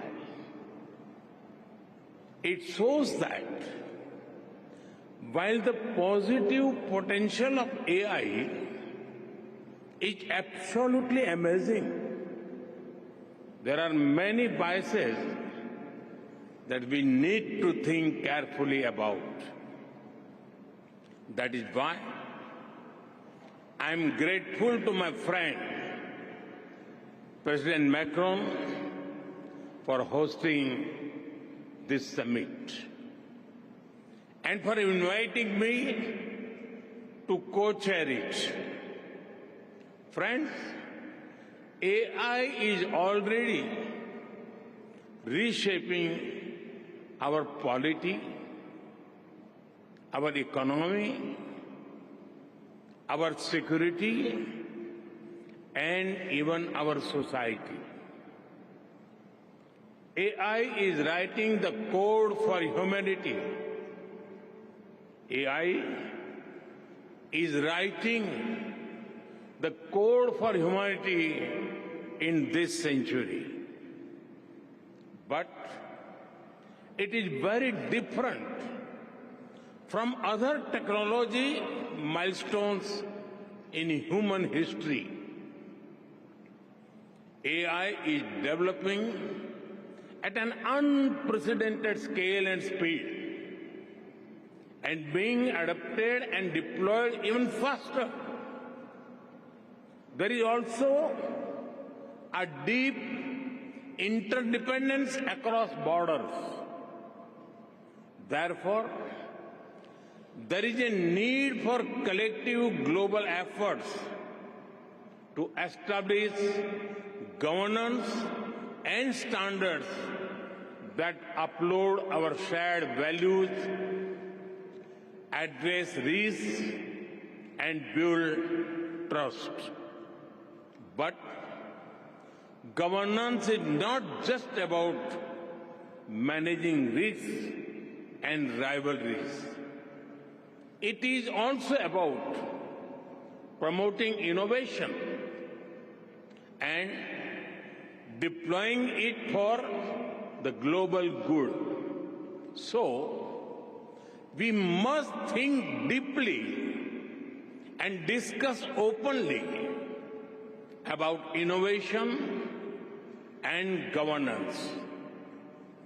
Governance is also about ensuring access to all, especially in the global south.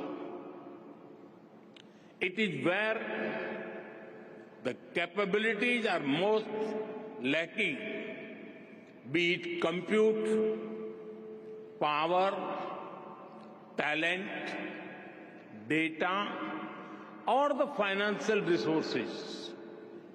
Friends, AI can help transform millions of lives by improving health, education, agriculture, and so much more. It can help create a world in which the journey to sustainable development goals becomes easier and faster. To do this, we must pull together resources and talent. We must develop open source systems that enhance trust and transparency. We must build quality data sets free from biases. We must democratize technology and create people-centric applications. We must address concerns related to cybersecurity, disinformation, and deepfakes. And we must also ensure that technology is rooted in local ecosystems for it to be effective and useful. Friend, loss of jobs is AI's most feared disruption. But history has shown that work does not disappear due to technology. Its nature changes and new types of jobs are created. We need to invest in skilling and reskilling our people for an AI-driven future. Friends, there is no doubt that the high energy intensity of AI needs to be looked into. This will require green power to fuel its future. India and France have worked together for years through initiatives like the International Solar Alliance to harness the power of the sun. As we advance our partnership to AI, it is natural progression from sustainability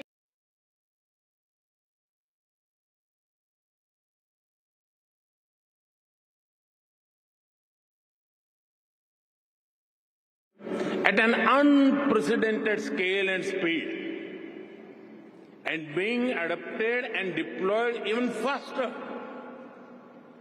There is also a deep interdependence across borders. Therefore, there is a need for collective global efforts to establish the human brain manages to compose poetry and design spaceships using less power than most light bulbs. Friends, India has successfully built a digital public infrastructure for over 1.4 billion people at a very low cost. It is built around an open and accessible network. It has regulations and a wide range of applications to modernize our economy, reform governance, and transform the lives of our people. We have unlocked the power of data through our data empowerment and protection architecture. And we have made digital commerce democratic and accessible to all. This vision is the foundation of India's national AI mission. That is why, during our G20 presidency, we built a consensus on harnessing AI responsibly for good and for all. Today, India leads in AI adoption and techno-legal solutions on data privacy. We are developing AI applications for public good. We have one of the world's largest AI talent pools. India is building its own large language model considering our diversity. We also have a unique public-private partnership model for pooling resources like compute power. It is made available to our startups and researchers at an affordable cost. And India is ready to share its experience and expertise to ensure that AI future is for good and for all. Friends, we are at the dawn of the AI age that will shape the course of humanity. Some people worry about machines becoming superior in intelligence to humans, but no one holds the key to our collective future and shared destiny other than us humans. That sense of responsibility must guide us. Thank you.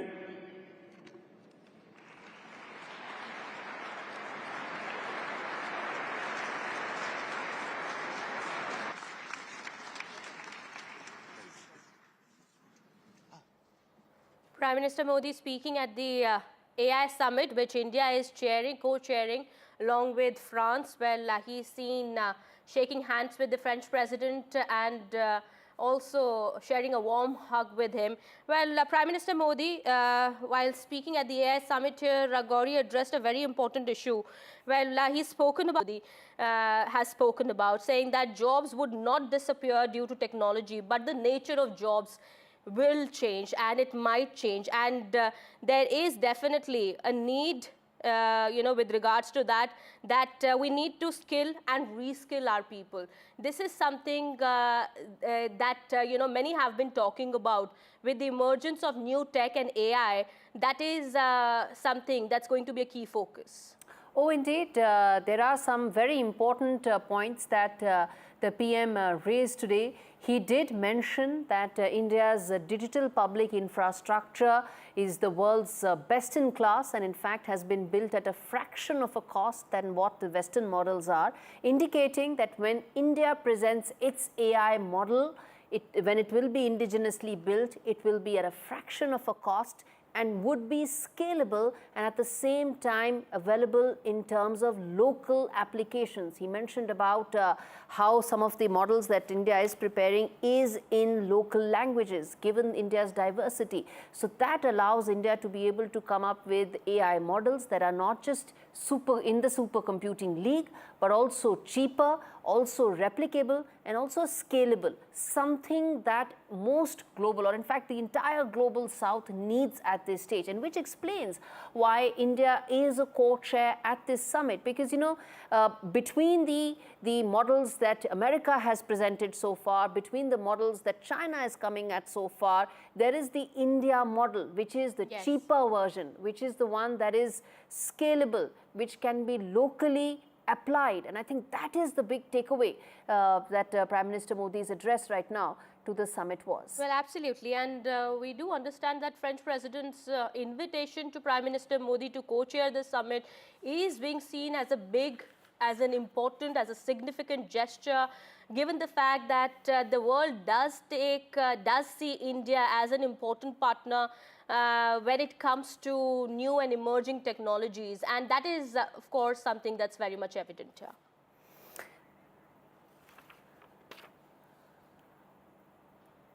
Okay, let's get in Paridhi Banot from Paris. She continues to track the AI summit very closely for us. Paridhi, some very important points made by the Prime Minister. He also stressed on the fact that there is deep interdependence across borders. So it's not like one country makes some early strides in AI, then it can get away. At the end of the day, everybody is deeply interlinked. Absolutely, Gauri. We've just heard the opening remarks from President Macron, but also from Prime Minister Modi. And, a couple of key things to take away when it comes to Macron's remarks. He also stressed the one commonality between the two of them is that they talked about globalization of technology. They both talked about how it is important that we bring all the actors and stakeholders on the same page. If we talk particularly about Prime Minister Modi's remarks, lots to think about here. He of course said that this is going to be the age for AI. This is where we have the opportunity to be able to develop these technologies. But more importantly, he talked about governance, which is a major factor in the sense that you need to be able to regulate artificial intelligence and govern artificial intelligence in a manner that it is not lopsided. So that is, of course, one of the big takeaways. The second being that India can get a lot to the table, right? Especially when it comes to the talent pool. And this is not just something that has been reiterated by Prime Minister Modi, but it is also something that President Emmanuel Macron has talked about a lot in the past. Over the course of the last 3 to 4 days, President Macron has been talking about how he envisions the future of AI to be a collaborative effort between France and India, but also between the European Union and India, because he has said over and over again that India has one of the largest training capacities in the world. So when it comes to training software engineers, when it comes to training the AI talent, India is unparalleled. And that is something that I think Europe, but also France, is looking at India for. Now, of course, one of the other things that Prime Minister Modi talked about is work. The fact that work should not, take the backseat for the people that may lose their jobs due to artificial intelligence. That should be something that should be a priority for the world to keep in mind. Just for some statistics, for some background and numbers, Gauri and Kitty, the International Monetary Fund has predicted that there's going to be a job loss in the global market of about 40% after AI technologies are built and as they continue to be built. These are really some of the key things. Absolutely, Paridhi. I'll just come back to you. Let me go across to Ross Cullen also joining us here on the broadcast here. Well, Ross, important issues, important topics that Prime Minister Modi has touched upon here, of course, with a big reference to AI and emerging tech. Other than loss of jobs, job disruption that AI might cause in the future, he said, of course, there is no need to fear, but need to skill and reskill people. He's also spoken about India's AI mission. And also one other important topic is about the open source AI that many have been talking about, during the summit.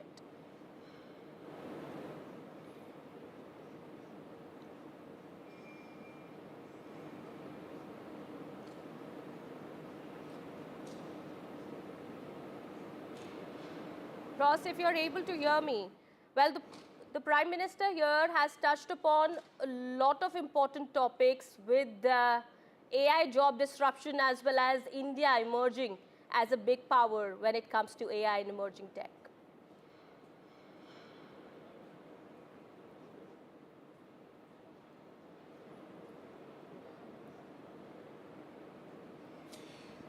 Yes, the Indian Prime Minister here in Paris meeting with Emmanuel Macron this afternoon at the CEO forum with some 30 business leaders from both France and India looking to expand investments because the Élysée Palace have said that the meeting between Emmanuel Macron and Narendra Modi this Tuesday afternoon, local time, will focus on the economic relations between both sides broadly, and then within that we can see specifically those financial incentives for French and Indian companies to invest both ways in AI and artificial intelligence development schemes to expand this technology as much as possible. But just on your original points, I was speaking yesterday to the Director General of the International Labour Organization, who said that there is an opportunity, both positive Ross, and stay negative with us. sides. Let's quickly listen in to Vice President of US, J.D. Vance, who's speaking right now. Prime Minister Modi for being here and for co-hosting the summit, for all of you for participating. And I'm not here this morning to talk about AI safety, which was the title of the conference a couple of years ago. I'm here to talk about AI opportunity. When conferences like this convene to discuss a cutting-edge technology, oftentimes I think our response is to be too self-conscious, too risk-averse. But never have I encountered a breakthrough in tech that so clearly calls us to do precisely the opposite. Now, our administration, the Trump administration, believes that AI will have countless revolutionary applications in economic innovation, job creation, national security, healthcare, free expression, and beyond. And to restrict its development now will not only unfairly benefit incumbents in the space, it would mean paralyzing one of the most promising technologies we have seen in generations. Now, with that in mind, I'd like to make 4 main points today. Number 1, this administration will ensure that American AI technology continues to be the gold standard worldwide, and we are the partner of choice for others, foreign countries, and certainly businesses as they expand their own use of AI. Number 2, we believe that excessive regulation of the AI sector could kill a transformative industry just as it's taking off, and will make every effort to encourage pro-growth AI policies And I like to see that deregulatory flavor making its way into a lot of the conversations this conference. Number 3, we feel very strongly that AI must remain free from ideological bias and that American AI will not be co-opted into a tool for authoritarian censorship. And finally, number 4, the Trump administration will maintain a pro-worker growth path for AI so it can be a potent tool for job creation in the United States. And I appreciate Prime Minister Modi's point. AI, I really believe, will facilitate and make people more productive. It is not going to replace human beings. It will never replace human beings. And I think too many of the leaders in the AI industry, when they talk about this fear of replacing workers, I think they really miss the point. AI, we believe, is going to make us more productive, more prosperous, and more free. The United States of America is the leader in AI, and our administration plans to keep it that way. The U.S. possesses all components across the full AI stack, including advanced semiconductor design, frontier algorithms, and, of course, transformational applications. Now, the computing power this stack requires is integral to advancing AI technology. And to safeguard America's advantage, the Trump administration will ensure that the most powerful AI systems are built in the U.S. with American-designed and manufactured chips. Now, just because we're the leader doesn't mean we want to or need to go it alone, of course. And let me be emphatic about this point. America wants to partner with all of you. And we want to embark on the AI revolution before us with a spirit of openness and collaboration. But to create that kind of trust, we need international regulatory regimes that fosters the creation of AI technology rather than strangles it. And we need our European friends in particular to look to this new frontier with optimism rather than trepidation. Now, the development of cutting-edge AI in the U.S. is no accident. By preserving an open regulatory environment, we've encouraged American innovators to experiment and to make unparalleled R&D investments. Of the $700 billion, give or take, that's estimated to be spent on AI in 2028, over half of it will likely be invested in the United States of America. Now, this administration will not be the one to snuff out the startups and the grad students producing some of the most groundbreaking applications of artificial intelligence. Instead, our laws will keep big tech, little tech, and all other developers on a level playing field. Now, with the President's recent executive order on AI, we're developing an AI action plan that avoids an overly precautionary regulatory regime while ensuring that all Americans benefit from the technology and its transformative potential. Now, we invite your countries to work with us and to follow that model if it makes sense for your nations. However, the Trump administration is troubled by reports that some foreign governments are considering tightening the screws on U.S. tech companies with international footprints. Now, America cannot and will not accept that, and we think it's a terrible mistake, not just for the United States of America, but for your own countries. The U.S. innovators of all sizes already know what it's like to deal with onerous international rules.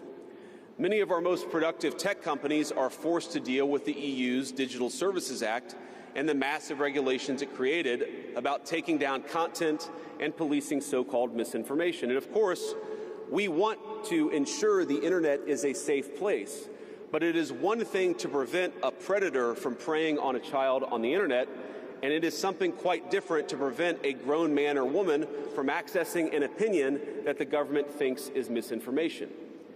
Meanwhile, for smaller firms, navigating the GDPR means paying endless legal compliance costs or otherwise risking massive fines. Now, for some, the easiest way to avoid the dilemma has been to simply block EU users in the first place. Is this really the future that we want? Ladies and gentlemen, I think the answer for all of us should be no. Now, there's no issue where we worry about more than regulation when it comes to energy. And again, I appreciated the comments of so many at the conference because they recognize that we stand now at the frontier of an AI industry that is hungry for reliable power and high-quality semiconductors. Yet too many of our friends are deindustrializing on the one hand and chasing reliable power out of their nations and off their grids with the other. The AI future is not going to be won by hand-wringing about safety. It will be won by building, from reliable power plants to the manufacturing facilities that can produce the chips of the future. Now, at a personal level, what excites me most about AI is that it is grounded in the real and the physical economy. The success of the sector isn't just a matter of smart people sitting in front of a computer screen and coding. It depends on those who work with their hands, even as robotics will change our factories. It will certainly make our healthcare providers better at treating diseases, but it will also depend on the data produced by those healthcare providers, by those doctors and nurses. I believe it will help us create and store new modes of power in the future, but right now, AI cannot take off unless the world builds the energy infrastructure to support it. Now, it's my view that tech innovation over the last 20 years has often conjured images of smart people staring at computer screens, engineering in the world of bits. But the AI economy will primarily depend on and transform the world of atoms. Now, at this moment, we face the extraordinary prospect of a new industrial revolution, one on par with the invention of the steam engine or Bessemer steel. But it will never come to pass if overregulation deters innovators from taking the risks necessary to advance the ball. Nor will it occur if we allow AI to become dominated by massive players looking to use the tech to censor or control users' thoughts. And I'd ask, if you step back a moment and ask yourself, who is most aggressively demanding that we, meaning political leaders gathered here today, do the most aggressive regulation? It is very often the people who already have an incumbent advantage in the market. And when a massive incumbent comes to us asking us for safety regulations, we ought to ask whether that safety regulation is for the benefit of our people or whether it's for the benefit of the incumbent. Now, over the last few years, we've watched as governments, businesses, and nonprofit organizations have advanced unpopular and, I believe, downright ahistorical social agendas through AI. In the U.S., we had AI image generators trying to tell us that George Washington was black, or that America's doughboys in World War I were in fact women. Now, we laugh at this now, and of course it was ridiculous, but we have to remember the lessons from that AI systems developed in America are free from ideological bias and never restrict our citizens' right to free speech. We can trust our people to think, to consume information, to develop their own ideas, and to debate with one another in the open marketplace of ideas.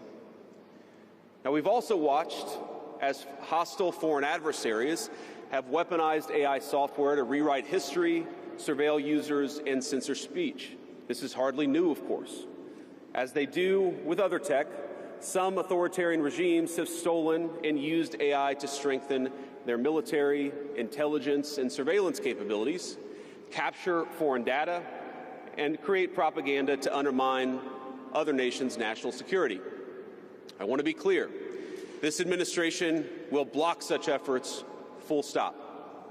We will safeguard American AI and chip technologies from theft and misuse, work with our allies and partners to strengthen and extend these protections, and close pathways to adversaries attaining AI capabilities that threaten all of our people.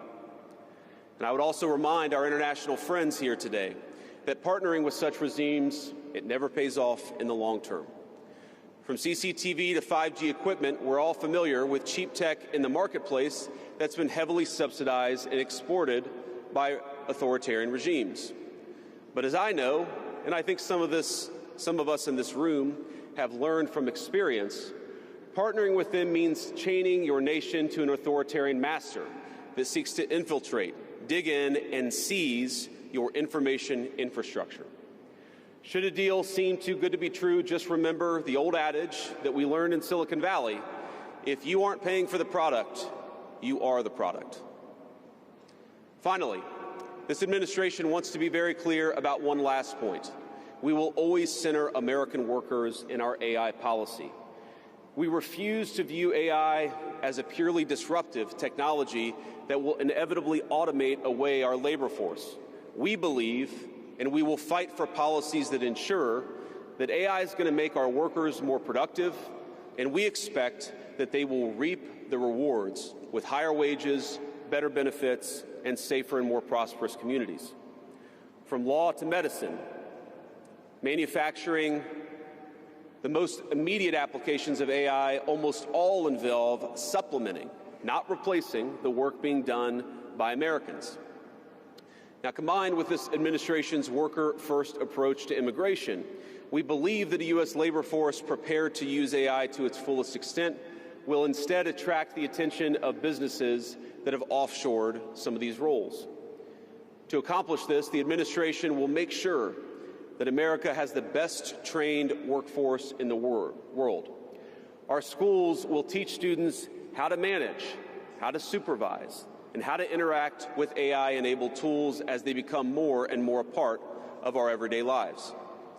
And as AI creates new jobs and industries, our government, businesses, and labor organizations have an obligation to work together to empower the workers, not just of the United States, but all over the country, all over the world.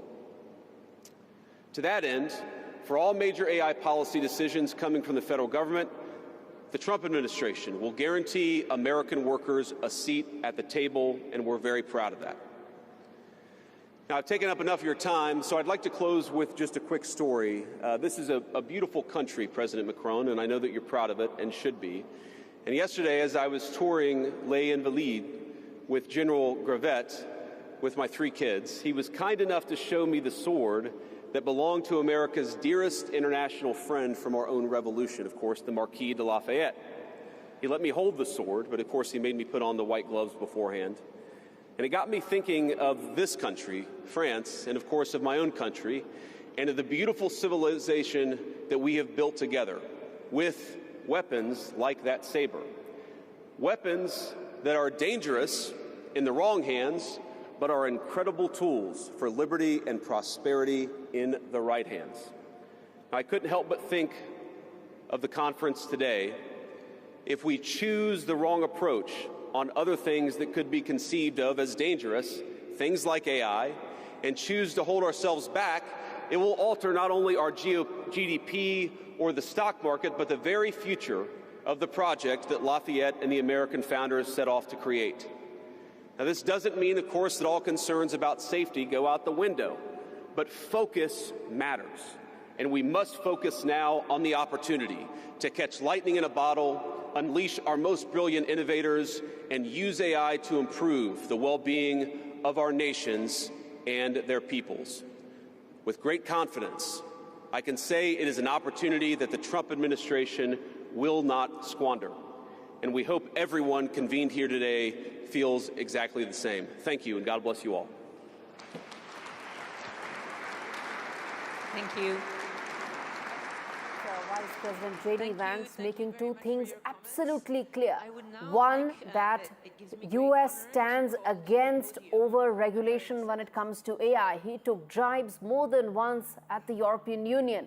And the second thing he spoke about was misinformation campaign. Remember, the Trump administration came into office at the back of saying that traditional platforms of internet and technology ran misinformation campaigns against Donald Trump and J.D. Vance. So those were the 2 key themes that the Vice President of US spoke about again and again, Kitty. And let's quickly now get in Paridhi as well, who's standing to give us a download of, well, the themes were very clear, Paridhi, where J.D. Vance stands in contrast to some of the European Union leaders who've in fact been speaking about regulation. The last 2 summits were about regulation, about risks and so on and so forth. The American position this time could determine what will be the outcome of the Paris summit to some extent. Absolutely, Gauri. And, we were listening to J.D. Vance talk. And as he was talking, I couldn't help but think that when he said that, the United States is the leader in global AI and they plan to keep it that way. That, I think, is a very telling sign of how the United States views global cooperation when it comes to new technologies. I think that was a very telling sign. In so many words, J.D. Vance said that. The other thing, I think, Gauri, that has stood out, and you mentioned it, he talked about over-regulation. And in talking about regulation of data, regulation of AI, he also mentioned the GDPR, right? The GDPR is essentially the General Data Protection Regulation, which the European Union has developed, and which almost all EU countries have to follow and abide by, which also applies to private companies then who come into the EU. Well, there's clearly a lot of excitement here. Right, Paridhi. I'm sorry about that. Paridhi, and not just that, he's of course said that AI has been used by other nations to undermine the national security. Well, of course, that looks like it's a reference to China, a warning to China. But yes, much more that he said and much more that needs to be analyzed here. We'll come back to Paridhi in just a bit. It's time for a quick break here. We'll be right back.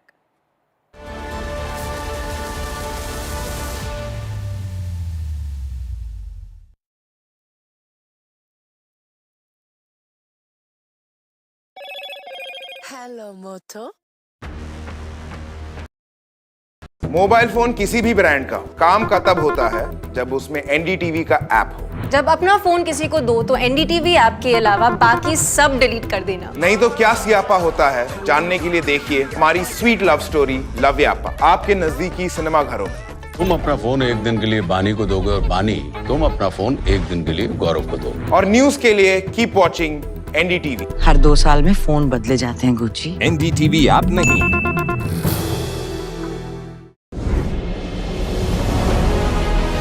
As India accelerates its growth towards self-reliance, India Inc. is leading the charge.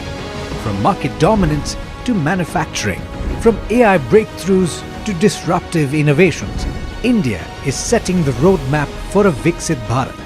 Join us as business leaders, policymakers and ministers come together at the NDTV Profit Conclave 2025, the blueprint for Viksit Bharat, February 18th, 10 a.m. onwards. Tune in only on the NDTV network. Big Budget Day. Big newsmakers on NDTV. Top ministers and opposition leaders. ये by the people, of the people and for the people budget. It is a fulfilling budget. This is a development budget. It's one of the finest budgets I've ever seen. It's more than a bold move. It is a clever move. NDTV, always the first choice of newsmaker. NDTV keeps you ahead.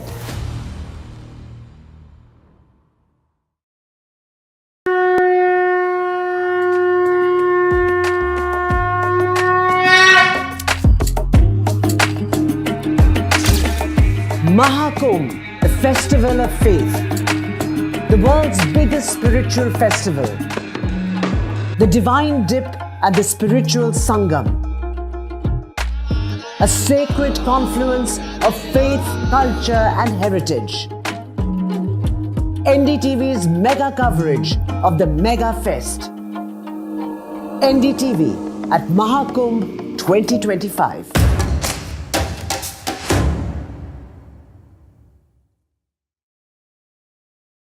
I've been reporting on all issues big and small from Andhra Pradesh, Telangana, rest of South India, bringing you all the action, all that you need to know, all that you want to know. The energy of Maximum City is infectious. I bring in that energy in our news coverage from financial capital Mumbai. Covering from the southernmost part of India over the last 23 years, I bring in-depth and 360-degree coverage from the Dravidian heartland. The land of Mishti is also known for its bitter politics. I have seen much water flow under the Howrah Bridge, covering Bengal in all its vivid colors.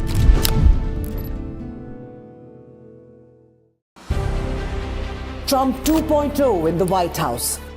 Prime Minister Modi amongst the first invitees. Recognition of a rising India.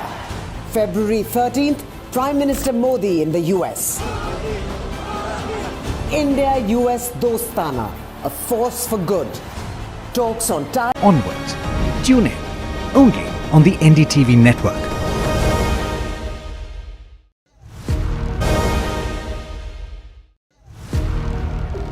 Big budget day. Big budget day. Big newsmakers on NDTV. Top ministers and opposition leaders. ये by the people, of the people and for the people budget. It is a fulfilling budget. This is a development budget. It's one of the finest budgets I've ever seen. It's more than a bold move. It is a clever move. NDTV, always the first choice of newsmakers. NDTV keeps you ahead.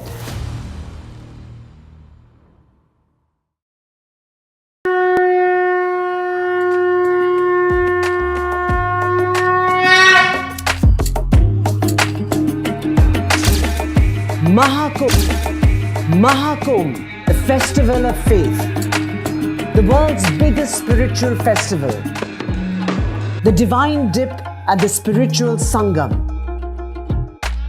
a sacred confluence of faith, culture and heritage. NDTV's mega coverage of the Mega Fest. NDTV at Mahakumbh 2025.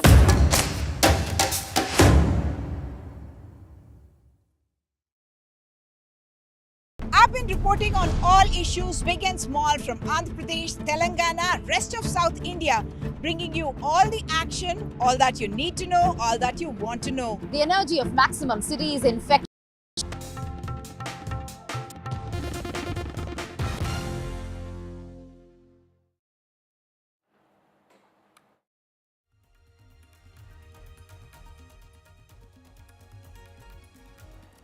Welcome back after the break. The much-awaited India Energy Week 2025 kick-started today with its third edition at the Yashobhoomi, with Prime Minister Modi virtually inaugurating the 4-day mega event. Prime Minister Modi, while addressing the India Energy Week, has said that India has strategic geography that makes energy trade attractive and easy, and that India is committed towards global sustainability.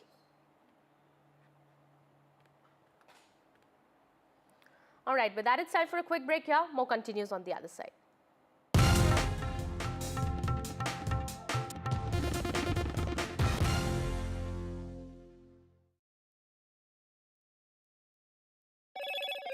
Hello, Moto. Trump 2.0 in the White House. Prime Minister Modi amongst the first invitees. Recognition of a rising India. February 13th, Prime Minister Modi in the US. India-US Dostana, a force for good. Talks on ties, trade and tariffs. A dialogue of democracies. हमारी मित्रता आगे बढ़ती चली जा रही है. Deal, Dosti and Diplomacy. Live coverage on NDTV from Washington. As India accelerates its growth towards self-reliance, India Inc. is leading the charge. From market dominance to manufacturing, from AI breakthroughs to disruptive innovations, India is setting the roadmap for a Viksit Bharat. Join us as business leaders, policymakers and ministers come together at the NDTV Profit Conclave 2025, the blueprint for Viksit Bharat, February 18th, 10 a.m. onwards. Tune in only on the NDTV network. Big budget day. Big newsmakers on NDTV. Top ministers and opposition leaders. ये by the people, of the people and for the people budget. It is a fulfilling budget. This is a development budget. It's one of the finest budgets I've ever seen. It's more than a bold move. It is a clever move. NDTV, always the first choice of newsmakers. NDTV keeps you ahead.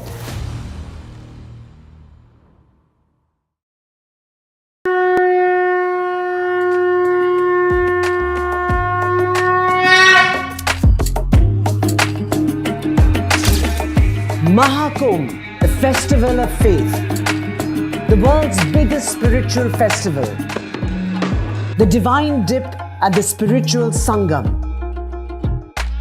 a sacred confluence of faith, culture and heritage. NDTV's mega coverage of the Mega Fest. NDTV at Mahakumbh 2025.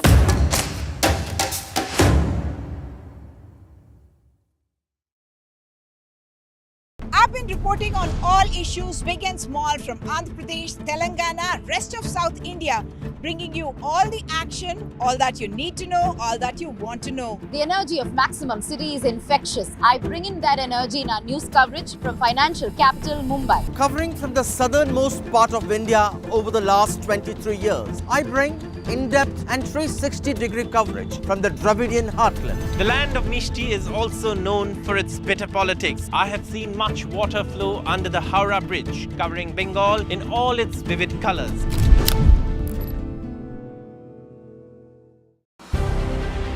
Trump 2.0 in the White House. Prime Minister Modi amongst the first invitees. Recognition of a rising India. February 13th, Prime Minister Modi in the US. India-US Dostana, a force for good. Talks on ties, trade and tariffs. A dialogue of democracies. हमारी मित्रता आगे बढ़ती चली जा रही है. Deal, dosti and diplomacy. Live coverage on NDTV from Washington. As India accelerates its growth towards self-reliance, India Inc. is leading the charge. From market dominance to manufacturing, from AI breakthroughs to disruptive innovations, India is setting the roadmap for a Viksit Bharat. Join us as business leaders, policymakers and ministers come together at the NDTV Profit Conclave 2025, the blueprint for Viksit Bharat, February 18th, 10 a.m. onwards. Tune in only on the NDTV network. Big Budget Day. Big newsmakers on NDTV. Top ministers and opposition leaders. ये by the people, of the people and for the people budget. It is a fulfilling budget. This is a development budget. It's one of the finest budgets I've ever seen. It's more than a bold move. It is a clever move. NDTV, always the first choice of newsmaker. NDTV keeps you ahead.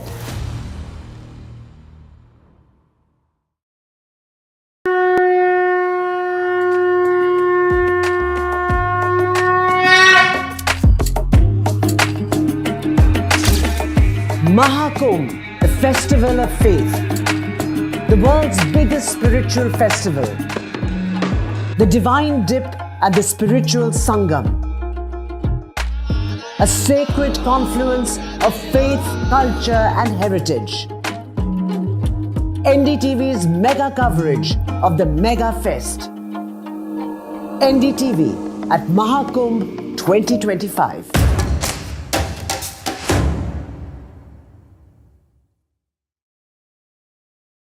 I've been reporting on all issues big and small from Andhra Pradesh, Telangana, rest of South India, bringing you all the action, all that you need to know, all that you want to know. The energy of Maximum City is infectious. I bring in that energy in our news coverage from financial capital Mumbai. Covering from the southernmost part of India over the last 23 years, I bring in-depth and 360-degree coverage from the Dravidian heartland. The land of Mishti is also known for its bitter politics. I have seen much water flow under the Howrah Bridge, covering Bengal in all its vivid colors.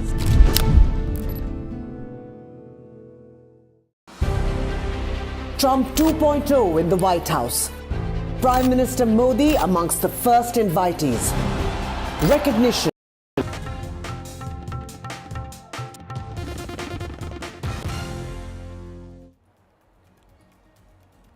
Welcome back after the break. In connection with the beer biceps controversy in the parliament, Shiv Sena has raised the issue in Lok Sabha. Shiv Sena MP Naresh Maske has said that the government needs to evolve guidelines for such content on social media. Listen in. Platform पर कोई भी sensor नहीं है, उनको दिशा नहीं है, उनके content पे कुछ भी दिशा नहीं है, कुछ भी पॉलिटिकल के बारे में कुछ भी अनाप शनाप बातें करने की ये जो रिवाज चालू है इसके ऊपर सेंट्रल गवर्नमेंट ने ध्यान देना चाहिए और सेंसर लगाना चाहिए। ओटीटी प्लेटफॉर्म्स, सब पॉडकास्टर, उनके लिए सख्त कायदा बनाना चाहिए और उनके ऊपर तुरंत गुना दाखिल करना चाहिए। ये विषय ये सभागृह में मैं आपके सामने रखता हूं। श्रीमती प्रतिमा मंडल जी। All right, lot of updates coming in with regard to the controversy now that has erupted after the comment made by Ranveer Allahabadi. We'll get you more on that in just a bit. It's time for a quick break here. More on the other side.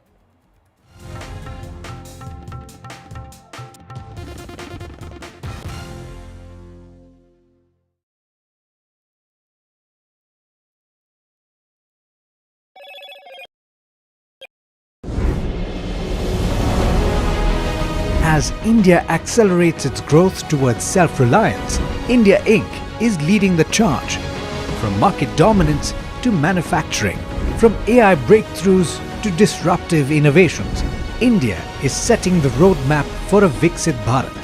Join us as business leaders, policymakers and ministers come together at the NDTV Profit Conclave 2025, the blueprint for Viksit Bharat, February 18th, 10 a.m. onwards.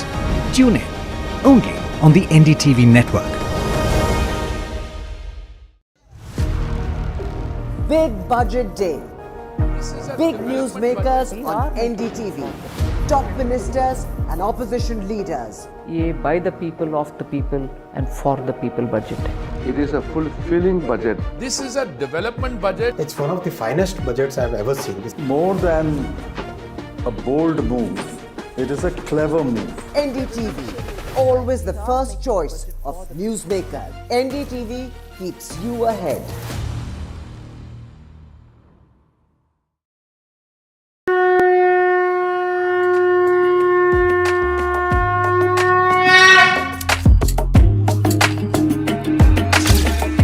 Mahakumbh, the festival of faith. The world's biggest spiritual festival. The divine dip at the spiritual Sangam. A sacred confluence of faith, culture and heritage. NDTV's mega coverage of the Mega Fest. NDTV at Mahakumbh 2025.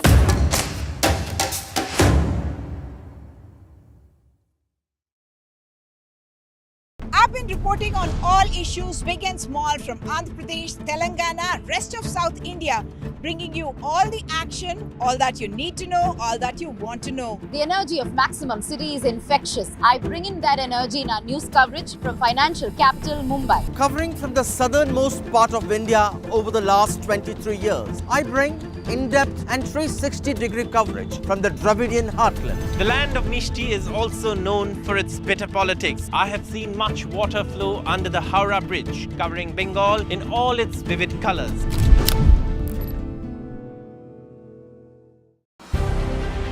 Trump 2.0 in the White House. Prime Minister Modi amongst the first invitees. Recognition of a rising India. February 13th, Prime Minister Modi in the US. India-US Dostana, a force for good. Talks on ties, trade and tariffs. A dialogue of democracies. हमारी मित्रता आगे बढ़ती चली जा रही है. Deal, Dosti and Diplomacy. Live coverage on NDTV from Washington. As India accelerates its growth towards self-reliance, India Inc. is leading the charge. From market dominance to manufacturing, from AI breakthroughs to disruptive innovations, India is setting the roadmap for a Viksit Bharat. Join us as business leaders, policymakers and ministers come together at the NDTV Profit Conclave 2025, the blueprint for Viksit Bharat, February 18th, 10 a.m. onwards. Tune in only on the NDTV network. Big Budget Day. Big newsmakers on NDTV. Top ministers and opposition leaders. ये by the people, of the people and for the people budget. It is a fulfilling budget. This is a development budget. It's one of the finest budgets I've ever seen. It's more than a bold move. It is a clever move. NDTV, always the first choice of newsmaker. NDTV keeps you ahead.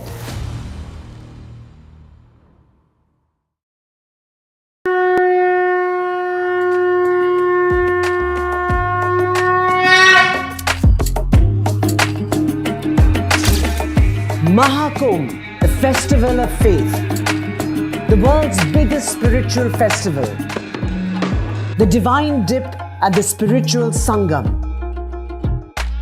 a sacred confluence of faith, culture and heritage. NDTV's mega coverage of the Mega Fest. NDTV at Mahakumbh 2025.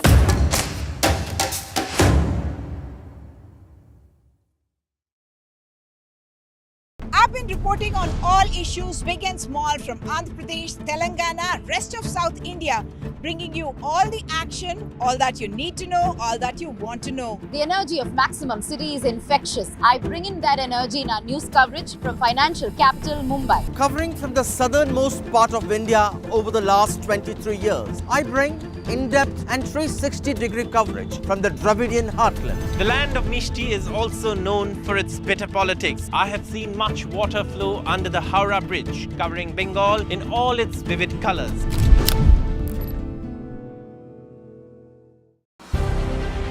Trump 2.0 in the White House. Prime Minister Modi amongst the first invitees. Recognition of a rising India. February 13th, Prime Minister Modi in the US.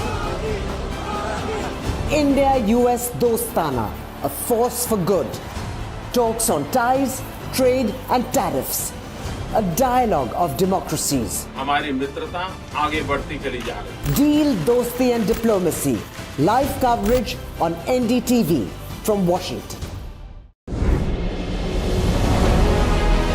As India accelerates its growth towards self-reliance, India Inc. is leading the charge. From market dominance to manufacturing, from AI breakthroughs to disruptive innovations, India is setting the roadmap for a Viksit Bharat.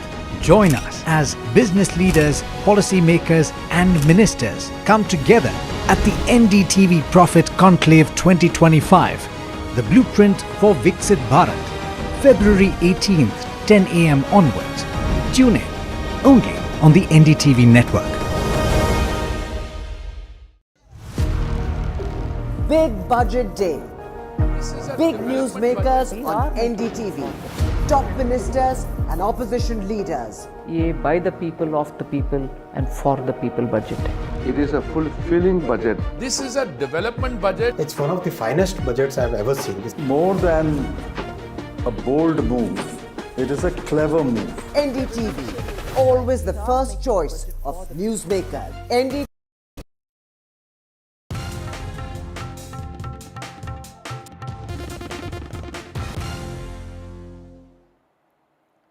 Welcome back after the break. A huge controversy erupted after there was massive jam at the Mahakumbh ahead of Maghi Purnima Snan. Well, the opposition has slammed the mismanagement and said that the 300-kilometer long jam was seen on the streets and it is quite unfortunate. Well, the Samajwadi Party said that people have been stuck for days. However, we do understand the UP police has said that they've assured there will be no jam and the Mela is now a no vehicle zone.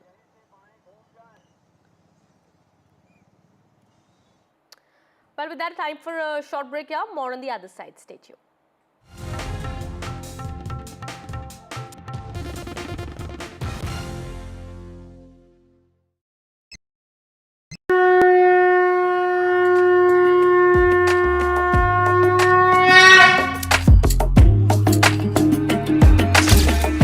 Mahakumbh, a festival of faith, the world's biggest spiritual festival, the divine dip at the spiritual Sangam, a sacred confluence of faith, culture and heritage. NDTV's mega coverage of the Mega Fest. NDTV at Mahakumbh 2025.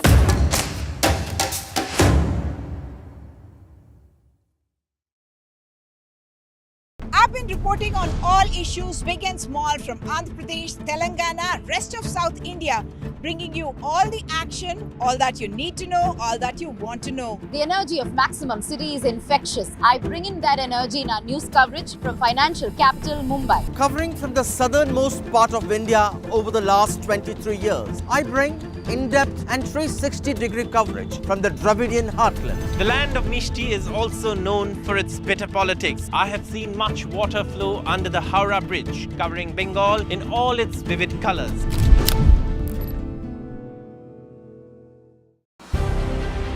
Trump 2.0 in the White House.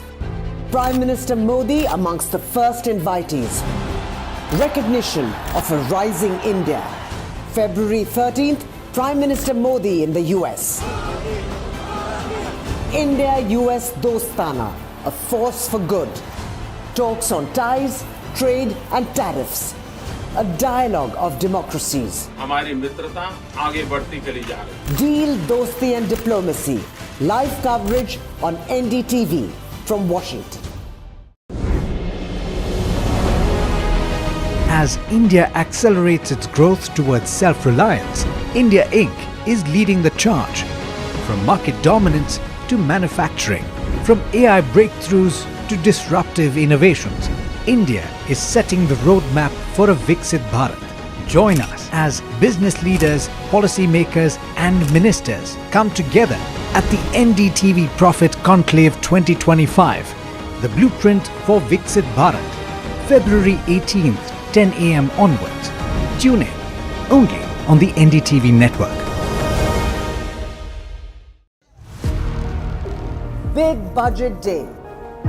Big newsmakers on NDTV. Top ministers and opposition leaders. ये by the people, of the people and for the people budget. It is a fulfilling budget. This is a development budget. It's one of the finest budgets I've ever seen. More than a bold move, it is a clever move. NDTV, always the first choice of newsmakers. NDTV keeps you ahead.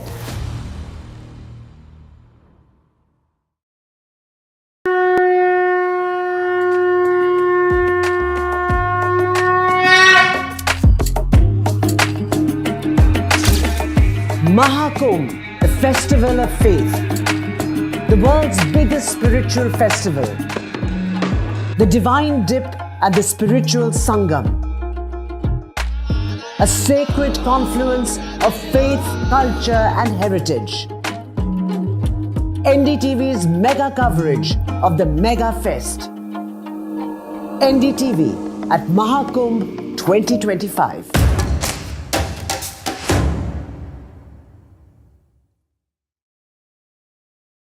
I've been reporting on all issues big and small from Andhra Pradesh, Telangana, rest of South India, bringing you all the action, all that you need to know, all that you want to know. The energy of Maximum City is infectious. I bring in that energy in our news coverage from financial capital Mumbai. Covering from the southernmost part of India over the last 23 years, I bring in-depth and 360-degree coverage from the Dravidian heartland. The land of Mishti is also known for its bitter politics. I have seen much water flow under the Howrah Bridge, covering Bengal in all its vivid colors.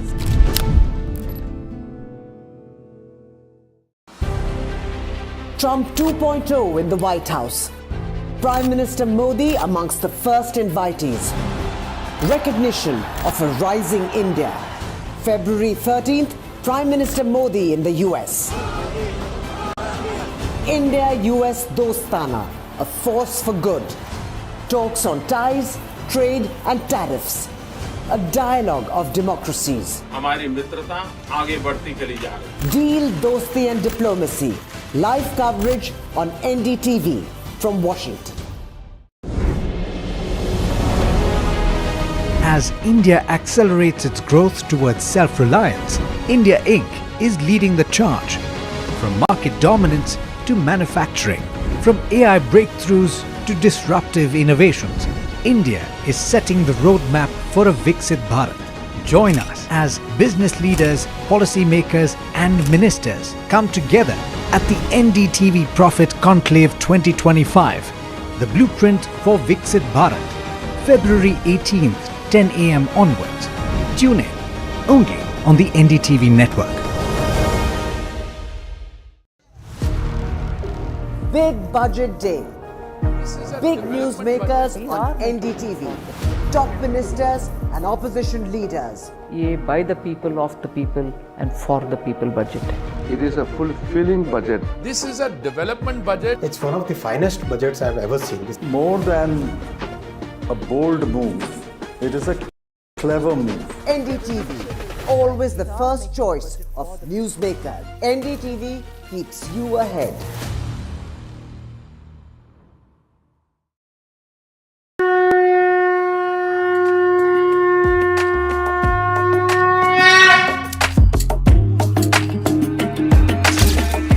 Mahakumbh, the festival of faith, the world's biggest spiritual.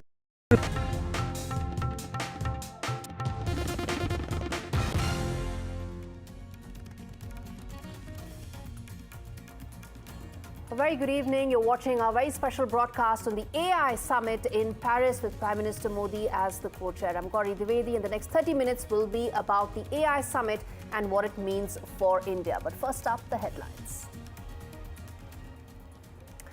Prime Minister Modi flags jobs concerns at the Paris Summit on AI. Prime Minister Modi says that the nature of jobs will change. Need to reskill people. Prime Minister Modi also calls for AI for all and AI for good.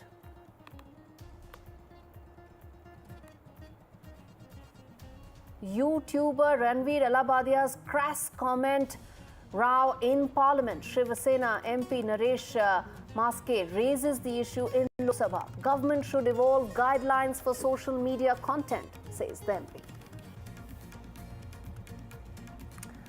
Politics over massive traffic jam at Mahakumbh. Akhilesh Yadav rakes up mismanagement in Parliament. UP cops assure traffic flow is smooth at Mahakumbh.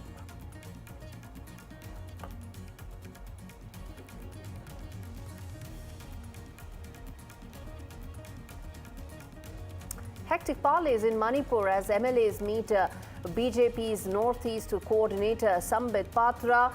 Who will be the next Chief Minister of Manipur remains to be seen. And Sensex crashes over 1,000 points as Donald Trump's tariffs rattle equity markets and foreign outflows continue.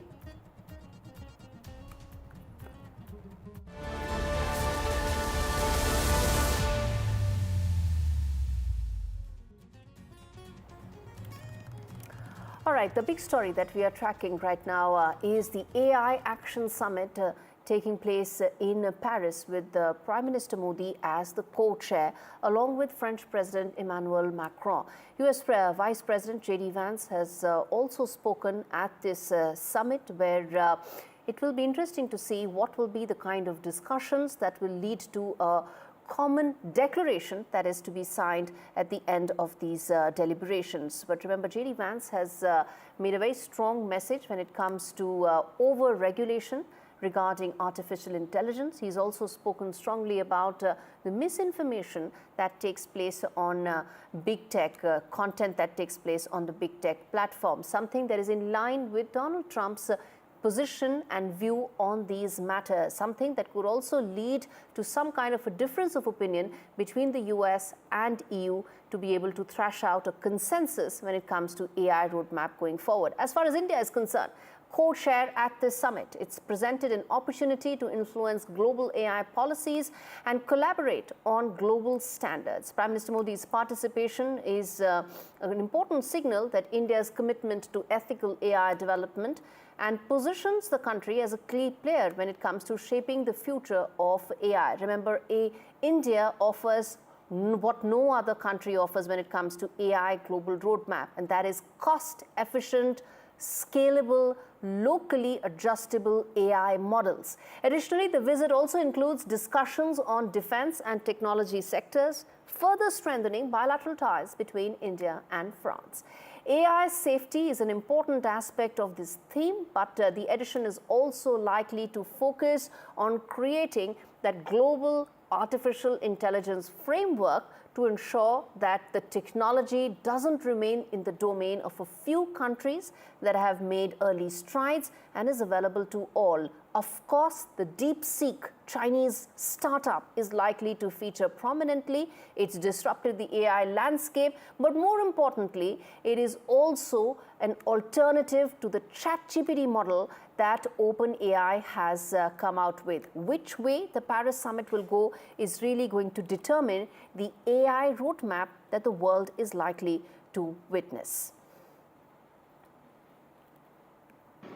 We must build quality data sets free from biases.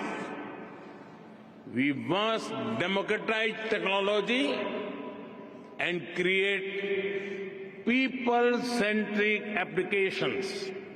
Friend, loss of jobs is AI's most feared disruption. But history has shown that work does not disappear due to technology. Its nature changes and new types of jobs are created. We need to invest in skilling and reskilling our people for an AI-driven future. Friends, India has successfully built a digital public infrastructure for over 1.4 billion people at a very low cost. It is built around an open and accessible network. It has regulations and a wide range of applications to modernize our economy, reform governance, and transform the lives of our people. We have unlocked the power of data through our data empowerment and protection architecture. And we have made digital commerce democratic and accessible to all. This vision is the foundation of India's national AI mission.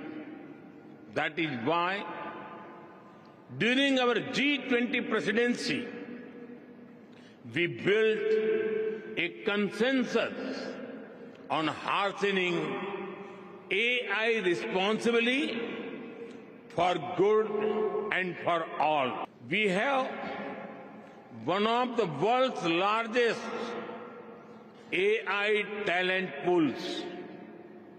India is building its own large language model considering our diversity.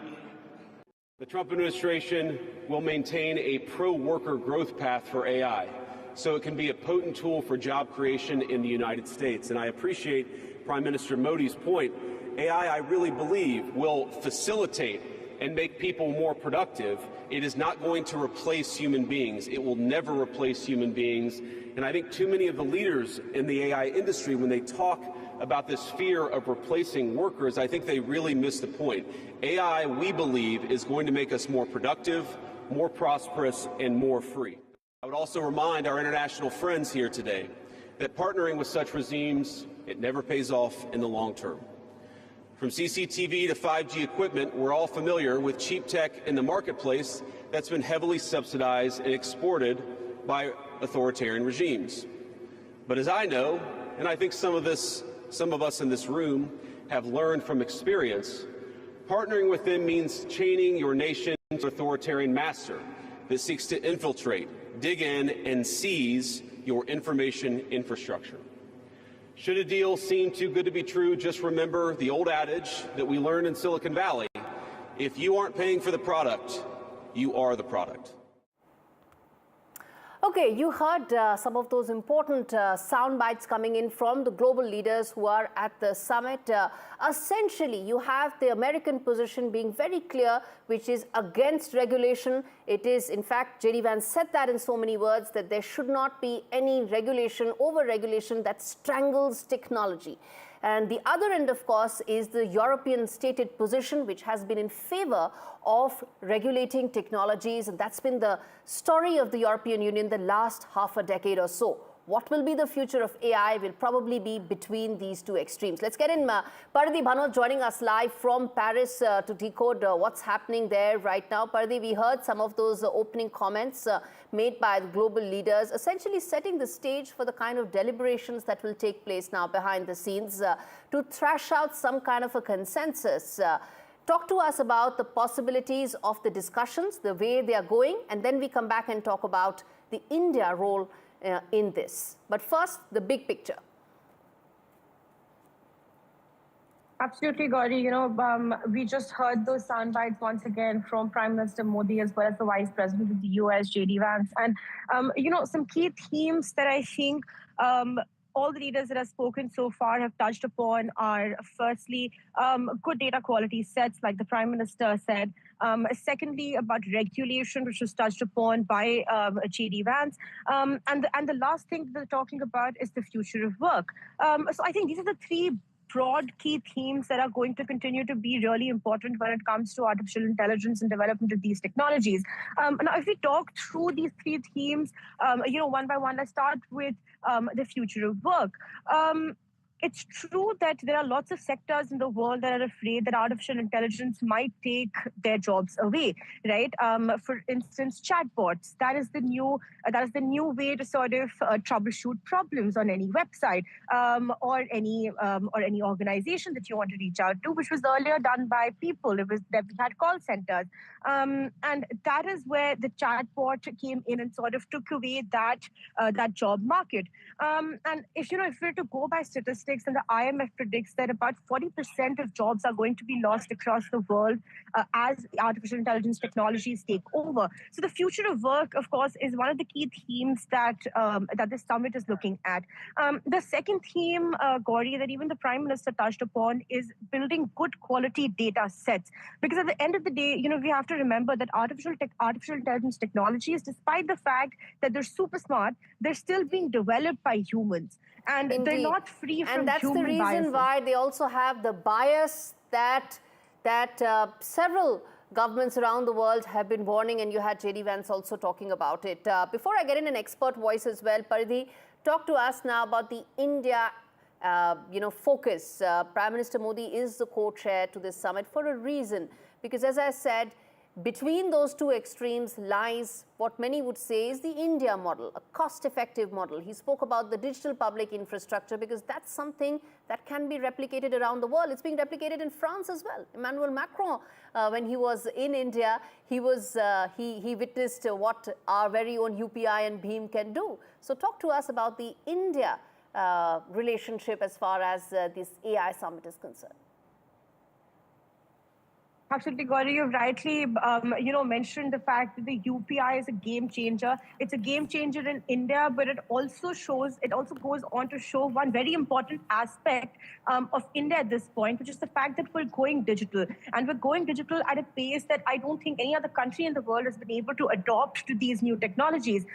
E-commerce, for instance, like you were mentioning, right? UPI. France now, in fact, has the UPI. So if you're an Indian, and if you use, UPI interfaces, then you can go to the Eiffel Tower, you can buy a ticket using your UPI app. So that's really sort of the role that India is playing, in the sense of being a leader when it comes to adopting digital technologies. I think that's where our true strength lies. Absolutely. Now, as far as... Yeah. Absolutely, Paridhi. Hold your thought there, because I want to quickly get in an expert as well. Mr. Elias joins me from Paris. In fact, he's a fellow at the Mozilla Foundation. He's a member of the World Economic Forum's Global Future Council on AI. So, thanks so much for speaking to NDTV, and I hope I didn't mispronounce your name. hopefully AI will teach us about pronunciations going forward. But on to the fact about this summit, there are varying opinions and approaches as far as AI is concerned that has been presented in the opening comments. There is the India position, one heard the American position, and then, one would say that the European position represented by, of course, the French president as well. Where do you see these discussions going from here on, and what do you think could be, the areas which could be of focus in this summit? Fundamentally, this summit has been a game changer because this has kind of, told the world that we Indians doesn't want to be in the sideline anymore, adopting what the EU designs, EU think about how AI should be, or the US think about AI should be, right? We want to actively shape the future of AI, and we want to be in that leadership position, right? India as a global leader, and as we have seen, our Prime Minister has been advocating for inclusive and ethical and human-centric approach to AI, right? So that's being one key element of this. Secondly, the AI safety has been a very primary point of debate for many years. If you remember, this chain of events started with the AI Safety Summit in Bletchley Park 2 years back, and this is the latest edition in that thing. And now, when you look at the larger landscape, like the approach of India, as you pointed out, when you compare with the West and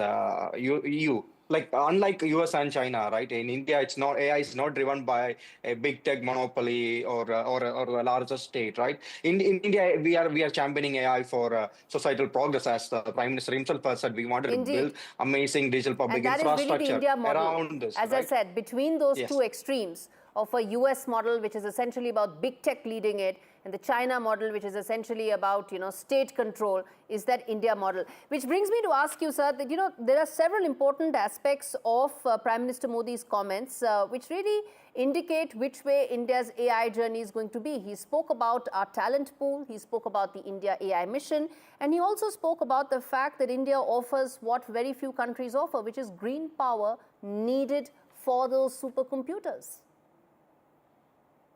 Yes, I think we've been undergoing an immense transition, not just in the energy, but also in the space of AI, right? I think the India AI mission has been one such step in that place, right? The GPU procurement itself, I don't think many other countries are actively involved in developing its own local AI economy, because the government itself is procuring GPUs for rest of the research and the startup ecosystem. So that's being one of the things. I think one of the other things also a Prime Minister has mentioned, as our strength, not beyond sustainable AI development and energy efficiency and the large talent pool we have is, I think, democratizing AI itself, right?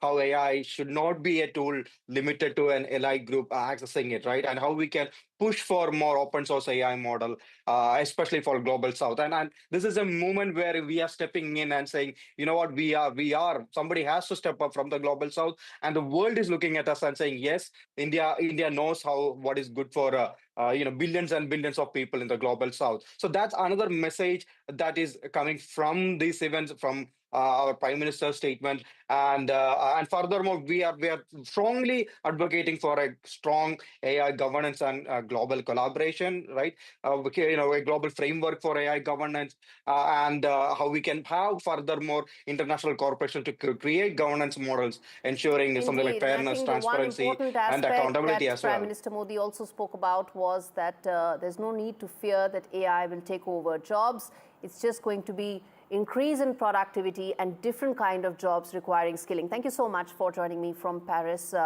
for how the AI summit will reshape artificial intelligence. On that note, shifting gears, we now dip into, let's cut across to the investment summit that's underway in Karnataka.